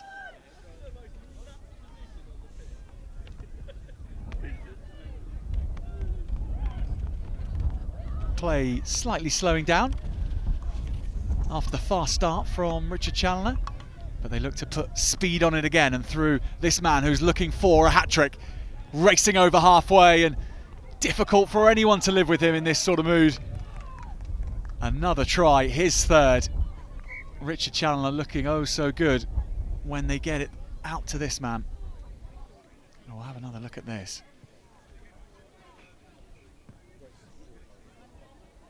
Lovely take with one hand, wasn't it? Yeah, he was quite flat when he received that ball, so he did really well to pluck it out from behind him and then just pinned his ears back and went.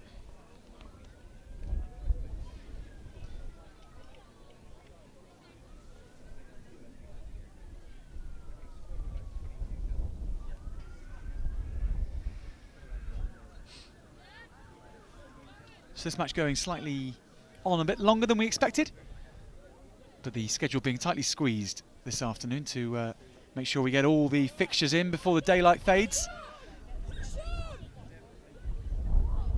Wimbledon College looking to use these extra minutes to get themselves on the board, to get themselves another try rather. Stolen. Lovely identification of where the ball was from Richard Challener. That's a knock-on, so that will, I think, be us. Strong first game of this afternoon's competition by Richard Challener. They have beaten Wimbledon College. I think in the end they got 5 tries, 25 points to 5. And they look to be one to watch in for the rest of the afternoon. Well, Stash Along, who is alongside me. I don't know if you're able to stay for the next game, what your duties are, but it's, as ever, been great to have your company. Yeah, hopefully I can stay for one more game before I go and get my lot ready.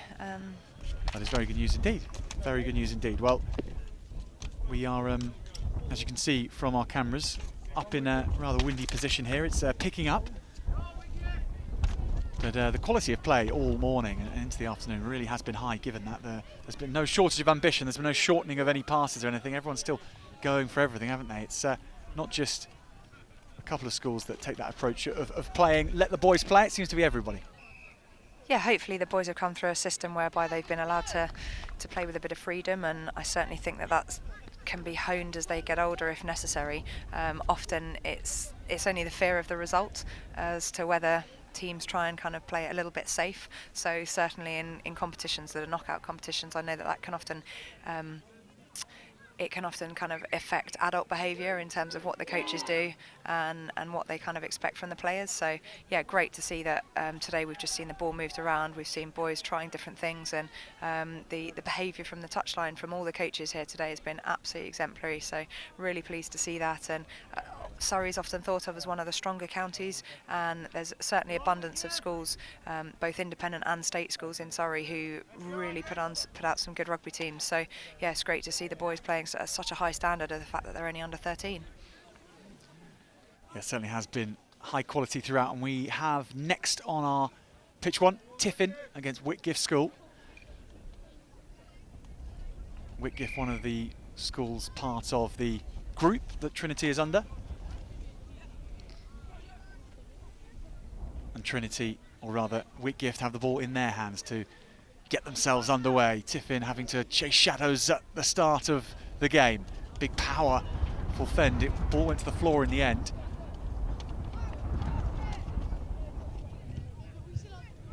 Laid back and presented well, so plenty of numbers lining up to the right, and the wraparound ball is good.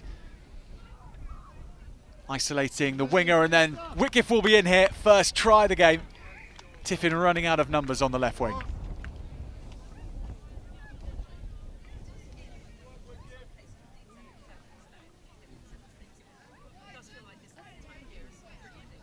Here was the excellent support here which made the difference, allowing the player to drop back into the pocket and then bring the ball back to the left.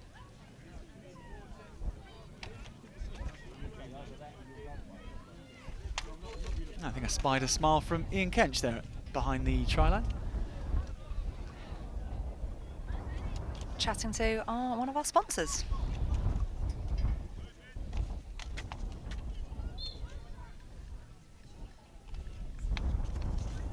So Tiffin, chance to run back at Whitgift, and excellent defensive tackle. Had to scramble back well, and they did just that. Yeah, they've done really well to look after the ball there, and they've got good depth in attack, which is nice to see. And Whitgift seem to have that similar Trinity style of pressing hard in defence as well.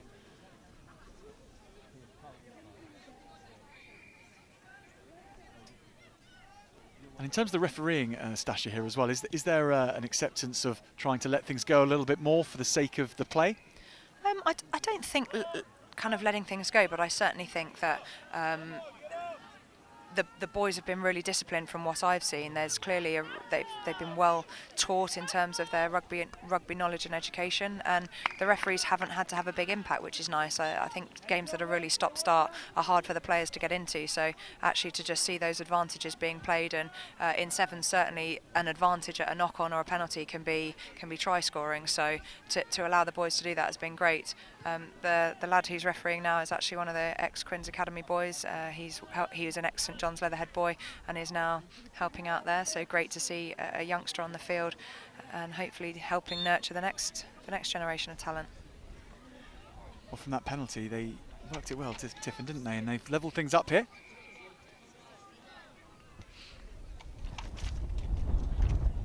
The kickoff goes into the 22. There is a wind blowing from left to right. It's blowing onto the backs of the Tiffin players, so they're playing with it. Whitgift playing into it, but that isn't hampering their ambition as they step out of, make a little outside break, and perhaps he has the legs and to go all the way. He will go in for the second try by Whitgift.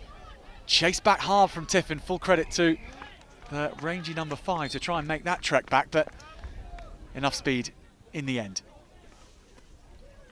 Yeah, Tiffin were really unlucky there. I thought they might have got the turnover from that last ruck, but just couldn't quite get a firm lock on the ball there with his hands.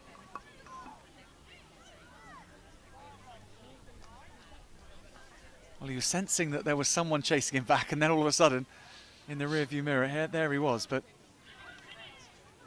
yeah, it's always the coach's nervous moment when you watch them placing the ball with one hand. Well, it happens enough at the professional game where players don't get it right, doesn't it? Seen that plenty of occasions this season. Dare I mention Freddie Burns? I wasn't going to name him, but you did. I think enough people have talked about that moment for him not to, I hope, worry about it too much. But yeah, what a shocker that was. Does happen.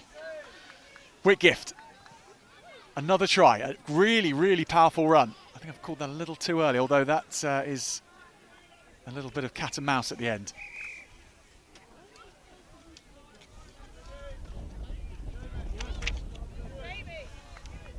Individual try as well, picking the ball up and just doing it all himself.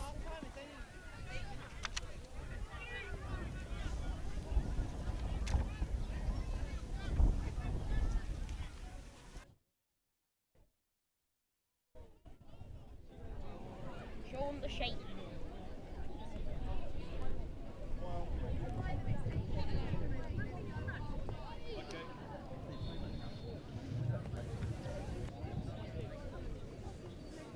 So with Whitgift's advantage of 15 points to 5, we have a half-time called here, but the running order is changing slightly. So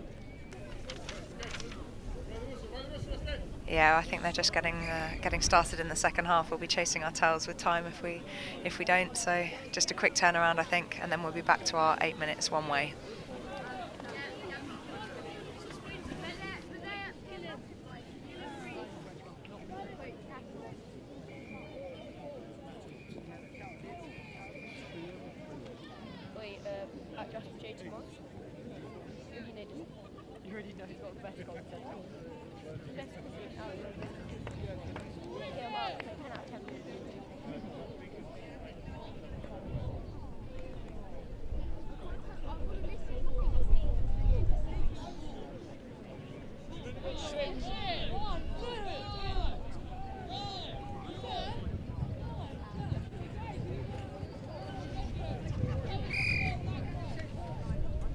So Tiffin turn round, chasing the game.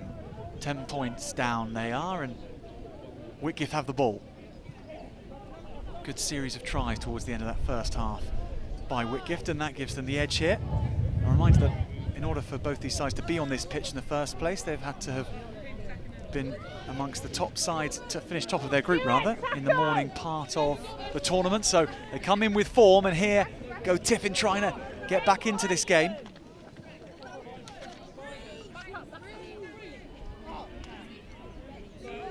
Whitgift with the ball in their hands, so they will try and run it out of here. Looping pass over the top, and this has allowed this winger to try and work his magic. Taken down by Tiffin. And now Whitgift straight up middle. This could be another score streaking away straight from the ruck. Space spotted in behind, and all the ability needed to execute it. Great tackle, mate.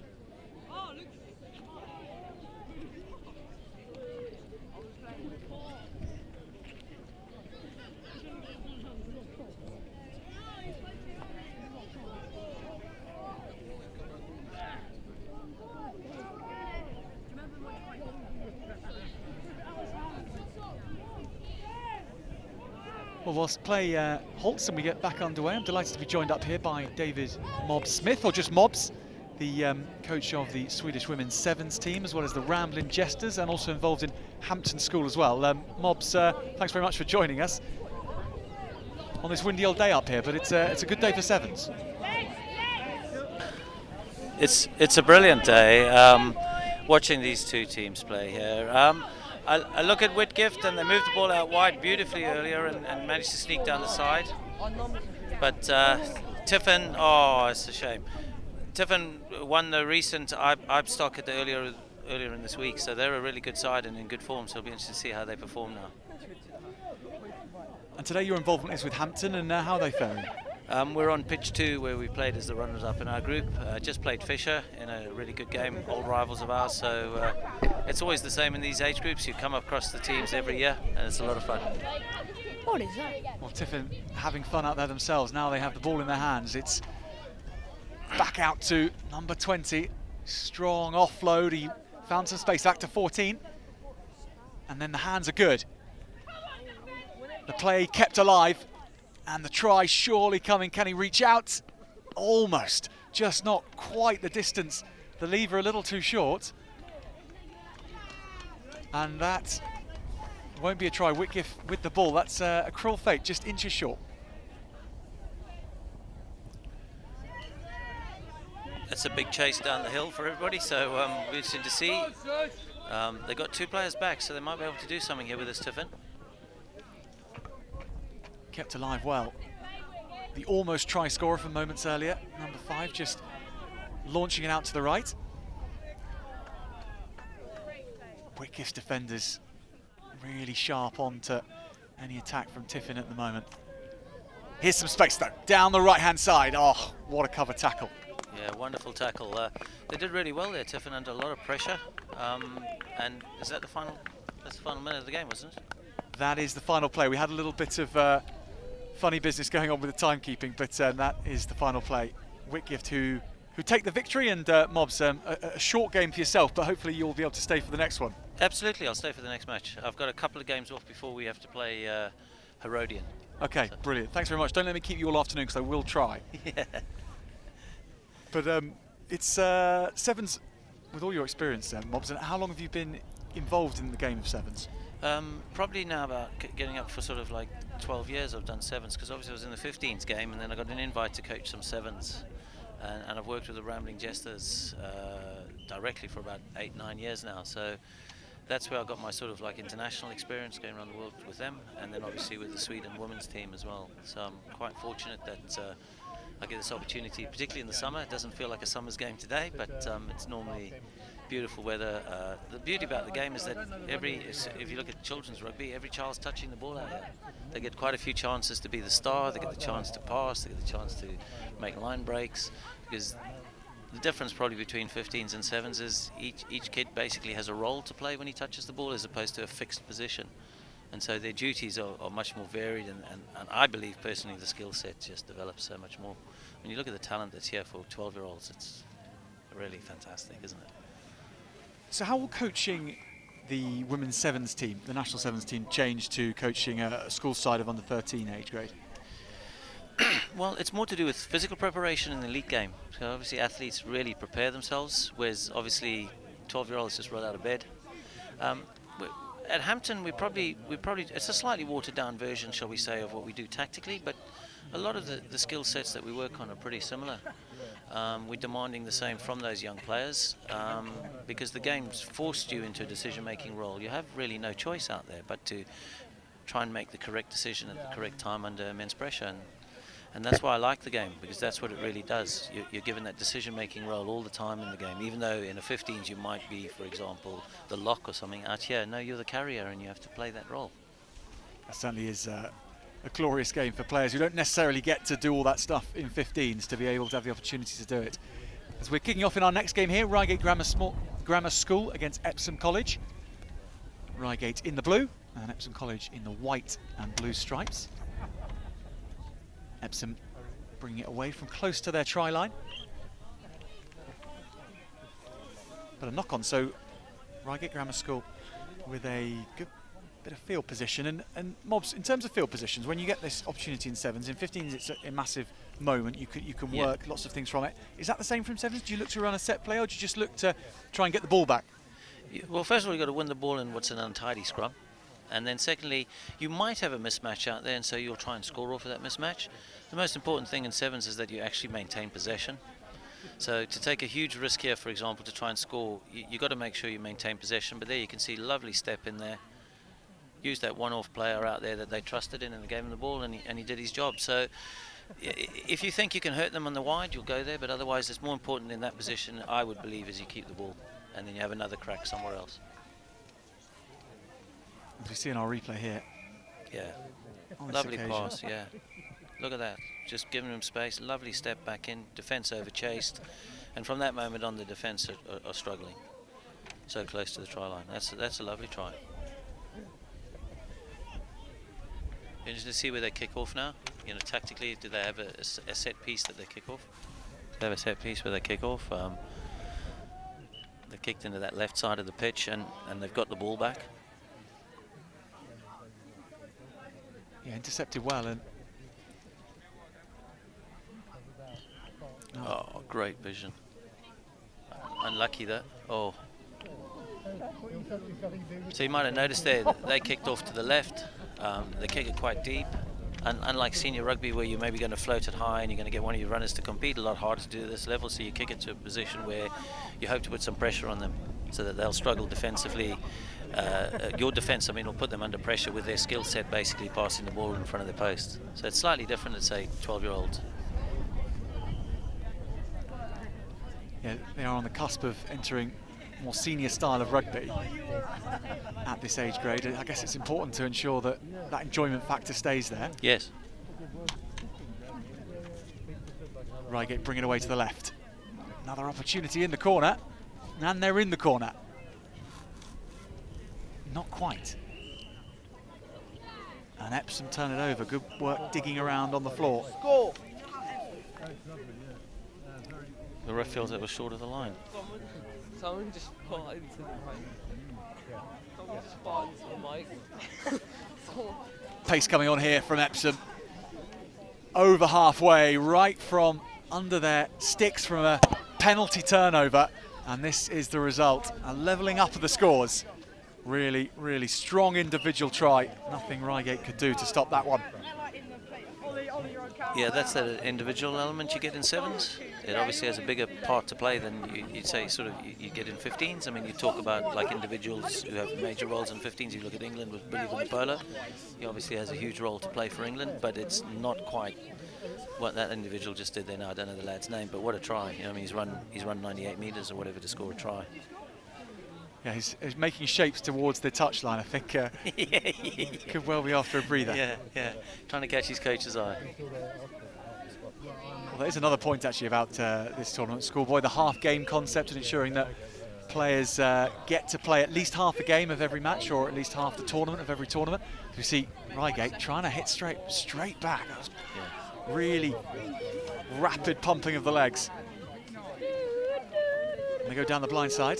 They are identifying space well, the Rygate Grammar School. Well, one of the things you find at sevens is if you don't defend the blind side, if you defend the blind side, you want to defend a short on the open side. If you don't defend it, teams try to snipe down there. So it's one of the beauties of the game, and the reality is, without even coaching kids, they see that. If you give them those opportunities to play what's in front of them, they'll look for those opportunities. For example, it'd be interesting to see now if they can take advantage of this narrow defence.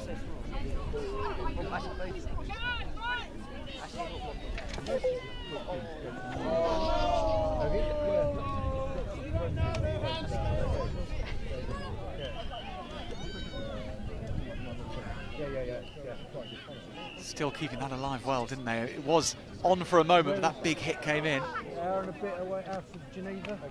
Can they get it back on their side, RGS?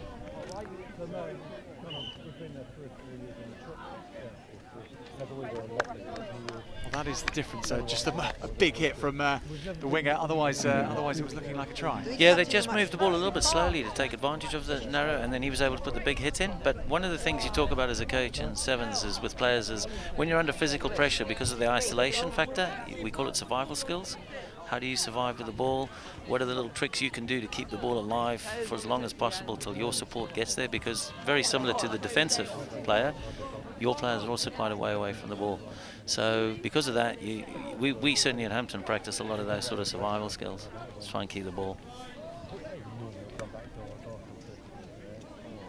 You're listening to the thoughts of David Mobb Smith, or just Mobbs, the coach of the Swedish International Sevens team, and also involved in Hampton here today, as well as the Ramblin' Jesters, who I believe are on the 7 Series circuit in the UK. Yes, the Elite 7 Series. Yeah, we'll be in that this season again. We're one of the core sides there, and they're going to start a women's one as well. So that's a real big development in the game. We'll play a few tournaments in the continent and in the States.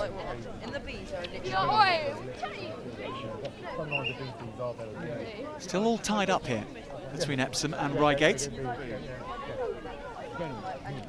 It's been a very tight game. It's been a very good game.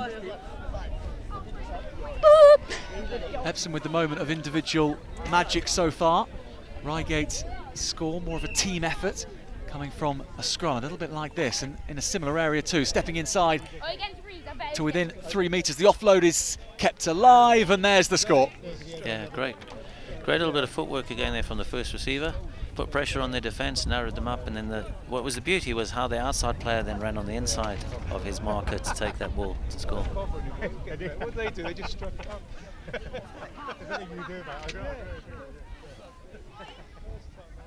Yeah, coming late with that defensive, with that attacking line, and no one could stop him from there with the speed that he already had.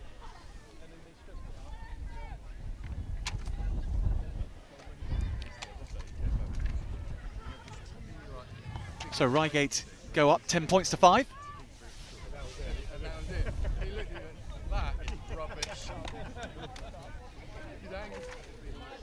And we'll have to wait and see if that will be enough for them in this game. A few changes being made by both teams. I'm right in believing it's 8 minutes one way in these rounds, isn't it? That's what we're playing, 8 minutes for just one half.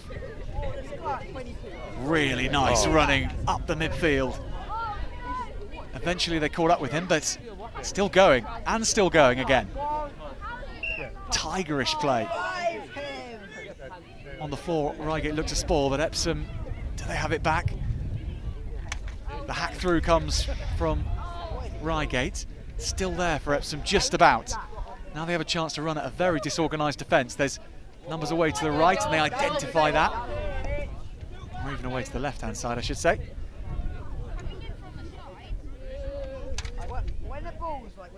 Spilled out the back now. Is this the moment which Epsom have been trying to work their way forward for?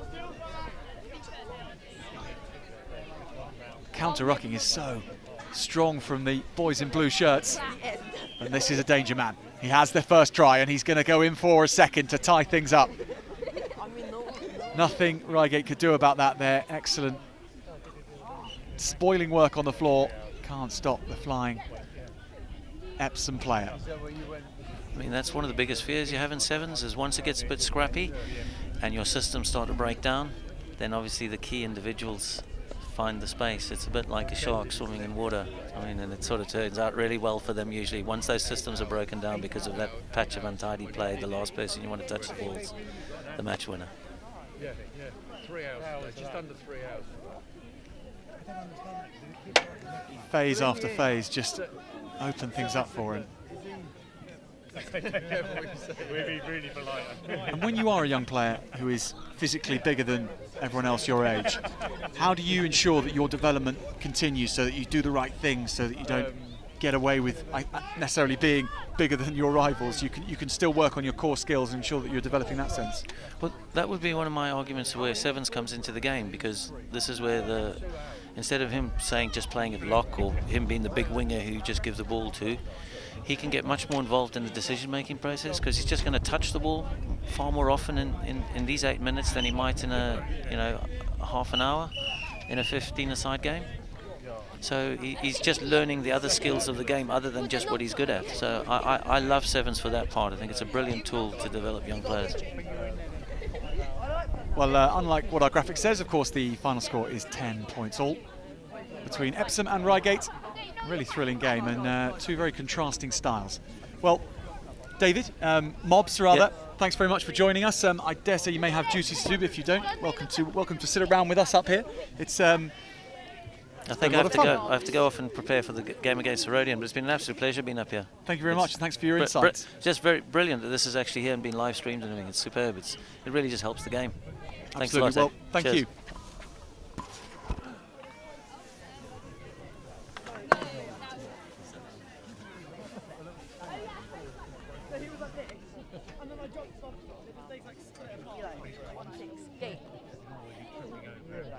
Like, man got chopped to the ends. I started filming cameras, rugby matches. Muddling gang, because they vanish on one. Exactly. And then I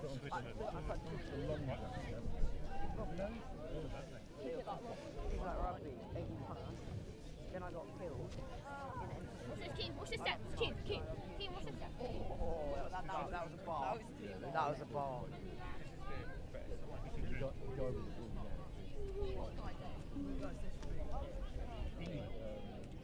The old sevens coach. Oh, Mike. England or English? This is their better team. Oh, they've got 2 teams. Yeah, oh yeah, there's one here.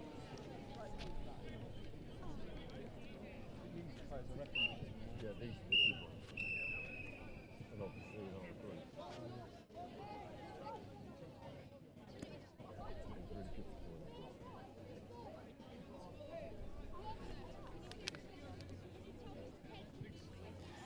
So we're about to get back underway here.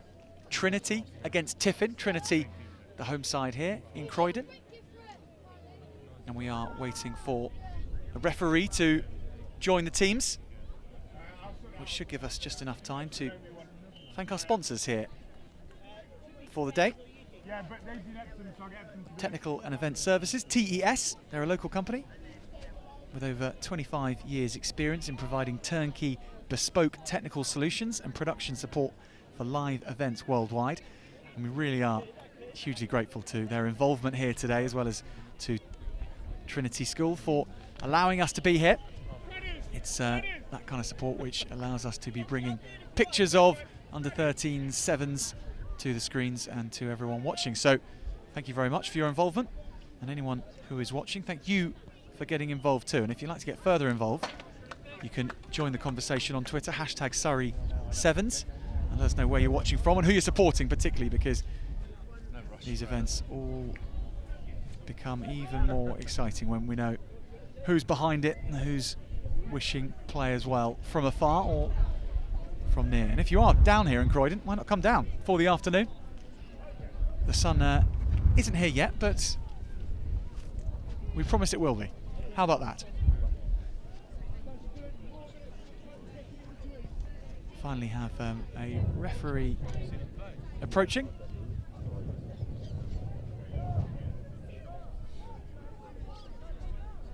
So the change in rules in this second half, we have just a single half of 8 minutes duration, and therefore the choice of ends becomes all the more important because there'll be no half time, so there'll be no change of ends.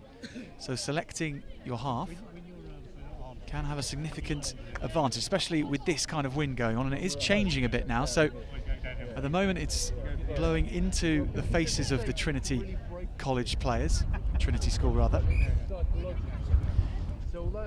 So they are playing into the wind, but that hasn't stopped them in the past. They've managed to judge their kickoffs to real close to perfection at times. Tiffin though secure that. I was going to say we don't tend to we only score a hatful going on. Trinity undefeated so far at their home tournament. Tiffin, we saw them beaten in their last game on this pitch, but starting well here. Into the 22 from Trinity they go. Works back along the line, plenty of depth from those in red shirts. And that has been stolen on the floor superbly. Put to the toe as well. This is a foot race on, and if it gets a nice bounce then it could be all over, but the ball doesn't bounce cleanly. Number 2 from Tiffin, take a bow. That was excellent chasing back. A nice bounce up, and that would have been a score for Trinity. That's almost the first thing that hasn't gone exactly to plan for Trinity here on this day. Everything has gone like clockwork. But Tiffin, with that endeavour to get back, managing to spoil it.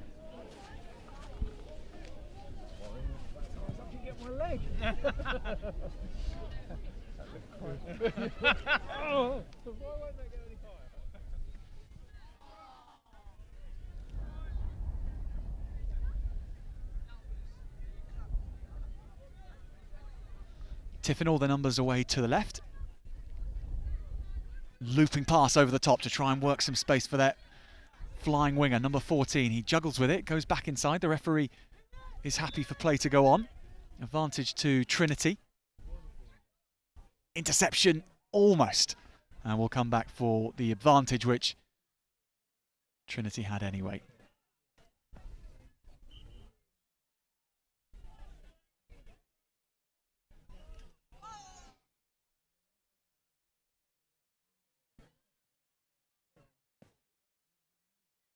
As we see over on the far side, Stasha Long who was up here in commentary with me just a couple of games ago, now in the dugout trying to direct her team towards another strong performance. That's a well-timed kick. Bouncing up perfectly, the duck under the attempted tackle, and maybe here Trinity will have a score. They will. Super skills. And the first try.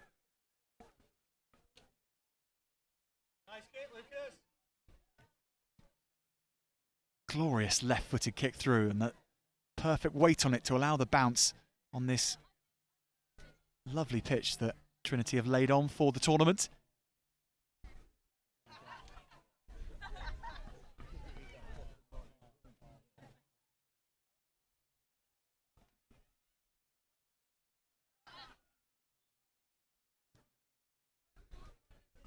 Perfectly timed again. We've seen this before from Trinity, and we've seen it to work to the same effect. Tiffin get back well.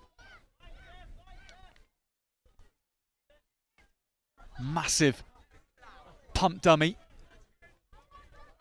Knew he didn't quite have the distance on the left-hand pass, so kept the ball himself. The red-booted dynamo who's playing in Trinity colours. Tiffin, keep throwing it alive, keep throwing it around rather. Just trying to keep the ball alive, trying to do anything to run a disorganised Trinity defence. Looking to release their outside winger. Doesn't go to plan, they have to rethink. Now they try again, take two. stretching his legs over halfway, 2 are back for Trinity, 3 in the end. Now a hit comes in, that was strong defence from Tiffin. They really have come tooled up in defence this afternoon, but Trinity have worked more space and they've worked a second try. They just seem to have this awareness of where the holes are going to open up before they do.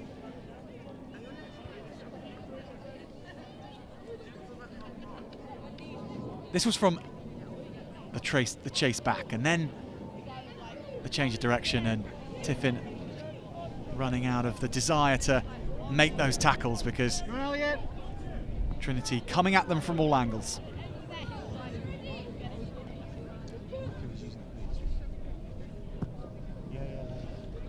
Again, to the left. This time, Tiffin take it cleanly.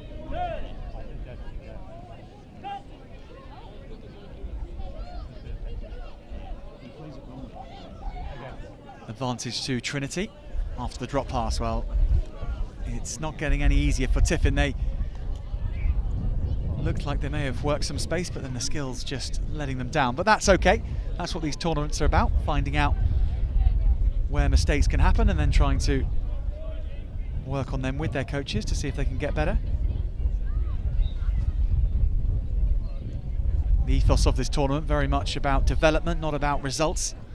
There is no final winner here at the Under-13 Surrey School Sevens.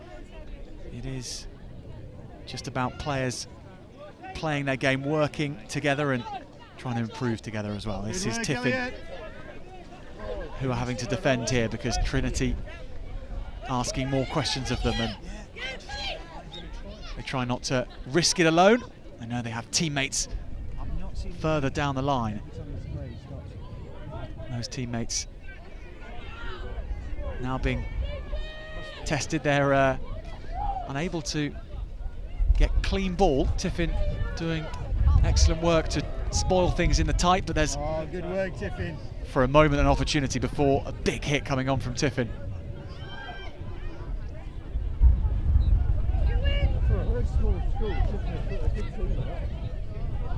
Eventually the ball spits out.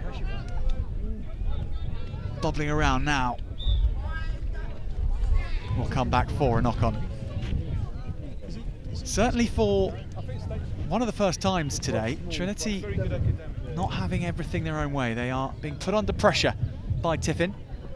They're having to be creative on the hoof, try and work their way through this their opponents. They are doing that. 2 tries, 10 points that they lead by. No. There must be another game. Yeah, but we'll be playing next, surely. Then there'll be another game. Can Tiffin bare their teeth in attack? They can't win the ball, firstly, so no will be the answer for now. Trinity perhaps going to take advantage, and they are. Speed round the outside. Guys, over here. And not give them any space. 3 tries to the good. 3 good tries to the good. This one from strong work by the pack. Quick work from the scrum half. And a bit of finishing down the blind side.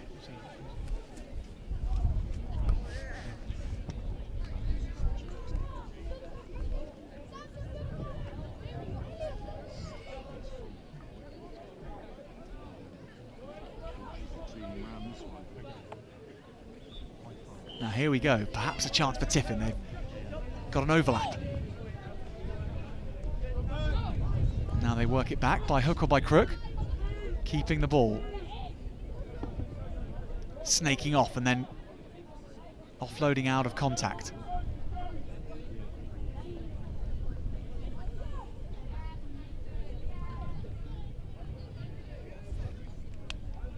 Trinity smart in the tight exchanges. Have they worked it back? It looks like they may have, they haven't. Tiffin do get it back on their side, and that was almost the right pass. It went to floor. Tiffin could have been sniffing a try had they worked that smoothly.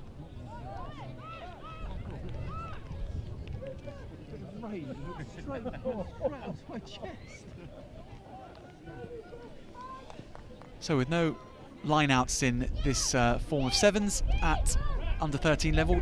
It's taken quickly and the possession straight into Trinity's arms. And Trinity causing all sorts of problems in behind Tiffin, and this will be the outcome Trinity wanted. Another try right at the death to finish things off. A 4-try victory for Trinity over Tiffin. They had to work hard for it though. Tiffin making life difficult for Trinity at times, but the boys in blue winning that one and winning another game. Their 5th match that they've won here at their home in Croydon. Confirmation of that, although they have another try added on to that score. 20 points to nil, it's finished. Trinity against Tiffin.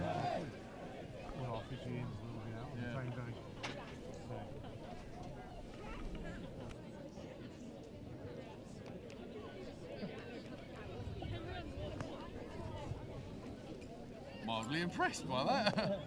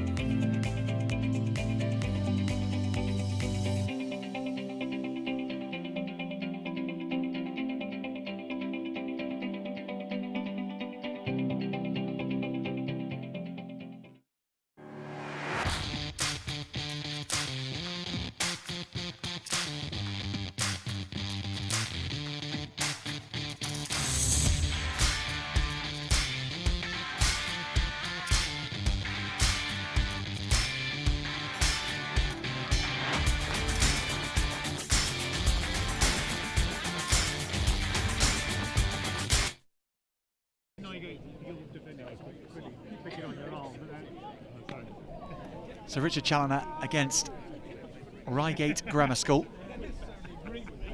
Richard Challener kicking off. They won their first game of the afternoon session on this pitch earlier today, largely due to a hat-trick from this man, and he pins his ears back already and scoots around the outside for the first try. He makes it look so easy. I suppose when you've got that level of speed, it is quite.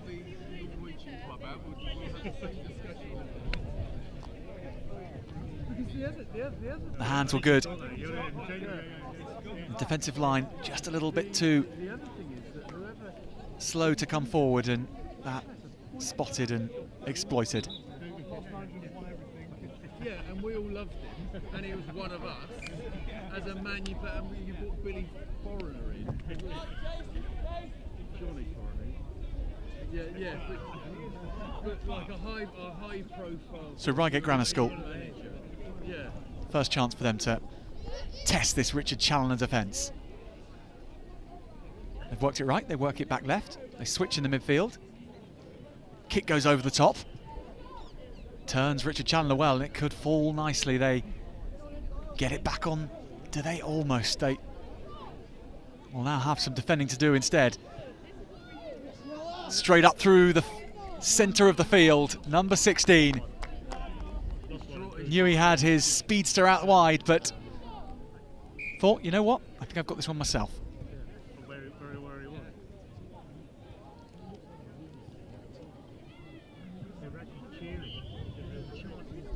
This was good. This was well judged. Knew he had the edge on his opposite man, and then No one playing sweeper for Rygate Grammar School, so he was clean through. Yeah. And all a bit sort of tongue in cheek. And then I think he started believing his own voice.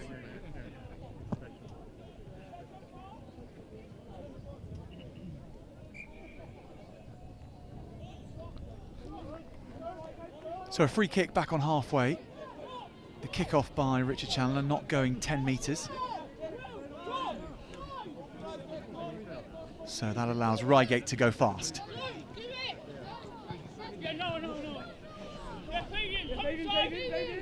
Richard Challener testing Rygate Grammar School again. Good defence in the end. Now with their speedster out of play initially, how will Richard Challener choose to attack? They go back down this near channel and then head off through the middle. There's plenty of spaces opening up. RGS are tracking back well. That's a wonderful tackle in extremis.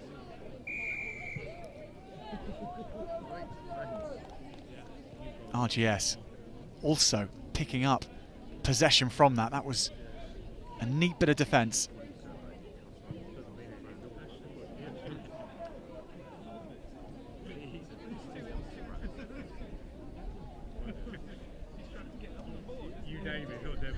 Pass taken to the line. That happened twice, so space to work in for Rygate Grammar School's winger. Richard Challener making the game very small. You can see how much they're bunching around the ball, making it a crowded, congested midfield for Rygate Grammar School to have to navigate. And that's prompted Rygate to go to the boot, and they're chasing after this. They arrive in time to shut the initial runner down, but it's really well worked by Richard Challener. Through the hands, out again to number 14. He has two men in front of him. He's ghosted round both of them.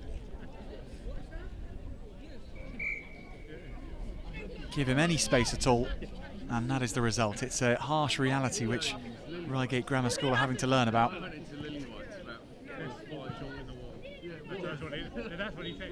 Here we go. Burns off the first one. Sizes up the second and then just cruises around the outside.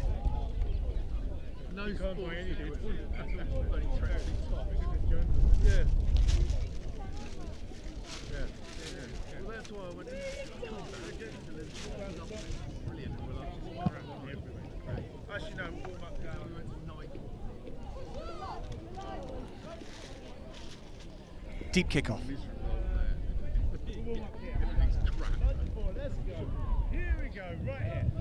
Little fumble, but play on.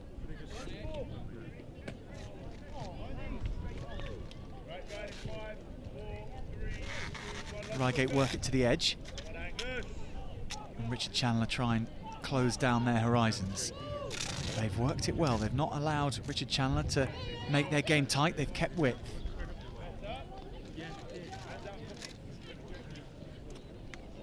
And slowly but surely they edge forward, drawing the man each time and moving the ball on to the edge. Spinning out of a tackle, really solid and skillful play from Rygate Grammar School. They get the ball pickpocketed, but they will have it back. Well, that's just reward really for really considered play, and they're disciplined and they stuck to their task. Worked it left, worked it right, worked it left again.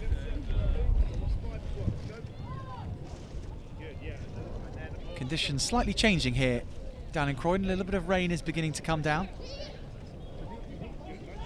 It's been a dry day so far. The pitch is in perfect condition. It's really good for running rugby, and Rygate are doing just that. Well-timed passes. The skill level is so high. Amazing to think that it's only under 13s we're watching. Basketball offload. Supporting lines. Holding of depth. A lovely step through the middle. Rygate Grammar School testing Richard Challener. Richard Challener get back. Have they stolen it? They haven't. It still comes away. Well, this is one of the longest stretches of play we've seen from any side here in Croydon. supremely impressive possessional play. And they still have it, they still keep coming. Ball almost stolen on the floor, in fact it is.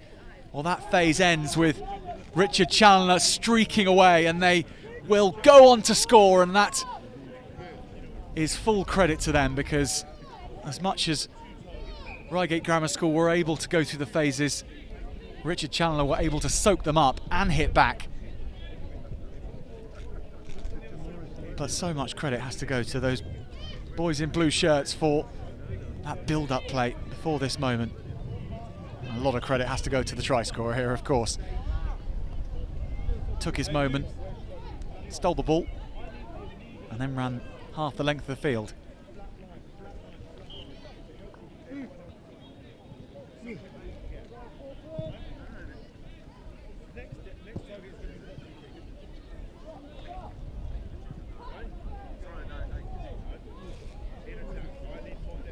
So Rygate Grammar School start again, but that's not a problem for them. They are a side which, like many, are just learning about the game still, working on their skills, working on their ability, and how they've worked an opportunity here. Finally, the defensive line is broken. Just 2 missed tackles, and Rygate Grammar School finish with a flourish. That's due reward for their hard work in this game, and you can see what it means to them. Really delighted to get over the paint with this try. Speed, and maybe not even a handoff, just speed in the end. A fine way to finish, and it won't affect the final score. It will do wonders for their development and their confidence going into their next game. Richard Chandler School finish up with this one, 15 points to 5 against Rygate Grammar School. And hello to you all out there. Thank you for watching. We're delighted to have you with us. So the rain, as you may be able to see, I'm undercover here, but it is coming down slightly. We will be getting on with the action. It's going to come thick and fast in this afternoon session. But wherever you are, wherever you're watching from, let us know where you're watching from. Let us know who you are watching for particularly. The hashtag is #Surrey7s. Get on Twitter. Let us know about it. We'd be delighted to hear your thoughts. Plenty more schools to come up with, and let us know exactly what you think of our coverage as well, particularly the direction from our director Tom, who is in the truck here. And if you're talking about the commentary, please be very kind. That's always much appreciated. So St John's next on pitch 1, trotting onto the field. St John's, they were undone in their last game against Trinity School. They had a superb morning, undefeated in their 3 games then. And they will be facing down Whitgift. Whitgift winning their first game that we saw this afternoon, coming through that 3 tries to 1. This one should be finely poised. It should be an entertaining game. Whitgift have the bigger size jerseys in their side, but St John's have a collective ability to work hard for each other, find opportunities that way. So the toss being done.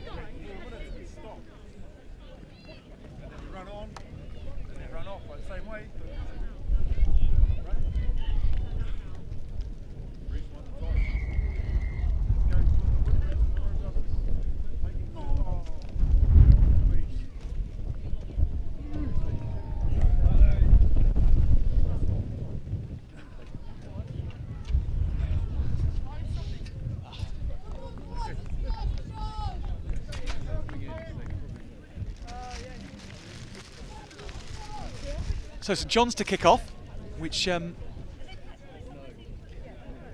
kick-off becomes much more important in this afternoon, as we're just playing 1 half of 7s, an 8-minute half. There's no half time.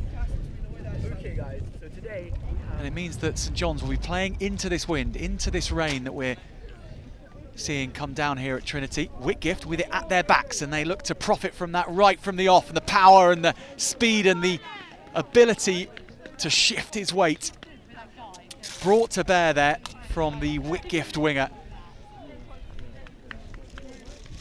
a score straight from kickoff, as our cameras will be showing from here. Our cameras, by the way, having to have protective gear laid on them as well due to the weather we're seeing, but that was fine movement, the type of movement you just can't stop when you have a player in front of you with that much speed and that much weight as well, who can shift. He runs like that, like Push, Connor, push. So St John's first chance with them to run the ball through their hands in this game. But it's Whitgift who will have a scrum in an inviting position. And once again, it can get a bit lonely up here in the commentary box. I'm delighted to be joined by Trinity staff member Stash Along. And Stash, we just saw your team up here. We were full of praise on the game, winning again in their first game in this afternoon session. So congratulations there, and thanks for joining us for this one. No problem. Looking forward to it. Excited to watch Mr. Beresford Miller refereeing.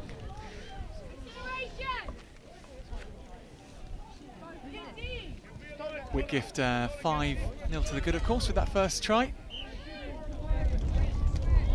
Spacing out well, shaping up nicely, potentially for a second. The cover is coming across well from St John's, but it's going to be a one-on-one, and the fend is placed. The try is scored. Whitgift go 2 to the good.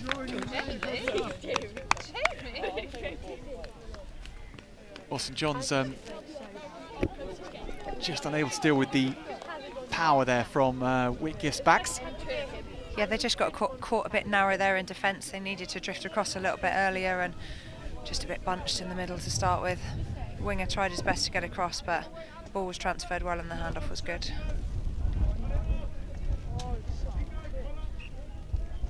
And with tackling like that, unless you go very low, you're going to get fended off. So hard to not try and go high. What is that about players when they go high? Why are they doing that? And how do you teach them to always go low? Well, in that situation there, it was really hard because the winger was at full belt, so the guy was trying to come across, and it's so hard to get your feet in close, but that's the most effective way of being able to get your shoulder in, is by your foot placement. So you look to try and get your nearest foot as close to the tackle as you can, but when you're at full speed like that, it's really hard, so you end up kind of reaching and grabbing, which inevitably means that you're leading with your hands and your arms rather than leading with your shoulder, so inevitably it's easier for the ball carrier to hand you off, and it's harder for you to get in nice and close and get your shoulder in.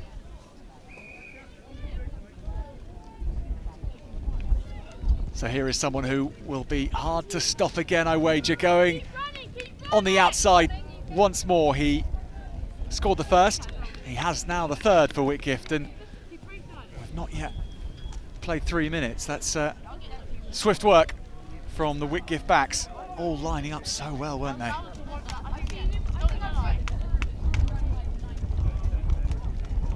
Yes, St John's are going to need to put a little bit more pressure on in defence. They're going to need to get a little bit higher, which then puts pressure on the ball carrier, so they're not able to just pass it down the line quite as easily as they have been up to now.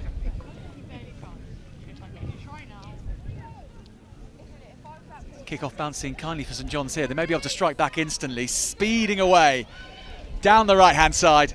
This will get them on the board. Into the corner. There is no need, of course, to go near the post because we don't have conversions here at the under-13 Surrey Sevens, so trying the corner will do nicely.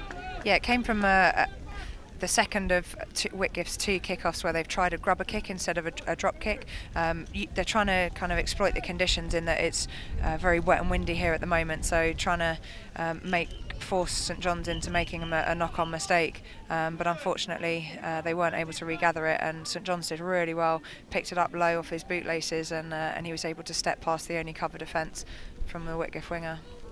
It is amazing how so many tries and source of possession comes from kickoff. It is such an important part of the game of sevens. This is strong attacking play, bulldozing down the right wing, and I think going to go all the way, chasing back, but well, that was serious power poured on by Whitgift for their fourth. Yeah, Whitgift to go in route 1 here. They're trying to use their power and backing their individual players to score their tries. So St John's have just got to try and work out a way of handling that, and be really interesting to ask the players some questions on how they think they could to stop that, whether that's stopping the player from getting the pass or stopping the player from having as much space and time to run on the ball.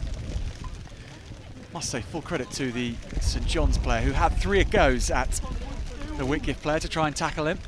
Was shrugged off on those occasions, but you've got to love that, coming back for more. Well, Stasha, once the rain really comes down here in Croydon, you've got Whitgift up next in your next game for Trinity, and what kind of areas will you be saying to the team to try and shut down, or areas to exploit maybe? Well, I'm going to leave it entirely to the players. They've been watching some of the teams that they've been playing against, and they've already identified tactics that they think will help them in those situations. So I'm just really keen to see what the players decide to do. If it means that we win or lose, it really makes kind of no difference at this stage, because it'll give us food for thought and it'll give us things to talk about as a result. So we'll literally just talk about what went well, what we would have done differently. But I'd be really keen to listen to the boys in the talk beforehand in their little huddle, where they decide what they're going to do, and also what they're basing those decisions on, because I don't really mind what decisions they make as long as they can back it up with a reason why, and then we've always got a discussion point for training or for the following match if things don't quite go as expected. Really interesting to hear, and the student-led approach to tactics. It's a wonderful approach, helps players grow and make decisions themselves. Yeah, it would be really easy for me to give them the decisions. I'm blessed because I'm standing at the side of the pitch, so I'm not involved, I'm not exerting any physical energy standing there. I get to see the whole picture, I get to watch both teams, so it'll be really easy for me to make those decisions and give the players the answers, but in the long run it doesn't help them, because they need to be able to come to those decisions themselves. They need to make sure that they're really kind of trying to find the answers from within the game, because to be honest, whatever the problems are, they're being created live in the game, therefore the answers will be in there somewhere as well. And also there's a big emphasis, and we really try and promote lots of communication within the team. So if it's me communicating from the side, then the boys they just become reliant on it, and they don't really kind of think, oh, we need to communicate. Whereas if they're not getting instructions from the side, then it's up to them, it's down to them, and that's when they really start communicating well, and that develops into good leadership when they get older, and it just means they're a little bit self-organised as a team going forward. So we really try and promote that here. Really good to hear, and we'll be seeing all that play out shortly. Trinity against Whitgift on in a couple of matches' time. St John's trying to do exactly that at the moment, try and figure out how they can find a way back into this game. They trail by 15 points. And Whitgift have extended that out a little bit more. Another try, seizing on the error. In the wet weather, they are still in the same rhythm. Yeah, we always talk about whenever you have all-day tournaments, it's about the team that wants it the most by the end, and particularly on a day like today when it's really wet and cold. It's whoever wants to be out on the pitch the most that will do the best in the end. So it's a real test of character, and we always talk in coaching about resilience, and days like today really test the character and resilience of the boys, because they're tired, it's been a long day, it's really hard to kind of stay injury free and stay motivated when you've got stop start. So yeah, it'd be really interesting to see how the boys shape up in the last game, but I'm really looking forward to watching it. Yeah, it will be good to see, and if do stay with us for that. The rain may well be continuing all afternoon, we don't know, but Whitgift making hay in the rain. Lovely show and go. Stepping back inside, changing the angles the whole time. Ball in two hands, it's coming out. There's more numbers away to the right, and this will be a super score for Whitgift.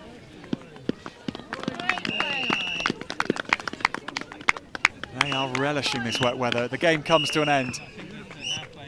And they really have outplayed St John's in this one. Let's have a look here. The hitch kick, and this was wonderful, Stasha.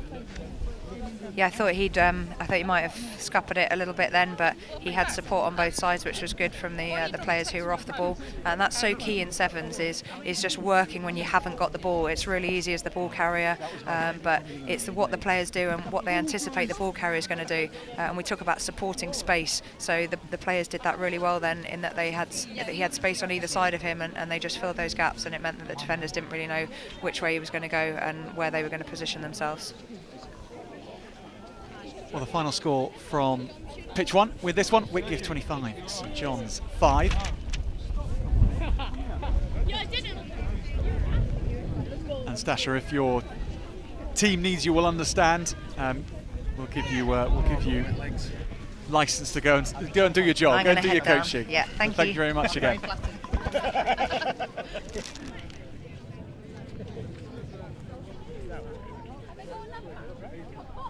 Trinity. What? Trinity.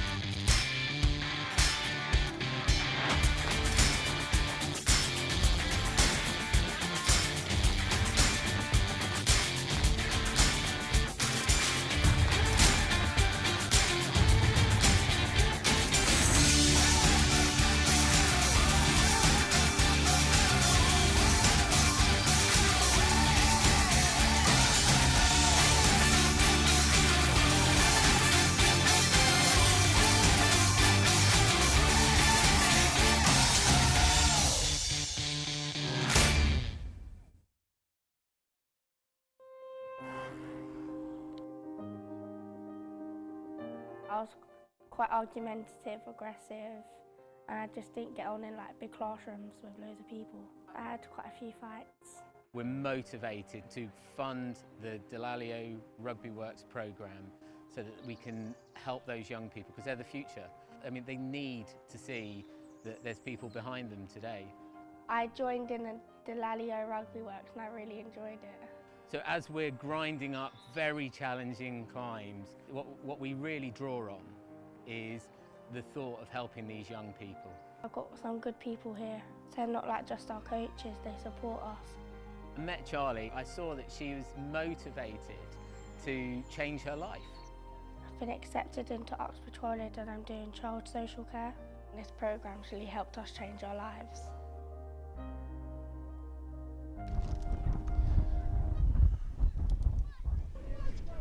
Pitch one, the action thick and fast underway. Wimbledon College already streaking away for the first try against Epsom.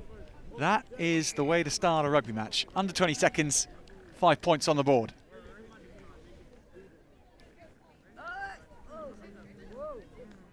Epsom kicking off. Straight to one of Wimbledon College's fastest players. And he was off. Like a Ferrari in wet weather.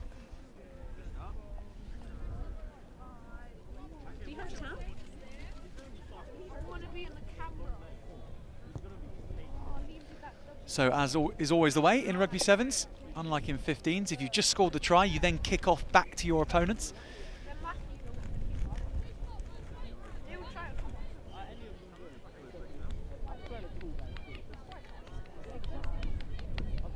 Epsom lining up quite shallow, trying to make sure that they don't have any distance to pass the ball so that the passes don't go astray. In the end, it's Wimbledon College who put pressure on and forced the pass astray. Stepping and offloading, and that's wonderful use and manipulation of space. Wimbledon College in again. The pressure came on from the Wimbledon school. Then it was snaffled up, and this was the moment. Pausing and then straightening and then offloading.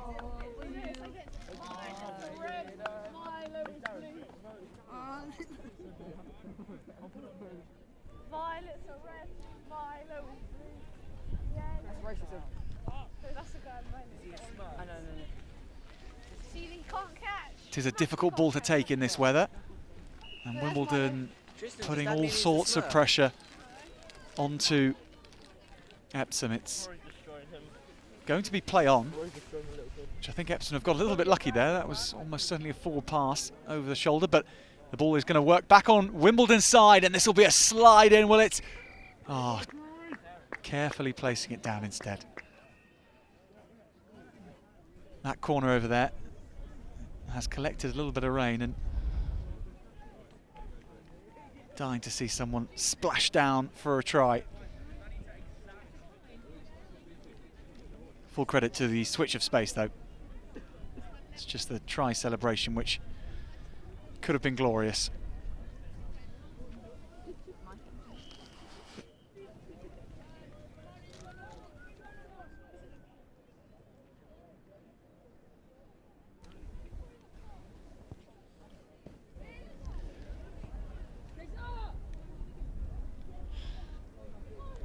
Epsom bring it out of their 22.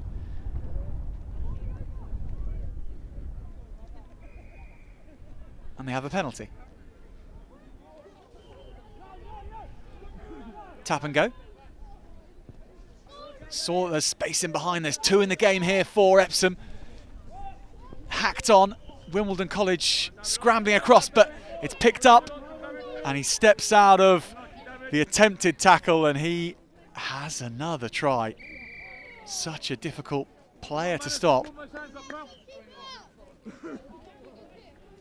So Epsom on the scoreboard, courtesy of their strike runner. Latching onto the ball in space, havoc caused, and then stepping out of the tackle.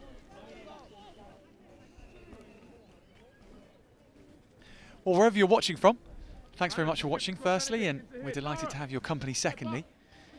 Let us know where you are watching from. If you're on Twitter, engage with us via the hashtag Surrey7s.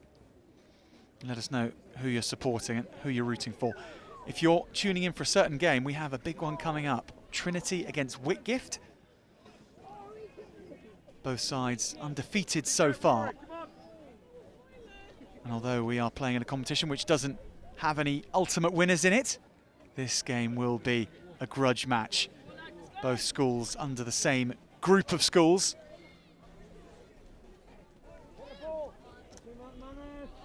We are expecting a very good game from that as well, just because of the sheer quality of the players involved. They've been 2 of the standout teams in this tournament here today.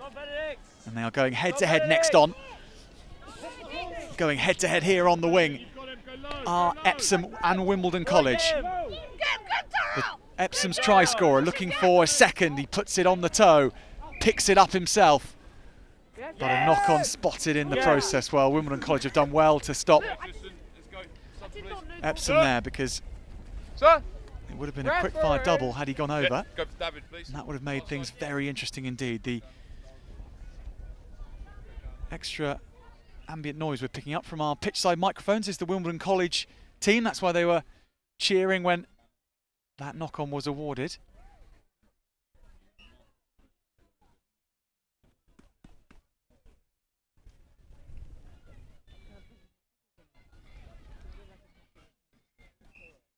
Strong scrum.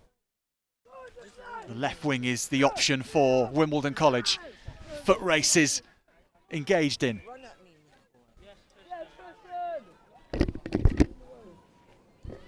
Epsom though turn it over, speeding away, keeping a low centre of gravity. This lively player with the orange boots for Epsom. He's got to grips with in the end by Wimbledon College. And they go through the centre of the ruck.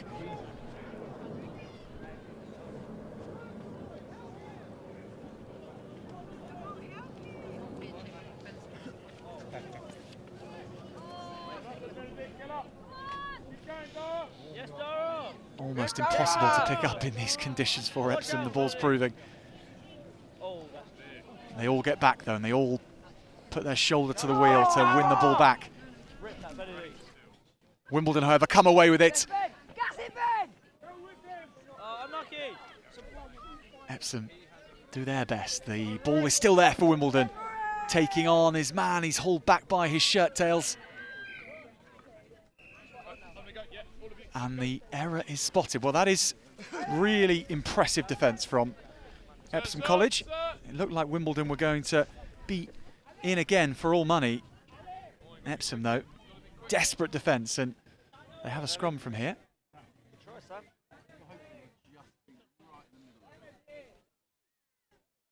Plenty of Wimbledon College players, rather, being exchanged in. That's always good to see. It's been mentioned a few times today, but there is the half-game concept being proposed as we see Wimbledon College winning the ball back from the scrum, and that's a glorious try. The type of try every scrum half dreams of, the turnover of the ball from the scrum and then just picking and going. Let's have a look again. Epsom with the feed, the power comes on and the ball pops out the back. One-on-one with his opposite number, strong fend, and then the dive too.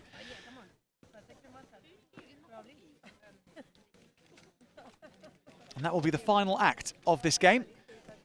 We've just been playing 1/2 games here for the afternoon's duration. Wimbledon College turning around winners, 20 points to 5 against Epsom. Good value for that. They dominated the game from start to finish with the exception of the Epsom try and a couple of attempted attacks which bode well at the time, but Wimbledon College run out victors by 15 points. Now our next game on, Trinity against Whitgift. Stay with us for that.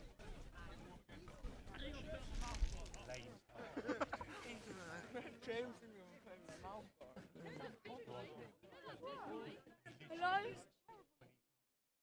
Tristan! Hello?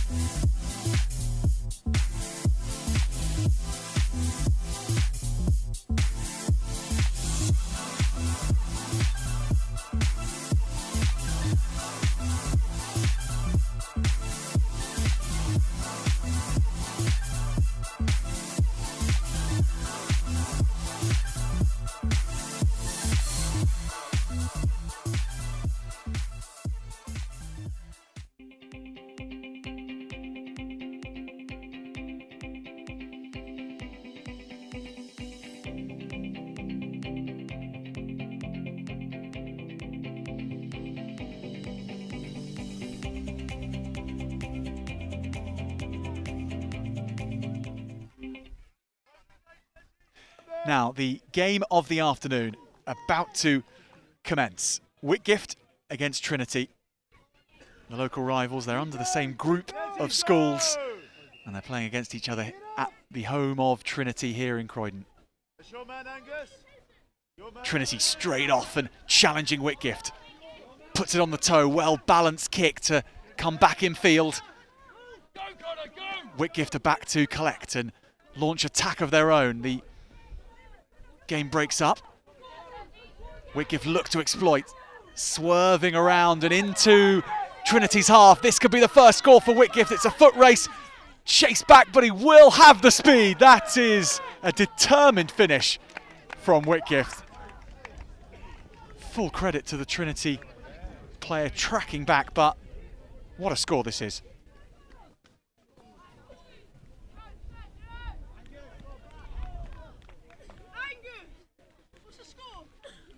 This was the break where it looked like he was going to be hauled down and then found an extra gear. Two-handed challenge back. Oh, that was well finished indeed. So for the first time, Trinity are behind on the scoreboard. We had Stasha Long up in the commentary box, their coach earlier, saying that she's just looking forward to seeing how her players react on the pitch in these games, how they identify opportunities. And identifying an opportunity on the left wing all the way around the outside. But there was a forward pass earlier in the motion, the referee's indicating, so none of that would have counted. Oh, cruel for Trinity. They look to have responded initially in the best possible way.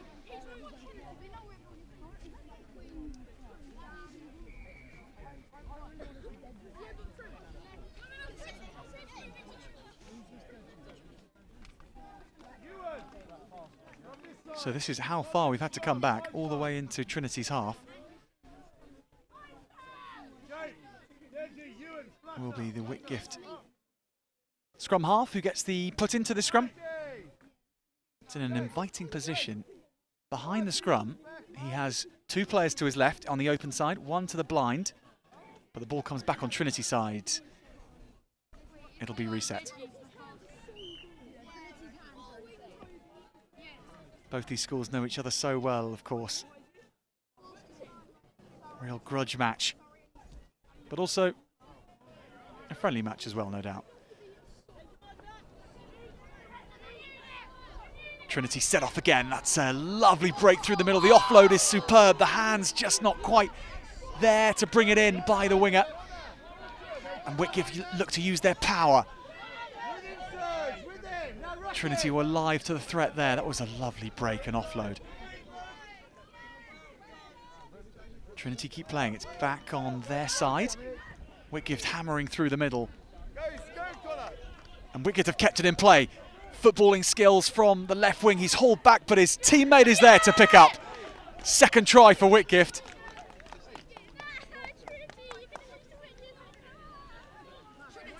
Well, that was opportunism of the highest order. The ball came back. Trinity, it looked like, who were going to be able to just clear their lines, and then everyone stopped playing, except for Whitgift, keeping it in. And then that, well, that was a pullback for sure. It didn't matter. The numbers were there, the try was scored, 10-0 to Whitgift. Now, from a development perspective, what we've been talking about all day with the masters we've been speaking to up here in the commentary box is players learning to adapt on the hoof, learning to unlock a defence and work out how to win a game when things are going against them. We'll see how Trinity respond here. They go wide, they try and stretch Whitgift that way, they have the advantage. There's a slippery old ball out there, the rain still coming down and causing problems with the core skills. So it's taken quickly. The direct route this time, but the ball pops out. Whitgift with a chance to make them pay.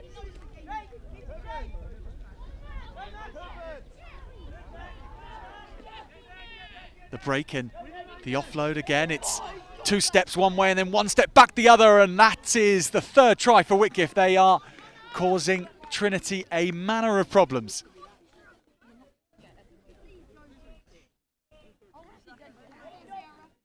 Let's have a look again, because those steps were so good to watch. Here it was off the floor and then just in and then out. Oh, he got waxed.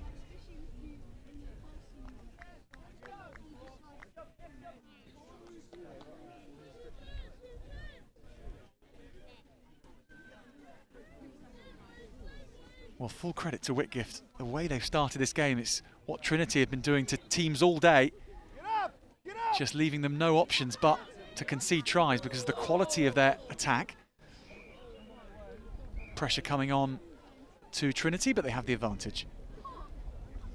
So a reminder that these games in the second half of the day, they're just 8 minutes long, just 1 half, so there'll be no half time. Trinity need to do it all, playing left or right. There'll be no minutes rest to have a regroup.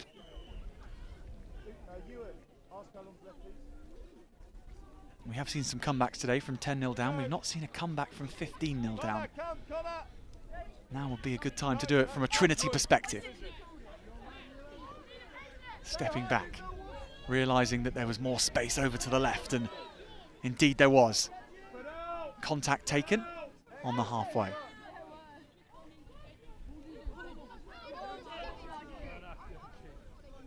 Whitgift looking to spoil that, but will again come back, and Trinity will have the ball still. There is a time pressure now on Trinity if they are to get back level pegging and even win the game. They've given the ball straight back to Whitgift, who don't need to be given any second opportunity to run it. It's turned over. This could be Trinity's moment to get on the scoreboard. It's given out. It's a one-on-one on the wing, and a clean pair of heels is shown, so Trinity do get the try. And they'll need to play quickly from here, but they have that all-important first score back. Our clock, by the way, just an indicator, certainly not the referee's clock, so we will see if Trinity have enough time. They take it quickly whilst we watch this replay. Play is going on, but it's gone all the way out. Hard-earned score by Trinity. Came from playing a little bit of territorial rugby. Kicking it downfield and then turning it over. There are no line-outs in under-13 sevens rugby here, so it's just a quick tap and go. Trinity have 4 players over to this side, but they go and put it on the toe again. This could be one to chase. Whitgift calmly going back. Trinity think they've scored. They have scored. Well, this is getting very interesting indeed. Whitgift thought they'd done enough. I think they thought it was just going to be tapped down. We'll have to have another look here. Space identified so well. Now what happened here? It went down, it popped out, and then put down by Trinity College, or Trinity School. Well, that second try, but that will be the end of the game. Time is up for Trinity. Despite their comeback, they haven't quite managed to get the third try, so Whitgift take the win, 15 points to 10. The grudge match goes the way of Whitgift here at the home of Trinity.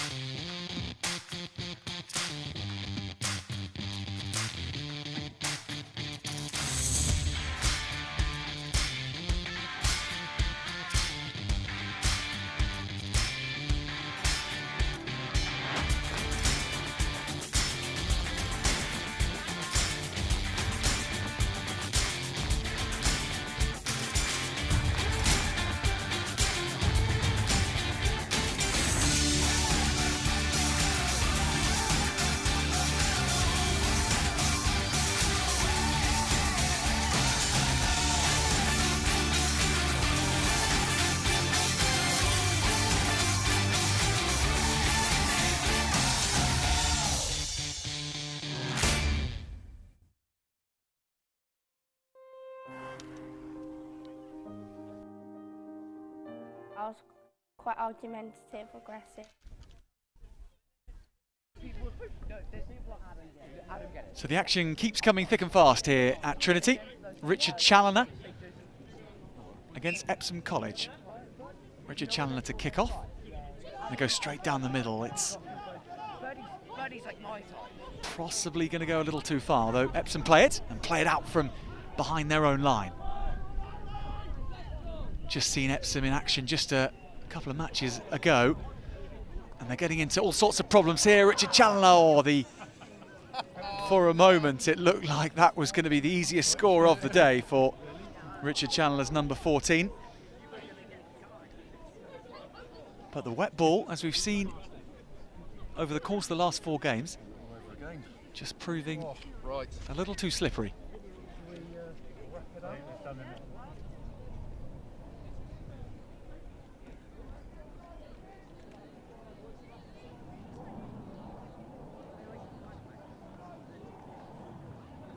But this is an excellent position for Richard Challener. Scrum, options either side of the scrum. They go to the left, they come late, and this will be the try. Number 14 again.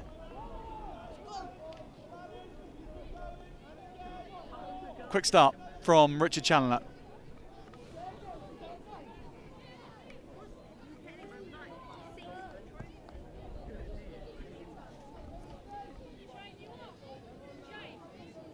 No problems in winning the ball back from the scrum, so that allowed the platform and just good hands, allowing the space to score.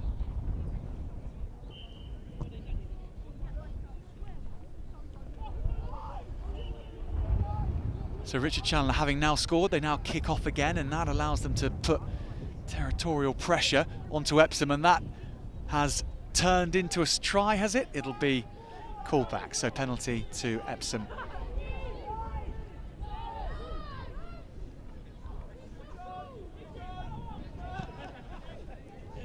Well, Epsom already fed up with having to play the ball out of their half, so they put boot to ball, and then Richard Challener are asked to run it back.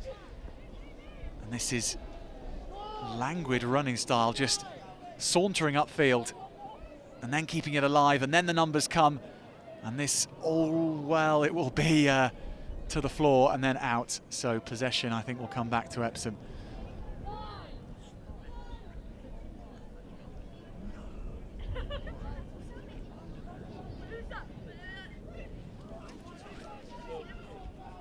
Richard Challener instead have the ball, and instead they have the second try already, just pushing defenders out the way.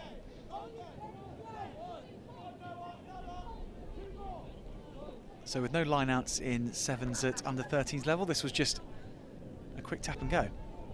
Taken quickly, one man out, and there was the fen. That was huge, hugely difficult to stop. One of the Epsom players having two goes at him, but just the superior range of the number 13 for Richard Challener. And it was never really a contest on that occasion.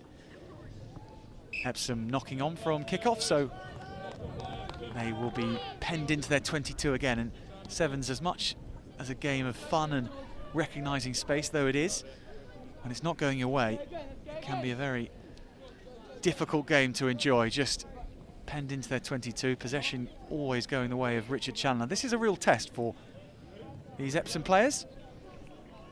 Can they try and change the direction of this game? That's a much better scrum.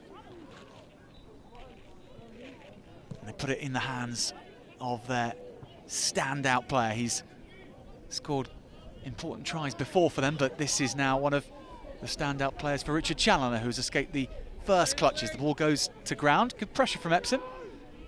They're going to be allowed to play it, scampering forward.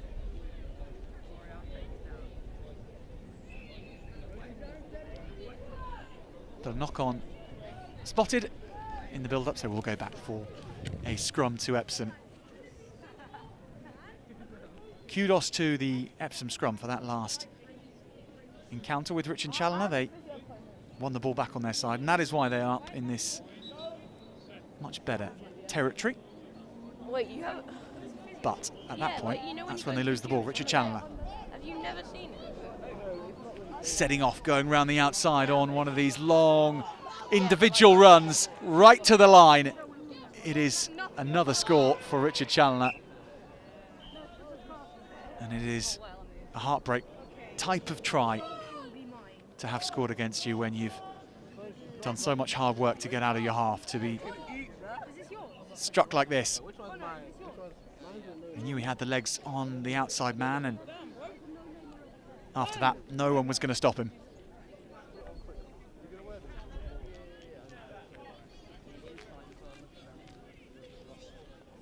Well, if you've been following our coverage all day, you would have seen Richard Challener in action earlier against Rygate Grammar School, which they won, earlier against Wimbledon College.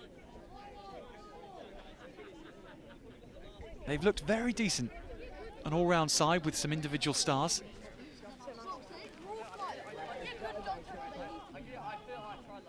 Can Epsom find a way against them? Can they start playing rugby sevens of their own? They're turned over.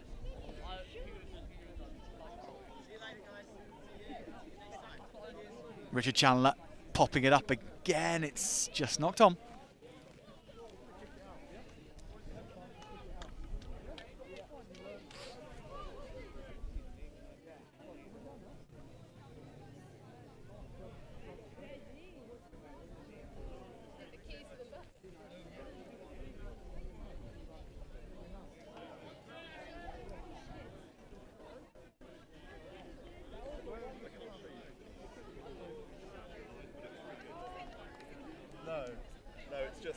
So scrum, and Epsom get it back. The hyenas of Richard Challener, though, all over their prey. They look to have turned the ball sliding in, but not to be awarded 5 points. We'll have another scrum in another advantageous position for Richard Challener.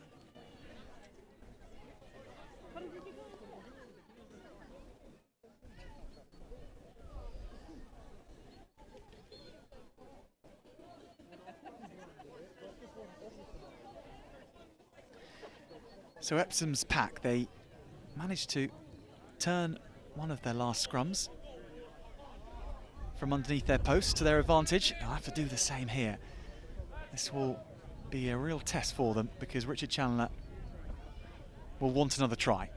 They have been unrelenting in their pursuit of their opponents in that regard, but that is a very, very good scrum again. Epsom have to put it on the boot to relieve the pressure, and this has fallen to Richard Challener, and this will be another score right round the outside, collecting well, and nothing Epsom can do about that. The final whistle is blown. Richard Challener have scored a very good victory indeed against Epsom. This, the final try, it's come to one of their most dangerous runners, and there was nothing that Epsom were going to do from there. Round the outside, in at the corner, job done, thank you very much. But that brings the game to an end, so 20 points to 0 that Richard Challener have won. And congratulations to them. Congratulations for how they've played all tournament. Epsom, congratulations to them too, because they stuck to their task manfully, but that is the final score in their game. Richard Challener taking the day.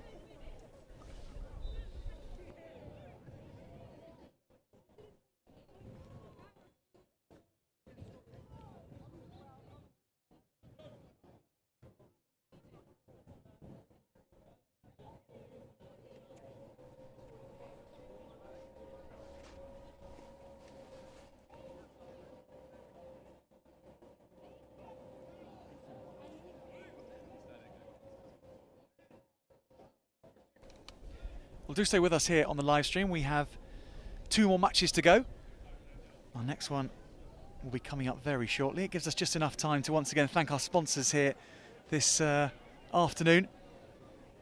Their graphic just popping up at the bottom right-hand side of our screen. They've really done so much to make this stream possible. Technical and Event Services is our sponsor. Just a local company here in Croydon with over 25 years experience, and they provide turnkey bespoke technical solutions and production support for live events worldwide. So if that's what you need, get in touch. Check it out, Technical Event Solutions.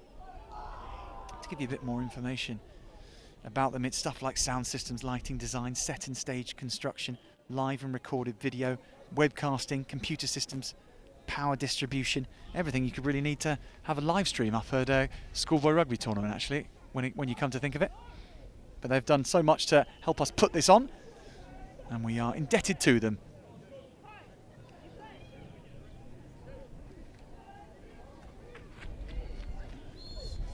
So the Richard Challener debrief goes on. Really strong performance for them to round off their day here. St John's versus Tiffin is coming up next. On pitch 1, both these sides performing very well in the morning's exchanges, not having had such a enjoyable time of the afternoon. They haven't been winning as many games. I say not as enjoyable, it probably has been just as enjoyable. We just have won as many games, but that's not really the point of all this. That's not really why we're up here streaming it. We're here to track the growth of these players, to record their moments, how they play, the tries they score, as they develop into senior rugby players. And it's so important for them to maintain their enjoyment of the game and maintain their willingness to try things. Not to worry too much about the final result, and that is the ethos here at the Surrey School Sevens. It's not about the winner. Indeed, there is no winner, and hello to you if you're just joining in for these final two games. It's great to have you with us. It is more about players learning on the hoof. And for the final game here, for both these sides, is a chance to do just that. And they may well be keen for a win as well, I wager, because they haven't had many of those in the afternoon period. Well used to wins in their morning sessions, and particularly St John's we saw on this pitch, they will look very handy all morning.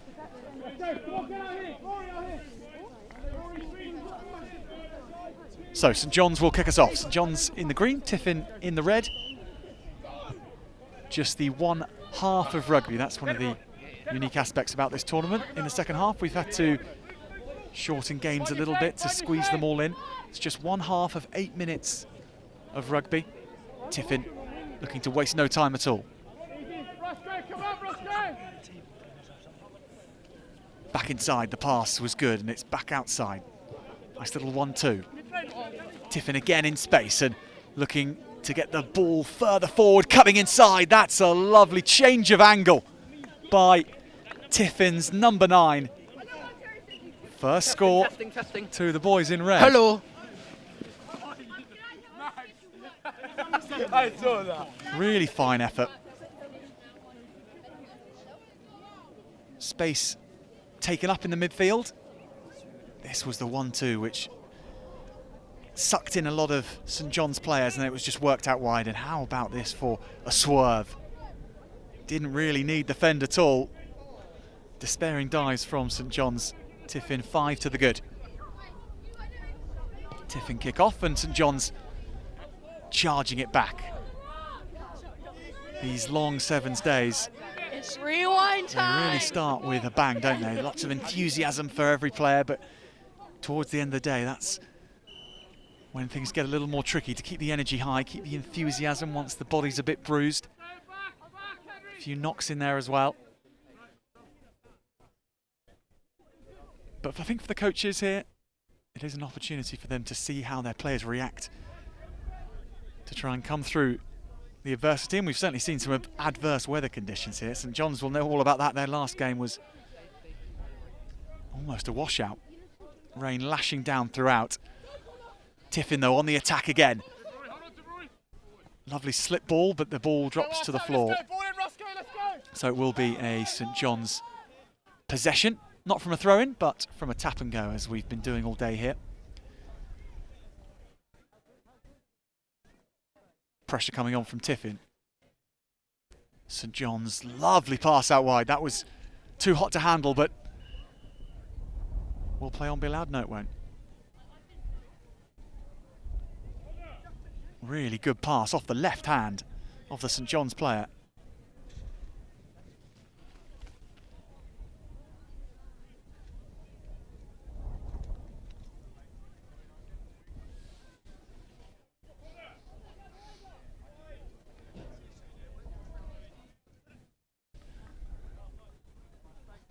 Tiffin get the ball back on their side.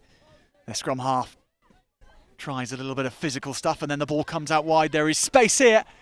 18 cuts inside, but the pass went forward earlier in the play, so it'll be a scrum. Agonising. There was real pace in those feet of the number 18.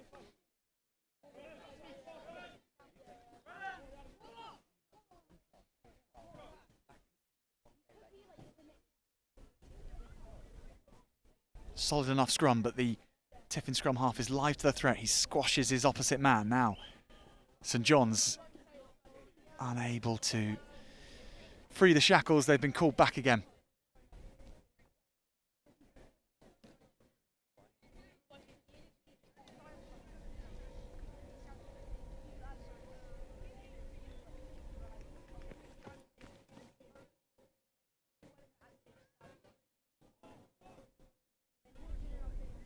St John's scrum very strong to move Tiffin around.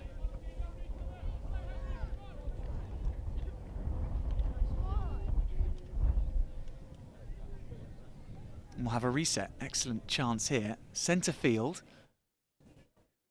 Number 13, number 18 over to the right, but it's to the left that the scrum half goes. He dummies himself and he'll crash over Tiffin's second try. And that was a very good one indeed.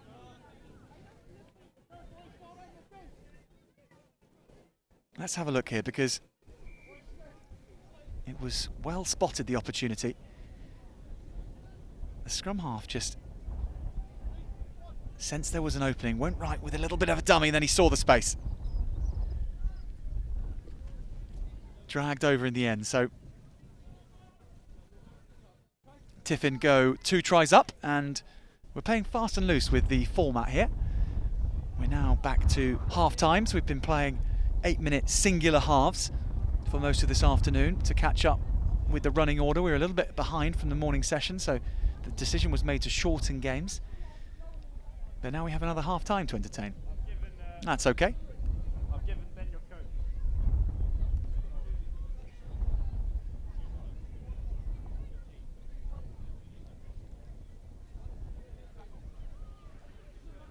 It does make a difference, the approach that is taken here at the Surrey Sevens, the fact that there are no eventual winners. It's not a knockout tournament in the afternoon, it's just 2 or 4 different groups reallocated based on how everyone did in the morning, matching up sides that did well with other sides that did well.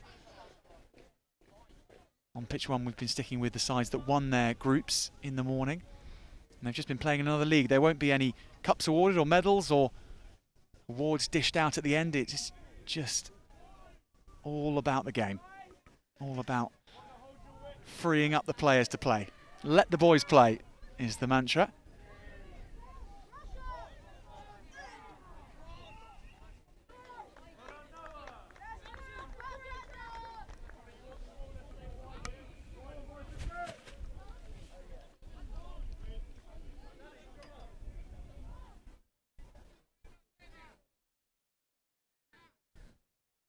So Tiffin turning around with a 10-point lead at half-time. Where's Rory back there? Put pressure on the 9.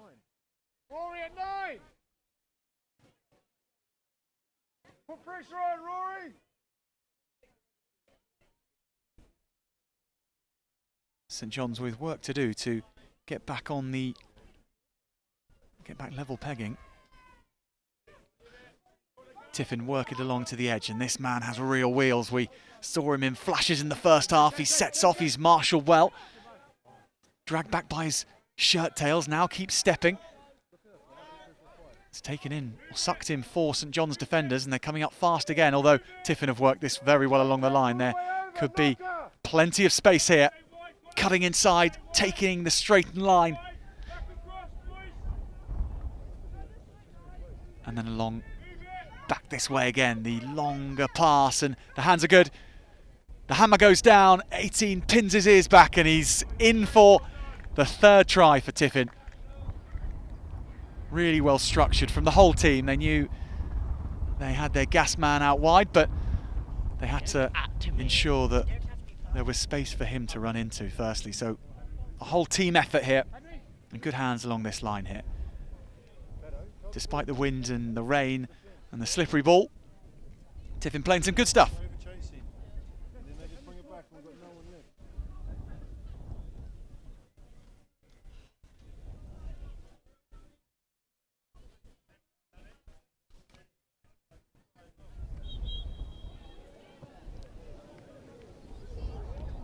High hanging kickoff taken well by St John's. Ripped free too. And then the pass out wide, that was almost perfectly timed. St John's being driven back here, but still with the ball. Until that moment, it's landed perfectly for Tiffin. Here could be another opportunity, straight up the middle and slashing past one of the St John's defenders. St John's have it back. Now this could be a good score here, through the middle, already over halfway, and able to ease up because the hard work done, the gap was spotted, and that's a good score from St John's. Reese, get the ball!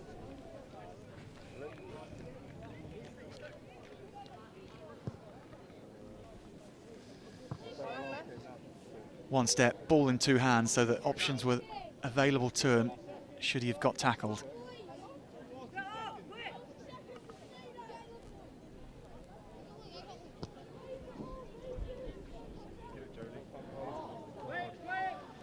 Great kick. The ball claimed back by St John's. Really good restart work from the boys in green. But just knocking on. So we'll have a Tiffin scrum.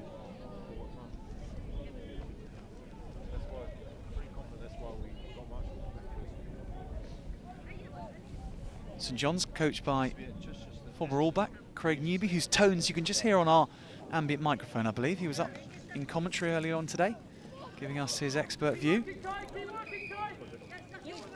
He actually rather took over the job of commentating at once. It was very easy commentating with Craig Newby. So much insight into the game at an international level. Now bringing that all to bear for St John's, and St John's with the bit between their teeth now, having got that first try. Step and show and go, and there, has he managed to place it? I don't think he has. Play on, says the referee. Tiffin don't need any second looking. Ball in two hands, now out wide. This could lead to something marvellous from Tiffin. Good defence from St John's, it has to be said. They managed to get numbers back quickly. Tiffin still have it and still keep taking contact and then offloading. That's well weighted and superbly taken. Certainly a try that's from the slow lane. Or a try building, I should say, rather. Still half a pitch to go. But they're taking their time, trying to work it through the hands. It's turned over. St John's won't look to hang around. 3 back for Tiffin, but not held. Or at least the player thought he was not held. The referee thought otherwise. So penalty to Tiffin, unfortunate for the St John's player. He was pulled to the ground, and at that point you have to lay the ball back.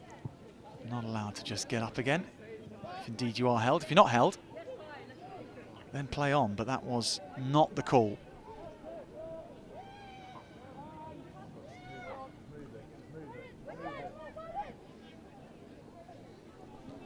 St John's having all the possession at the moment.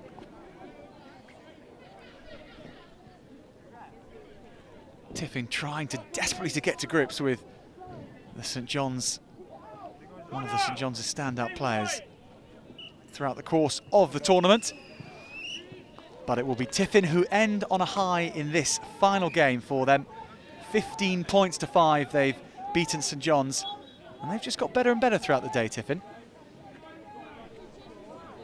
St John's, who started so well, have had a tough old afternoon in the saddle. But they kept plugging, kept at it.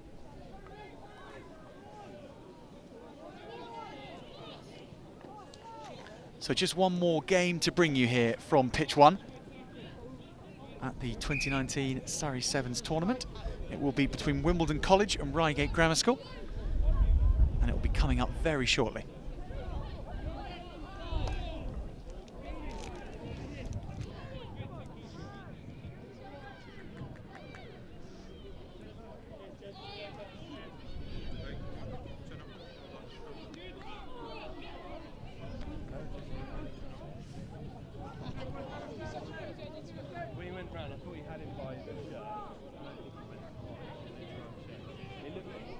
When he went down, his shirt went like tight around his neck.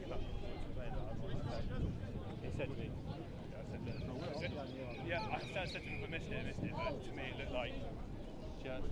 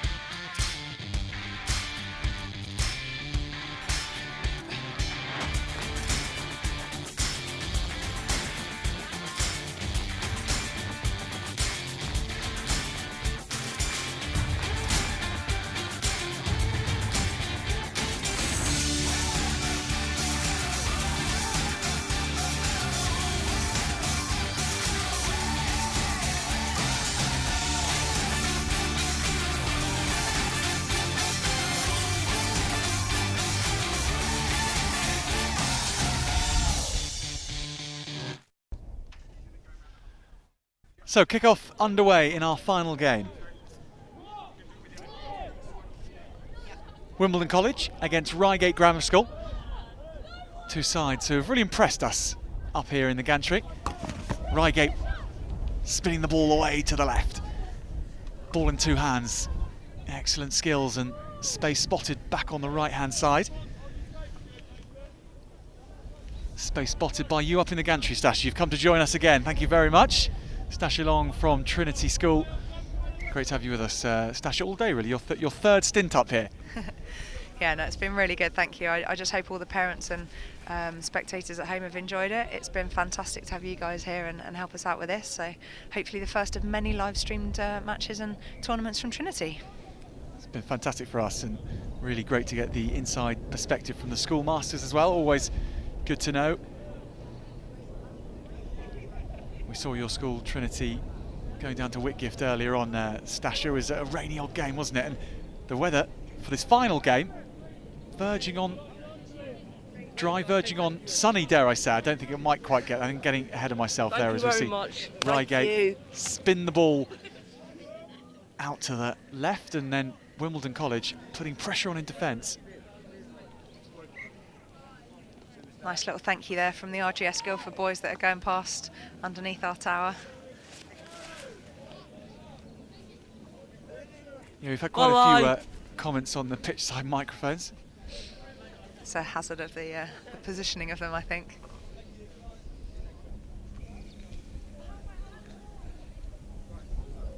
So this, as I say, our final game here throughout the course of today at Trinity School.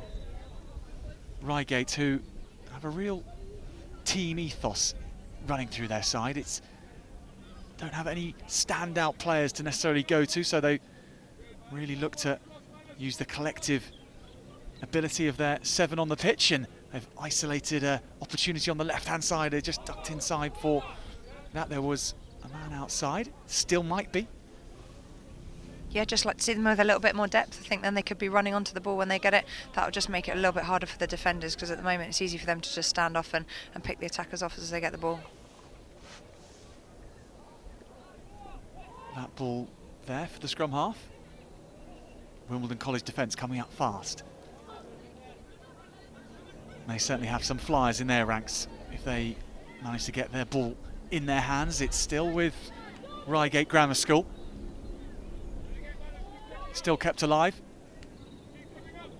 One-on-one on the right-hand wing, and that's good feet and good speed to get the first try.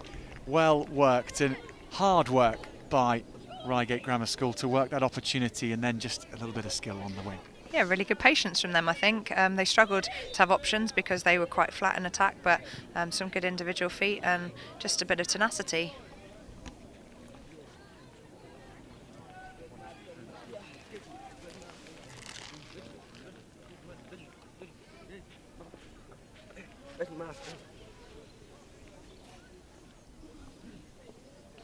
So 5-0 to Rygate Grammar School, and they will kick off, of course, as we've seen all day, as we always see in sevens. The side, as opposed to in 15s, who's just scored, will kick back off. That was Dara Englefield with the ball there for Wimbledon College. member of my club at Old Rats, and his brother actually was in the Harlequins Academy until he was 18. Went to London Irish Ace Academy for sixth form and actually got a contract at the beginning of this year. So unfortunately missed out on an opportunity to play in the Ireland under-20s for the Six Nations because he broke his shoulder in his final match against Munster, but yeah, doing really well. Yeah, Wimbledon College across the board have really impressed today, and that's a good offload, and this will be their first try. Will it just cutting back inside? There's pause for thought there at the end, but that is half-time in the final game. Nicely poised for our final one here. Many of the matches have been keenly contested, and particularly in the waterfall effect part of the tournament, showing that the seeding is working, and the top teams from the morning now facing off against each other in the afternoon. Yeah, I think that's the benefit of the waterfall tournament, is that you do get the opportunity. So some teams who might have lost some of their pool matches in the early stages then come up against people who've also lost their matches, and it gives them an opportunity to finish on a bit of a high. And yeah, great to see two teams fighting it out.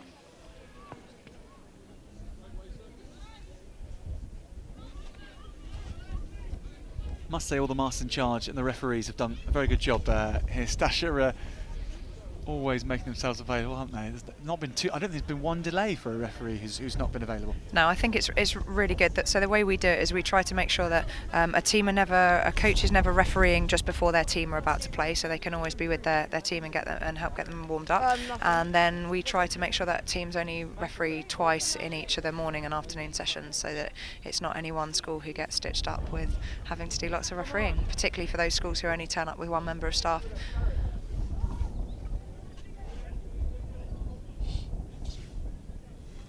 And we have a change of referee for the second half as well. This is interesting. Well noted. That had passed me by. I'm glad you're here, Stasher. Yes. I think it was the other school ref. His team were ready to go, so I think they've got on the road. Avoid the Croydon traffic.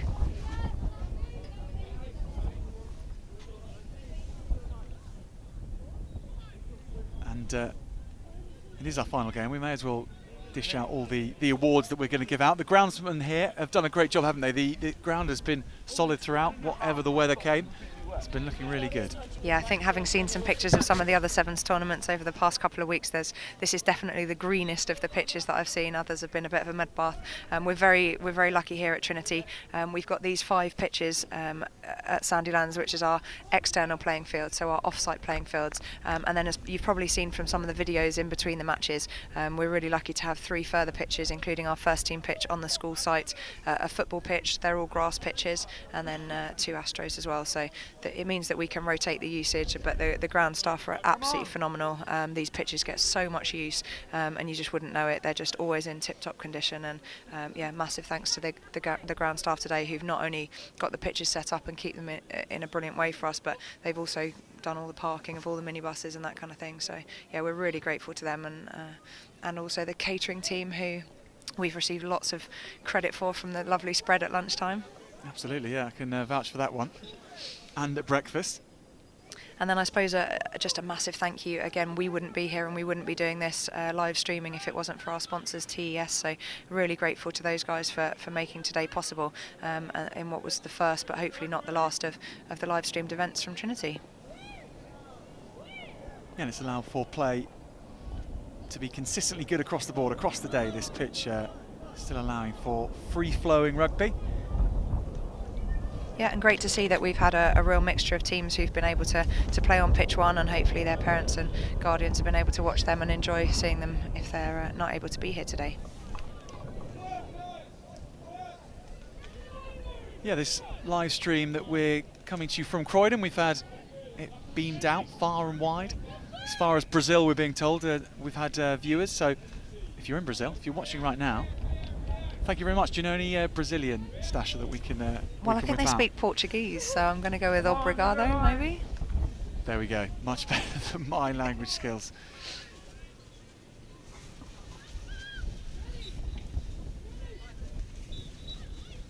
So Rygate Grammar School, 5 points behind on the scoreboard after that try from Wimbledon College. What can they muster here? worked away to the edge. Tackling is strong from Wimbledon.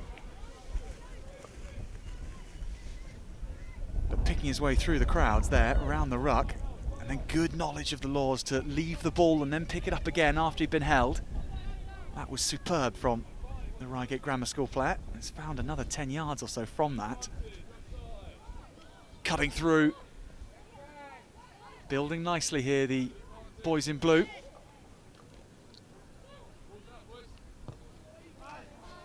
Gone to the skies, that hasn't gone forward, but Yeah, he knew he had penalty advantage, so it was a kick with no risk really for them.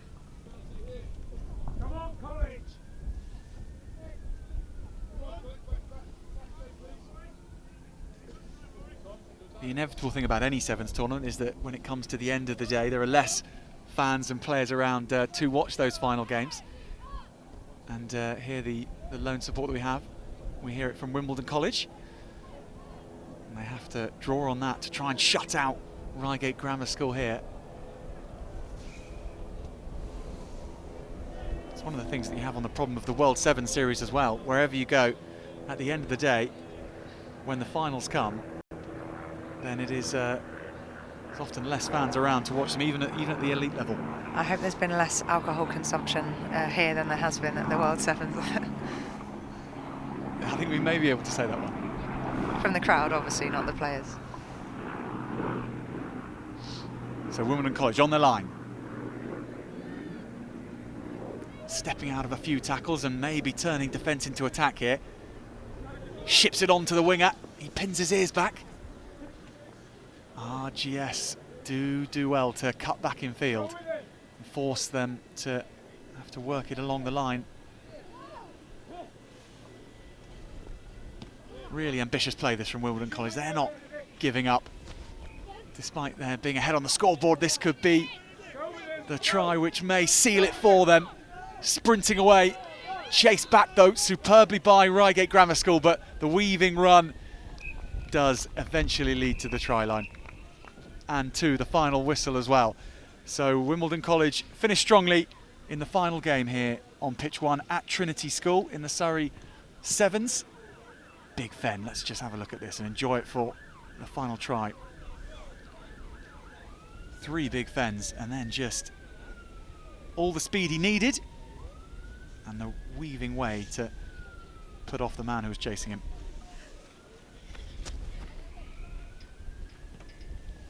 Well, that concludes the matches here on pitch 1 and across the whole tournament. But Stasha, final words from yourself on the day and the enjoyment and what you think the players have got out of it. I just think it's an opportunity for them to have played lots of rugby together. Often it's like their first experience of sevens at this age group, so it's a really good opportunity for them to come and learn. They don't have to worry that there's the pressure of a knockout tournament or anything, and really good preparation for some of the other tournaments. The Trinity boys have got another tournament coming up on Sunday, so only about 24 hours rest, and then more tournaments happening over the next couple of weeks. So I know there's been a lot of call for sevens tournaments to be run in the summer because of the weather and how much it affects them, but hopefully we'll get lots of tournaments in over the coming weeks and the boys will get to continue to play lots of rugby. Yeah, well, thanks a lot for having us here. Thanks a lot for putting up with us and joining us, and actually to all the masters as well who have given their time aside from their duties of coaching boys. So thanks very much for joining us on the live stream. We've been delighted to have your company, and we look forward to you joining us next year, if we can do it here at Croydon at Trinity School for the Surrey Sevens. But for now, for today, thanks very much. Thank you.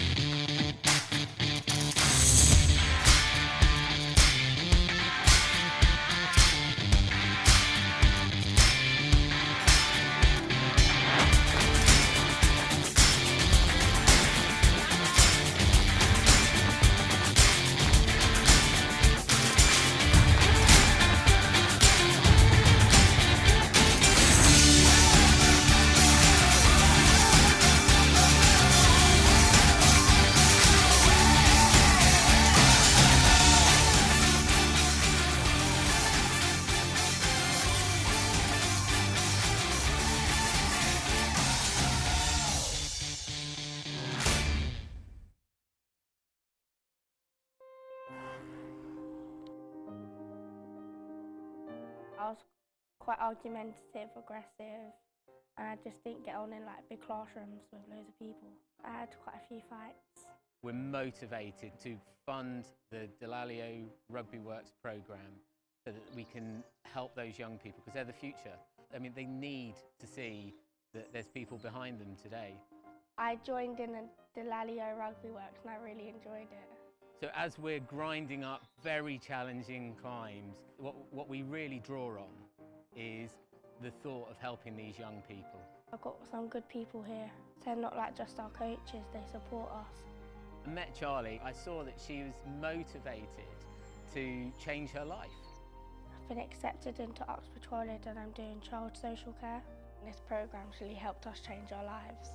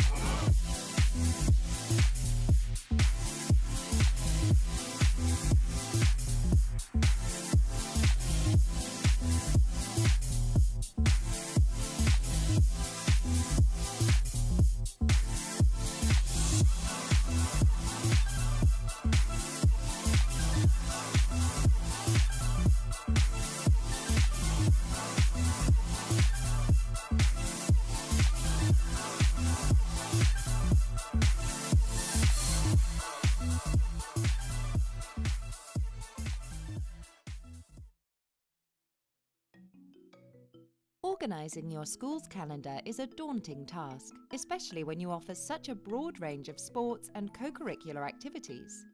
Managing calendar clashes, cancellations and last-minute changes can make this part of a teacher's life complicated and time-consuming. But what if there was an easier way? SOCS is here to help make communicating with parents and pupils simple.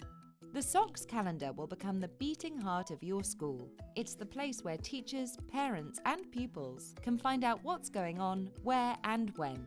It can even be customised with your school branding and integrated with your website.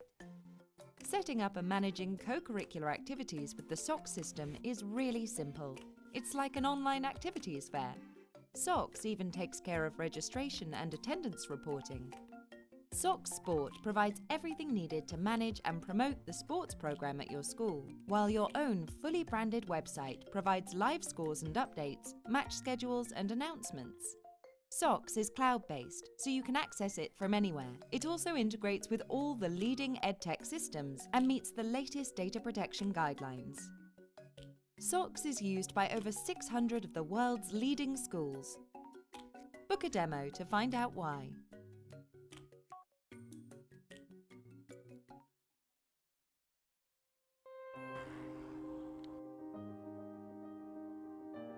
As soon as I got kicked out of mainstream, I thought that was it for me. I was an angry person. And I can identify with the kids that we're trying to help. I come from a similar background from what the struggles they're going through and where they're trying to get to in life.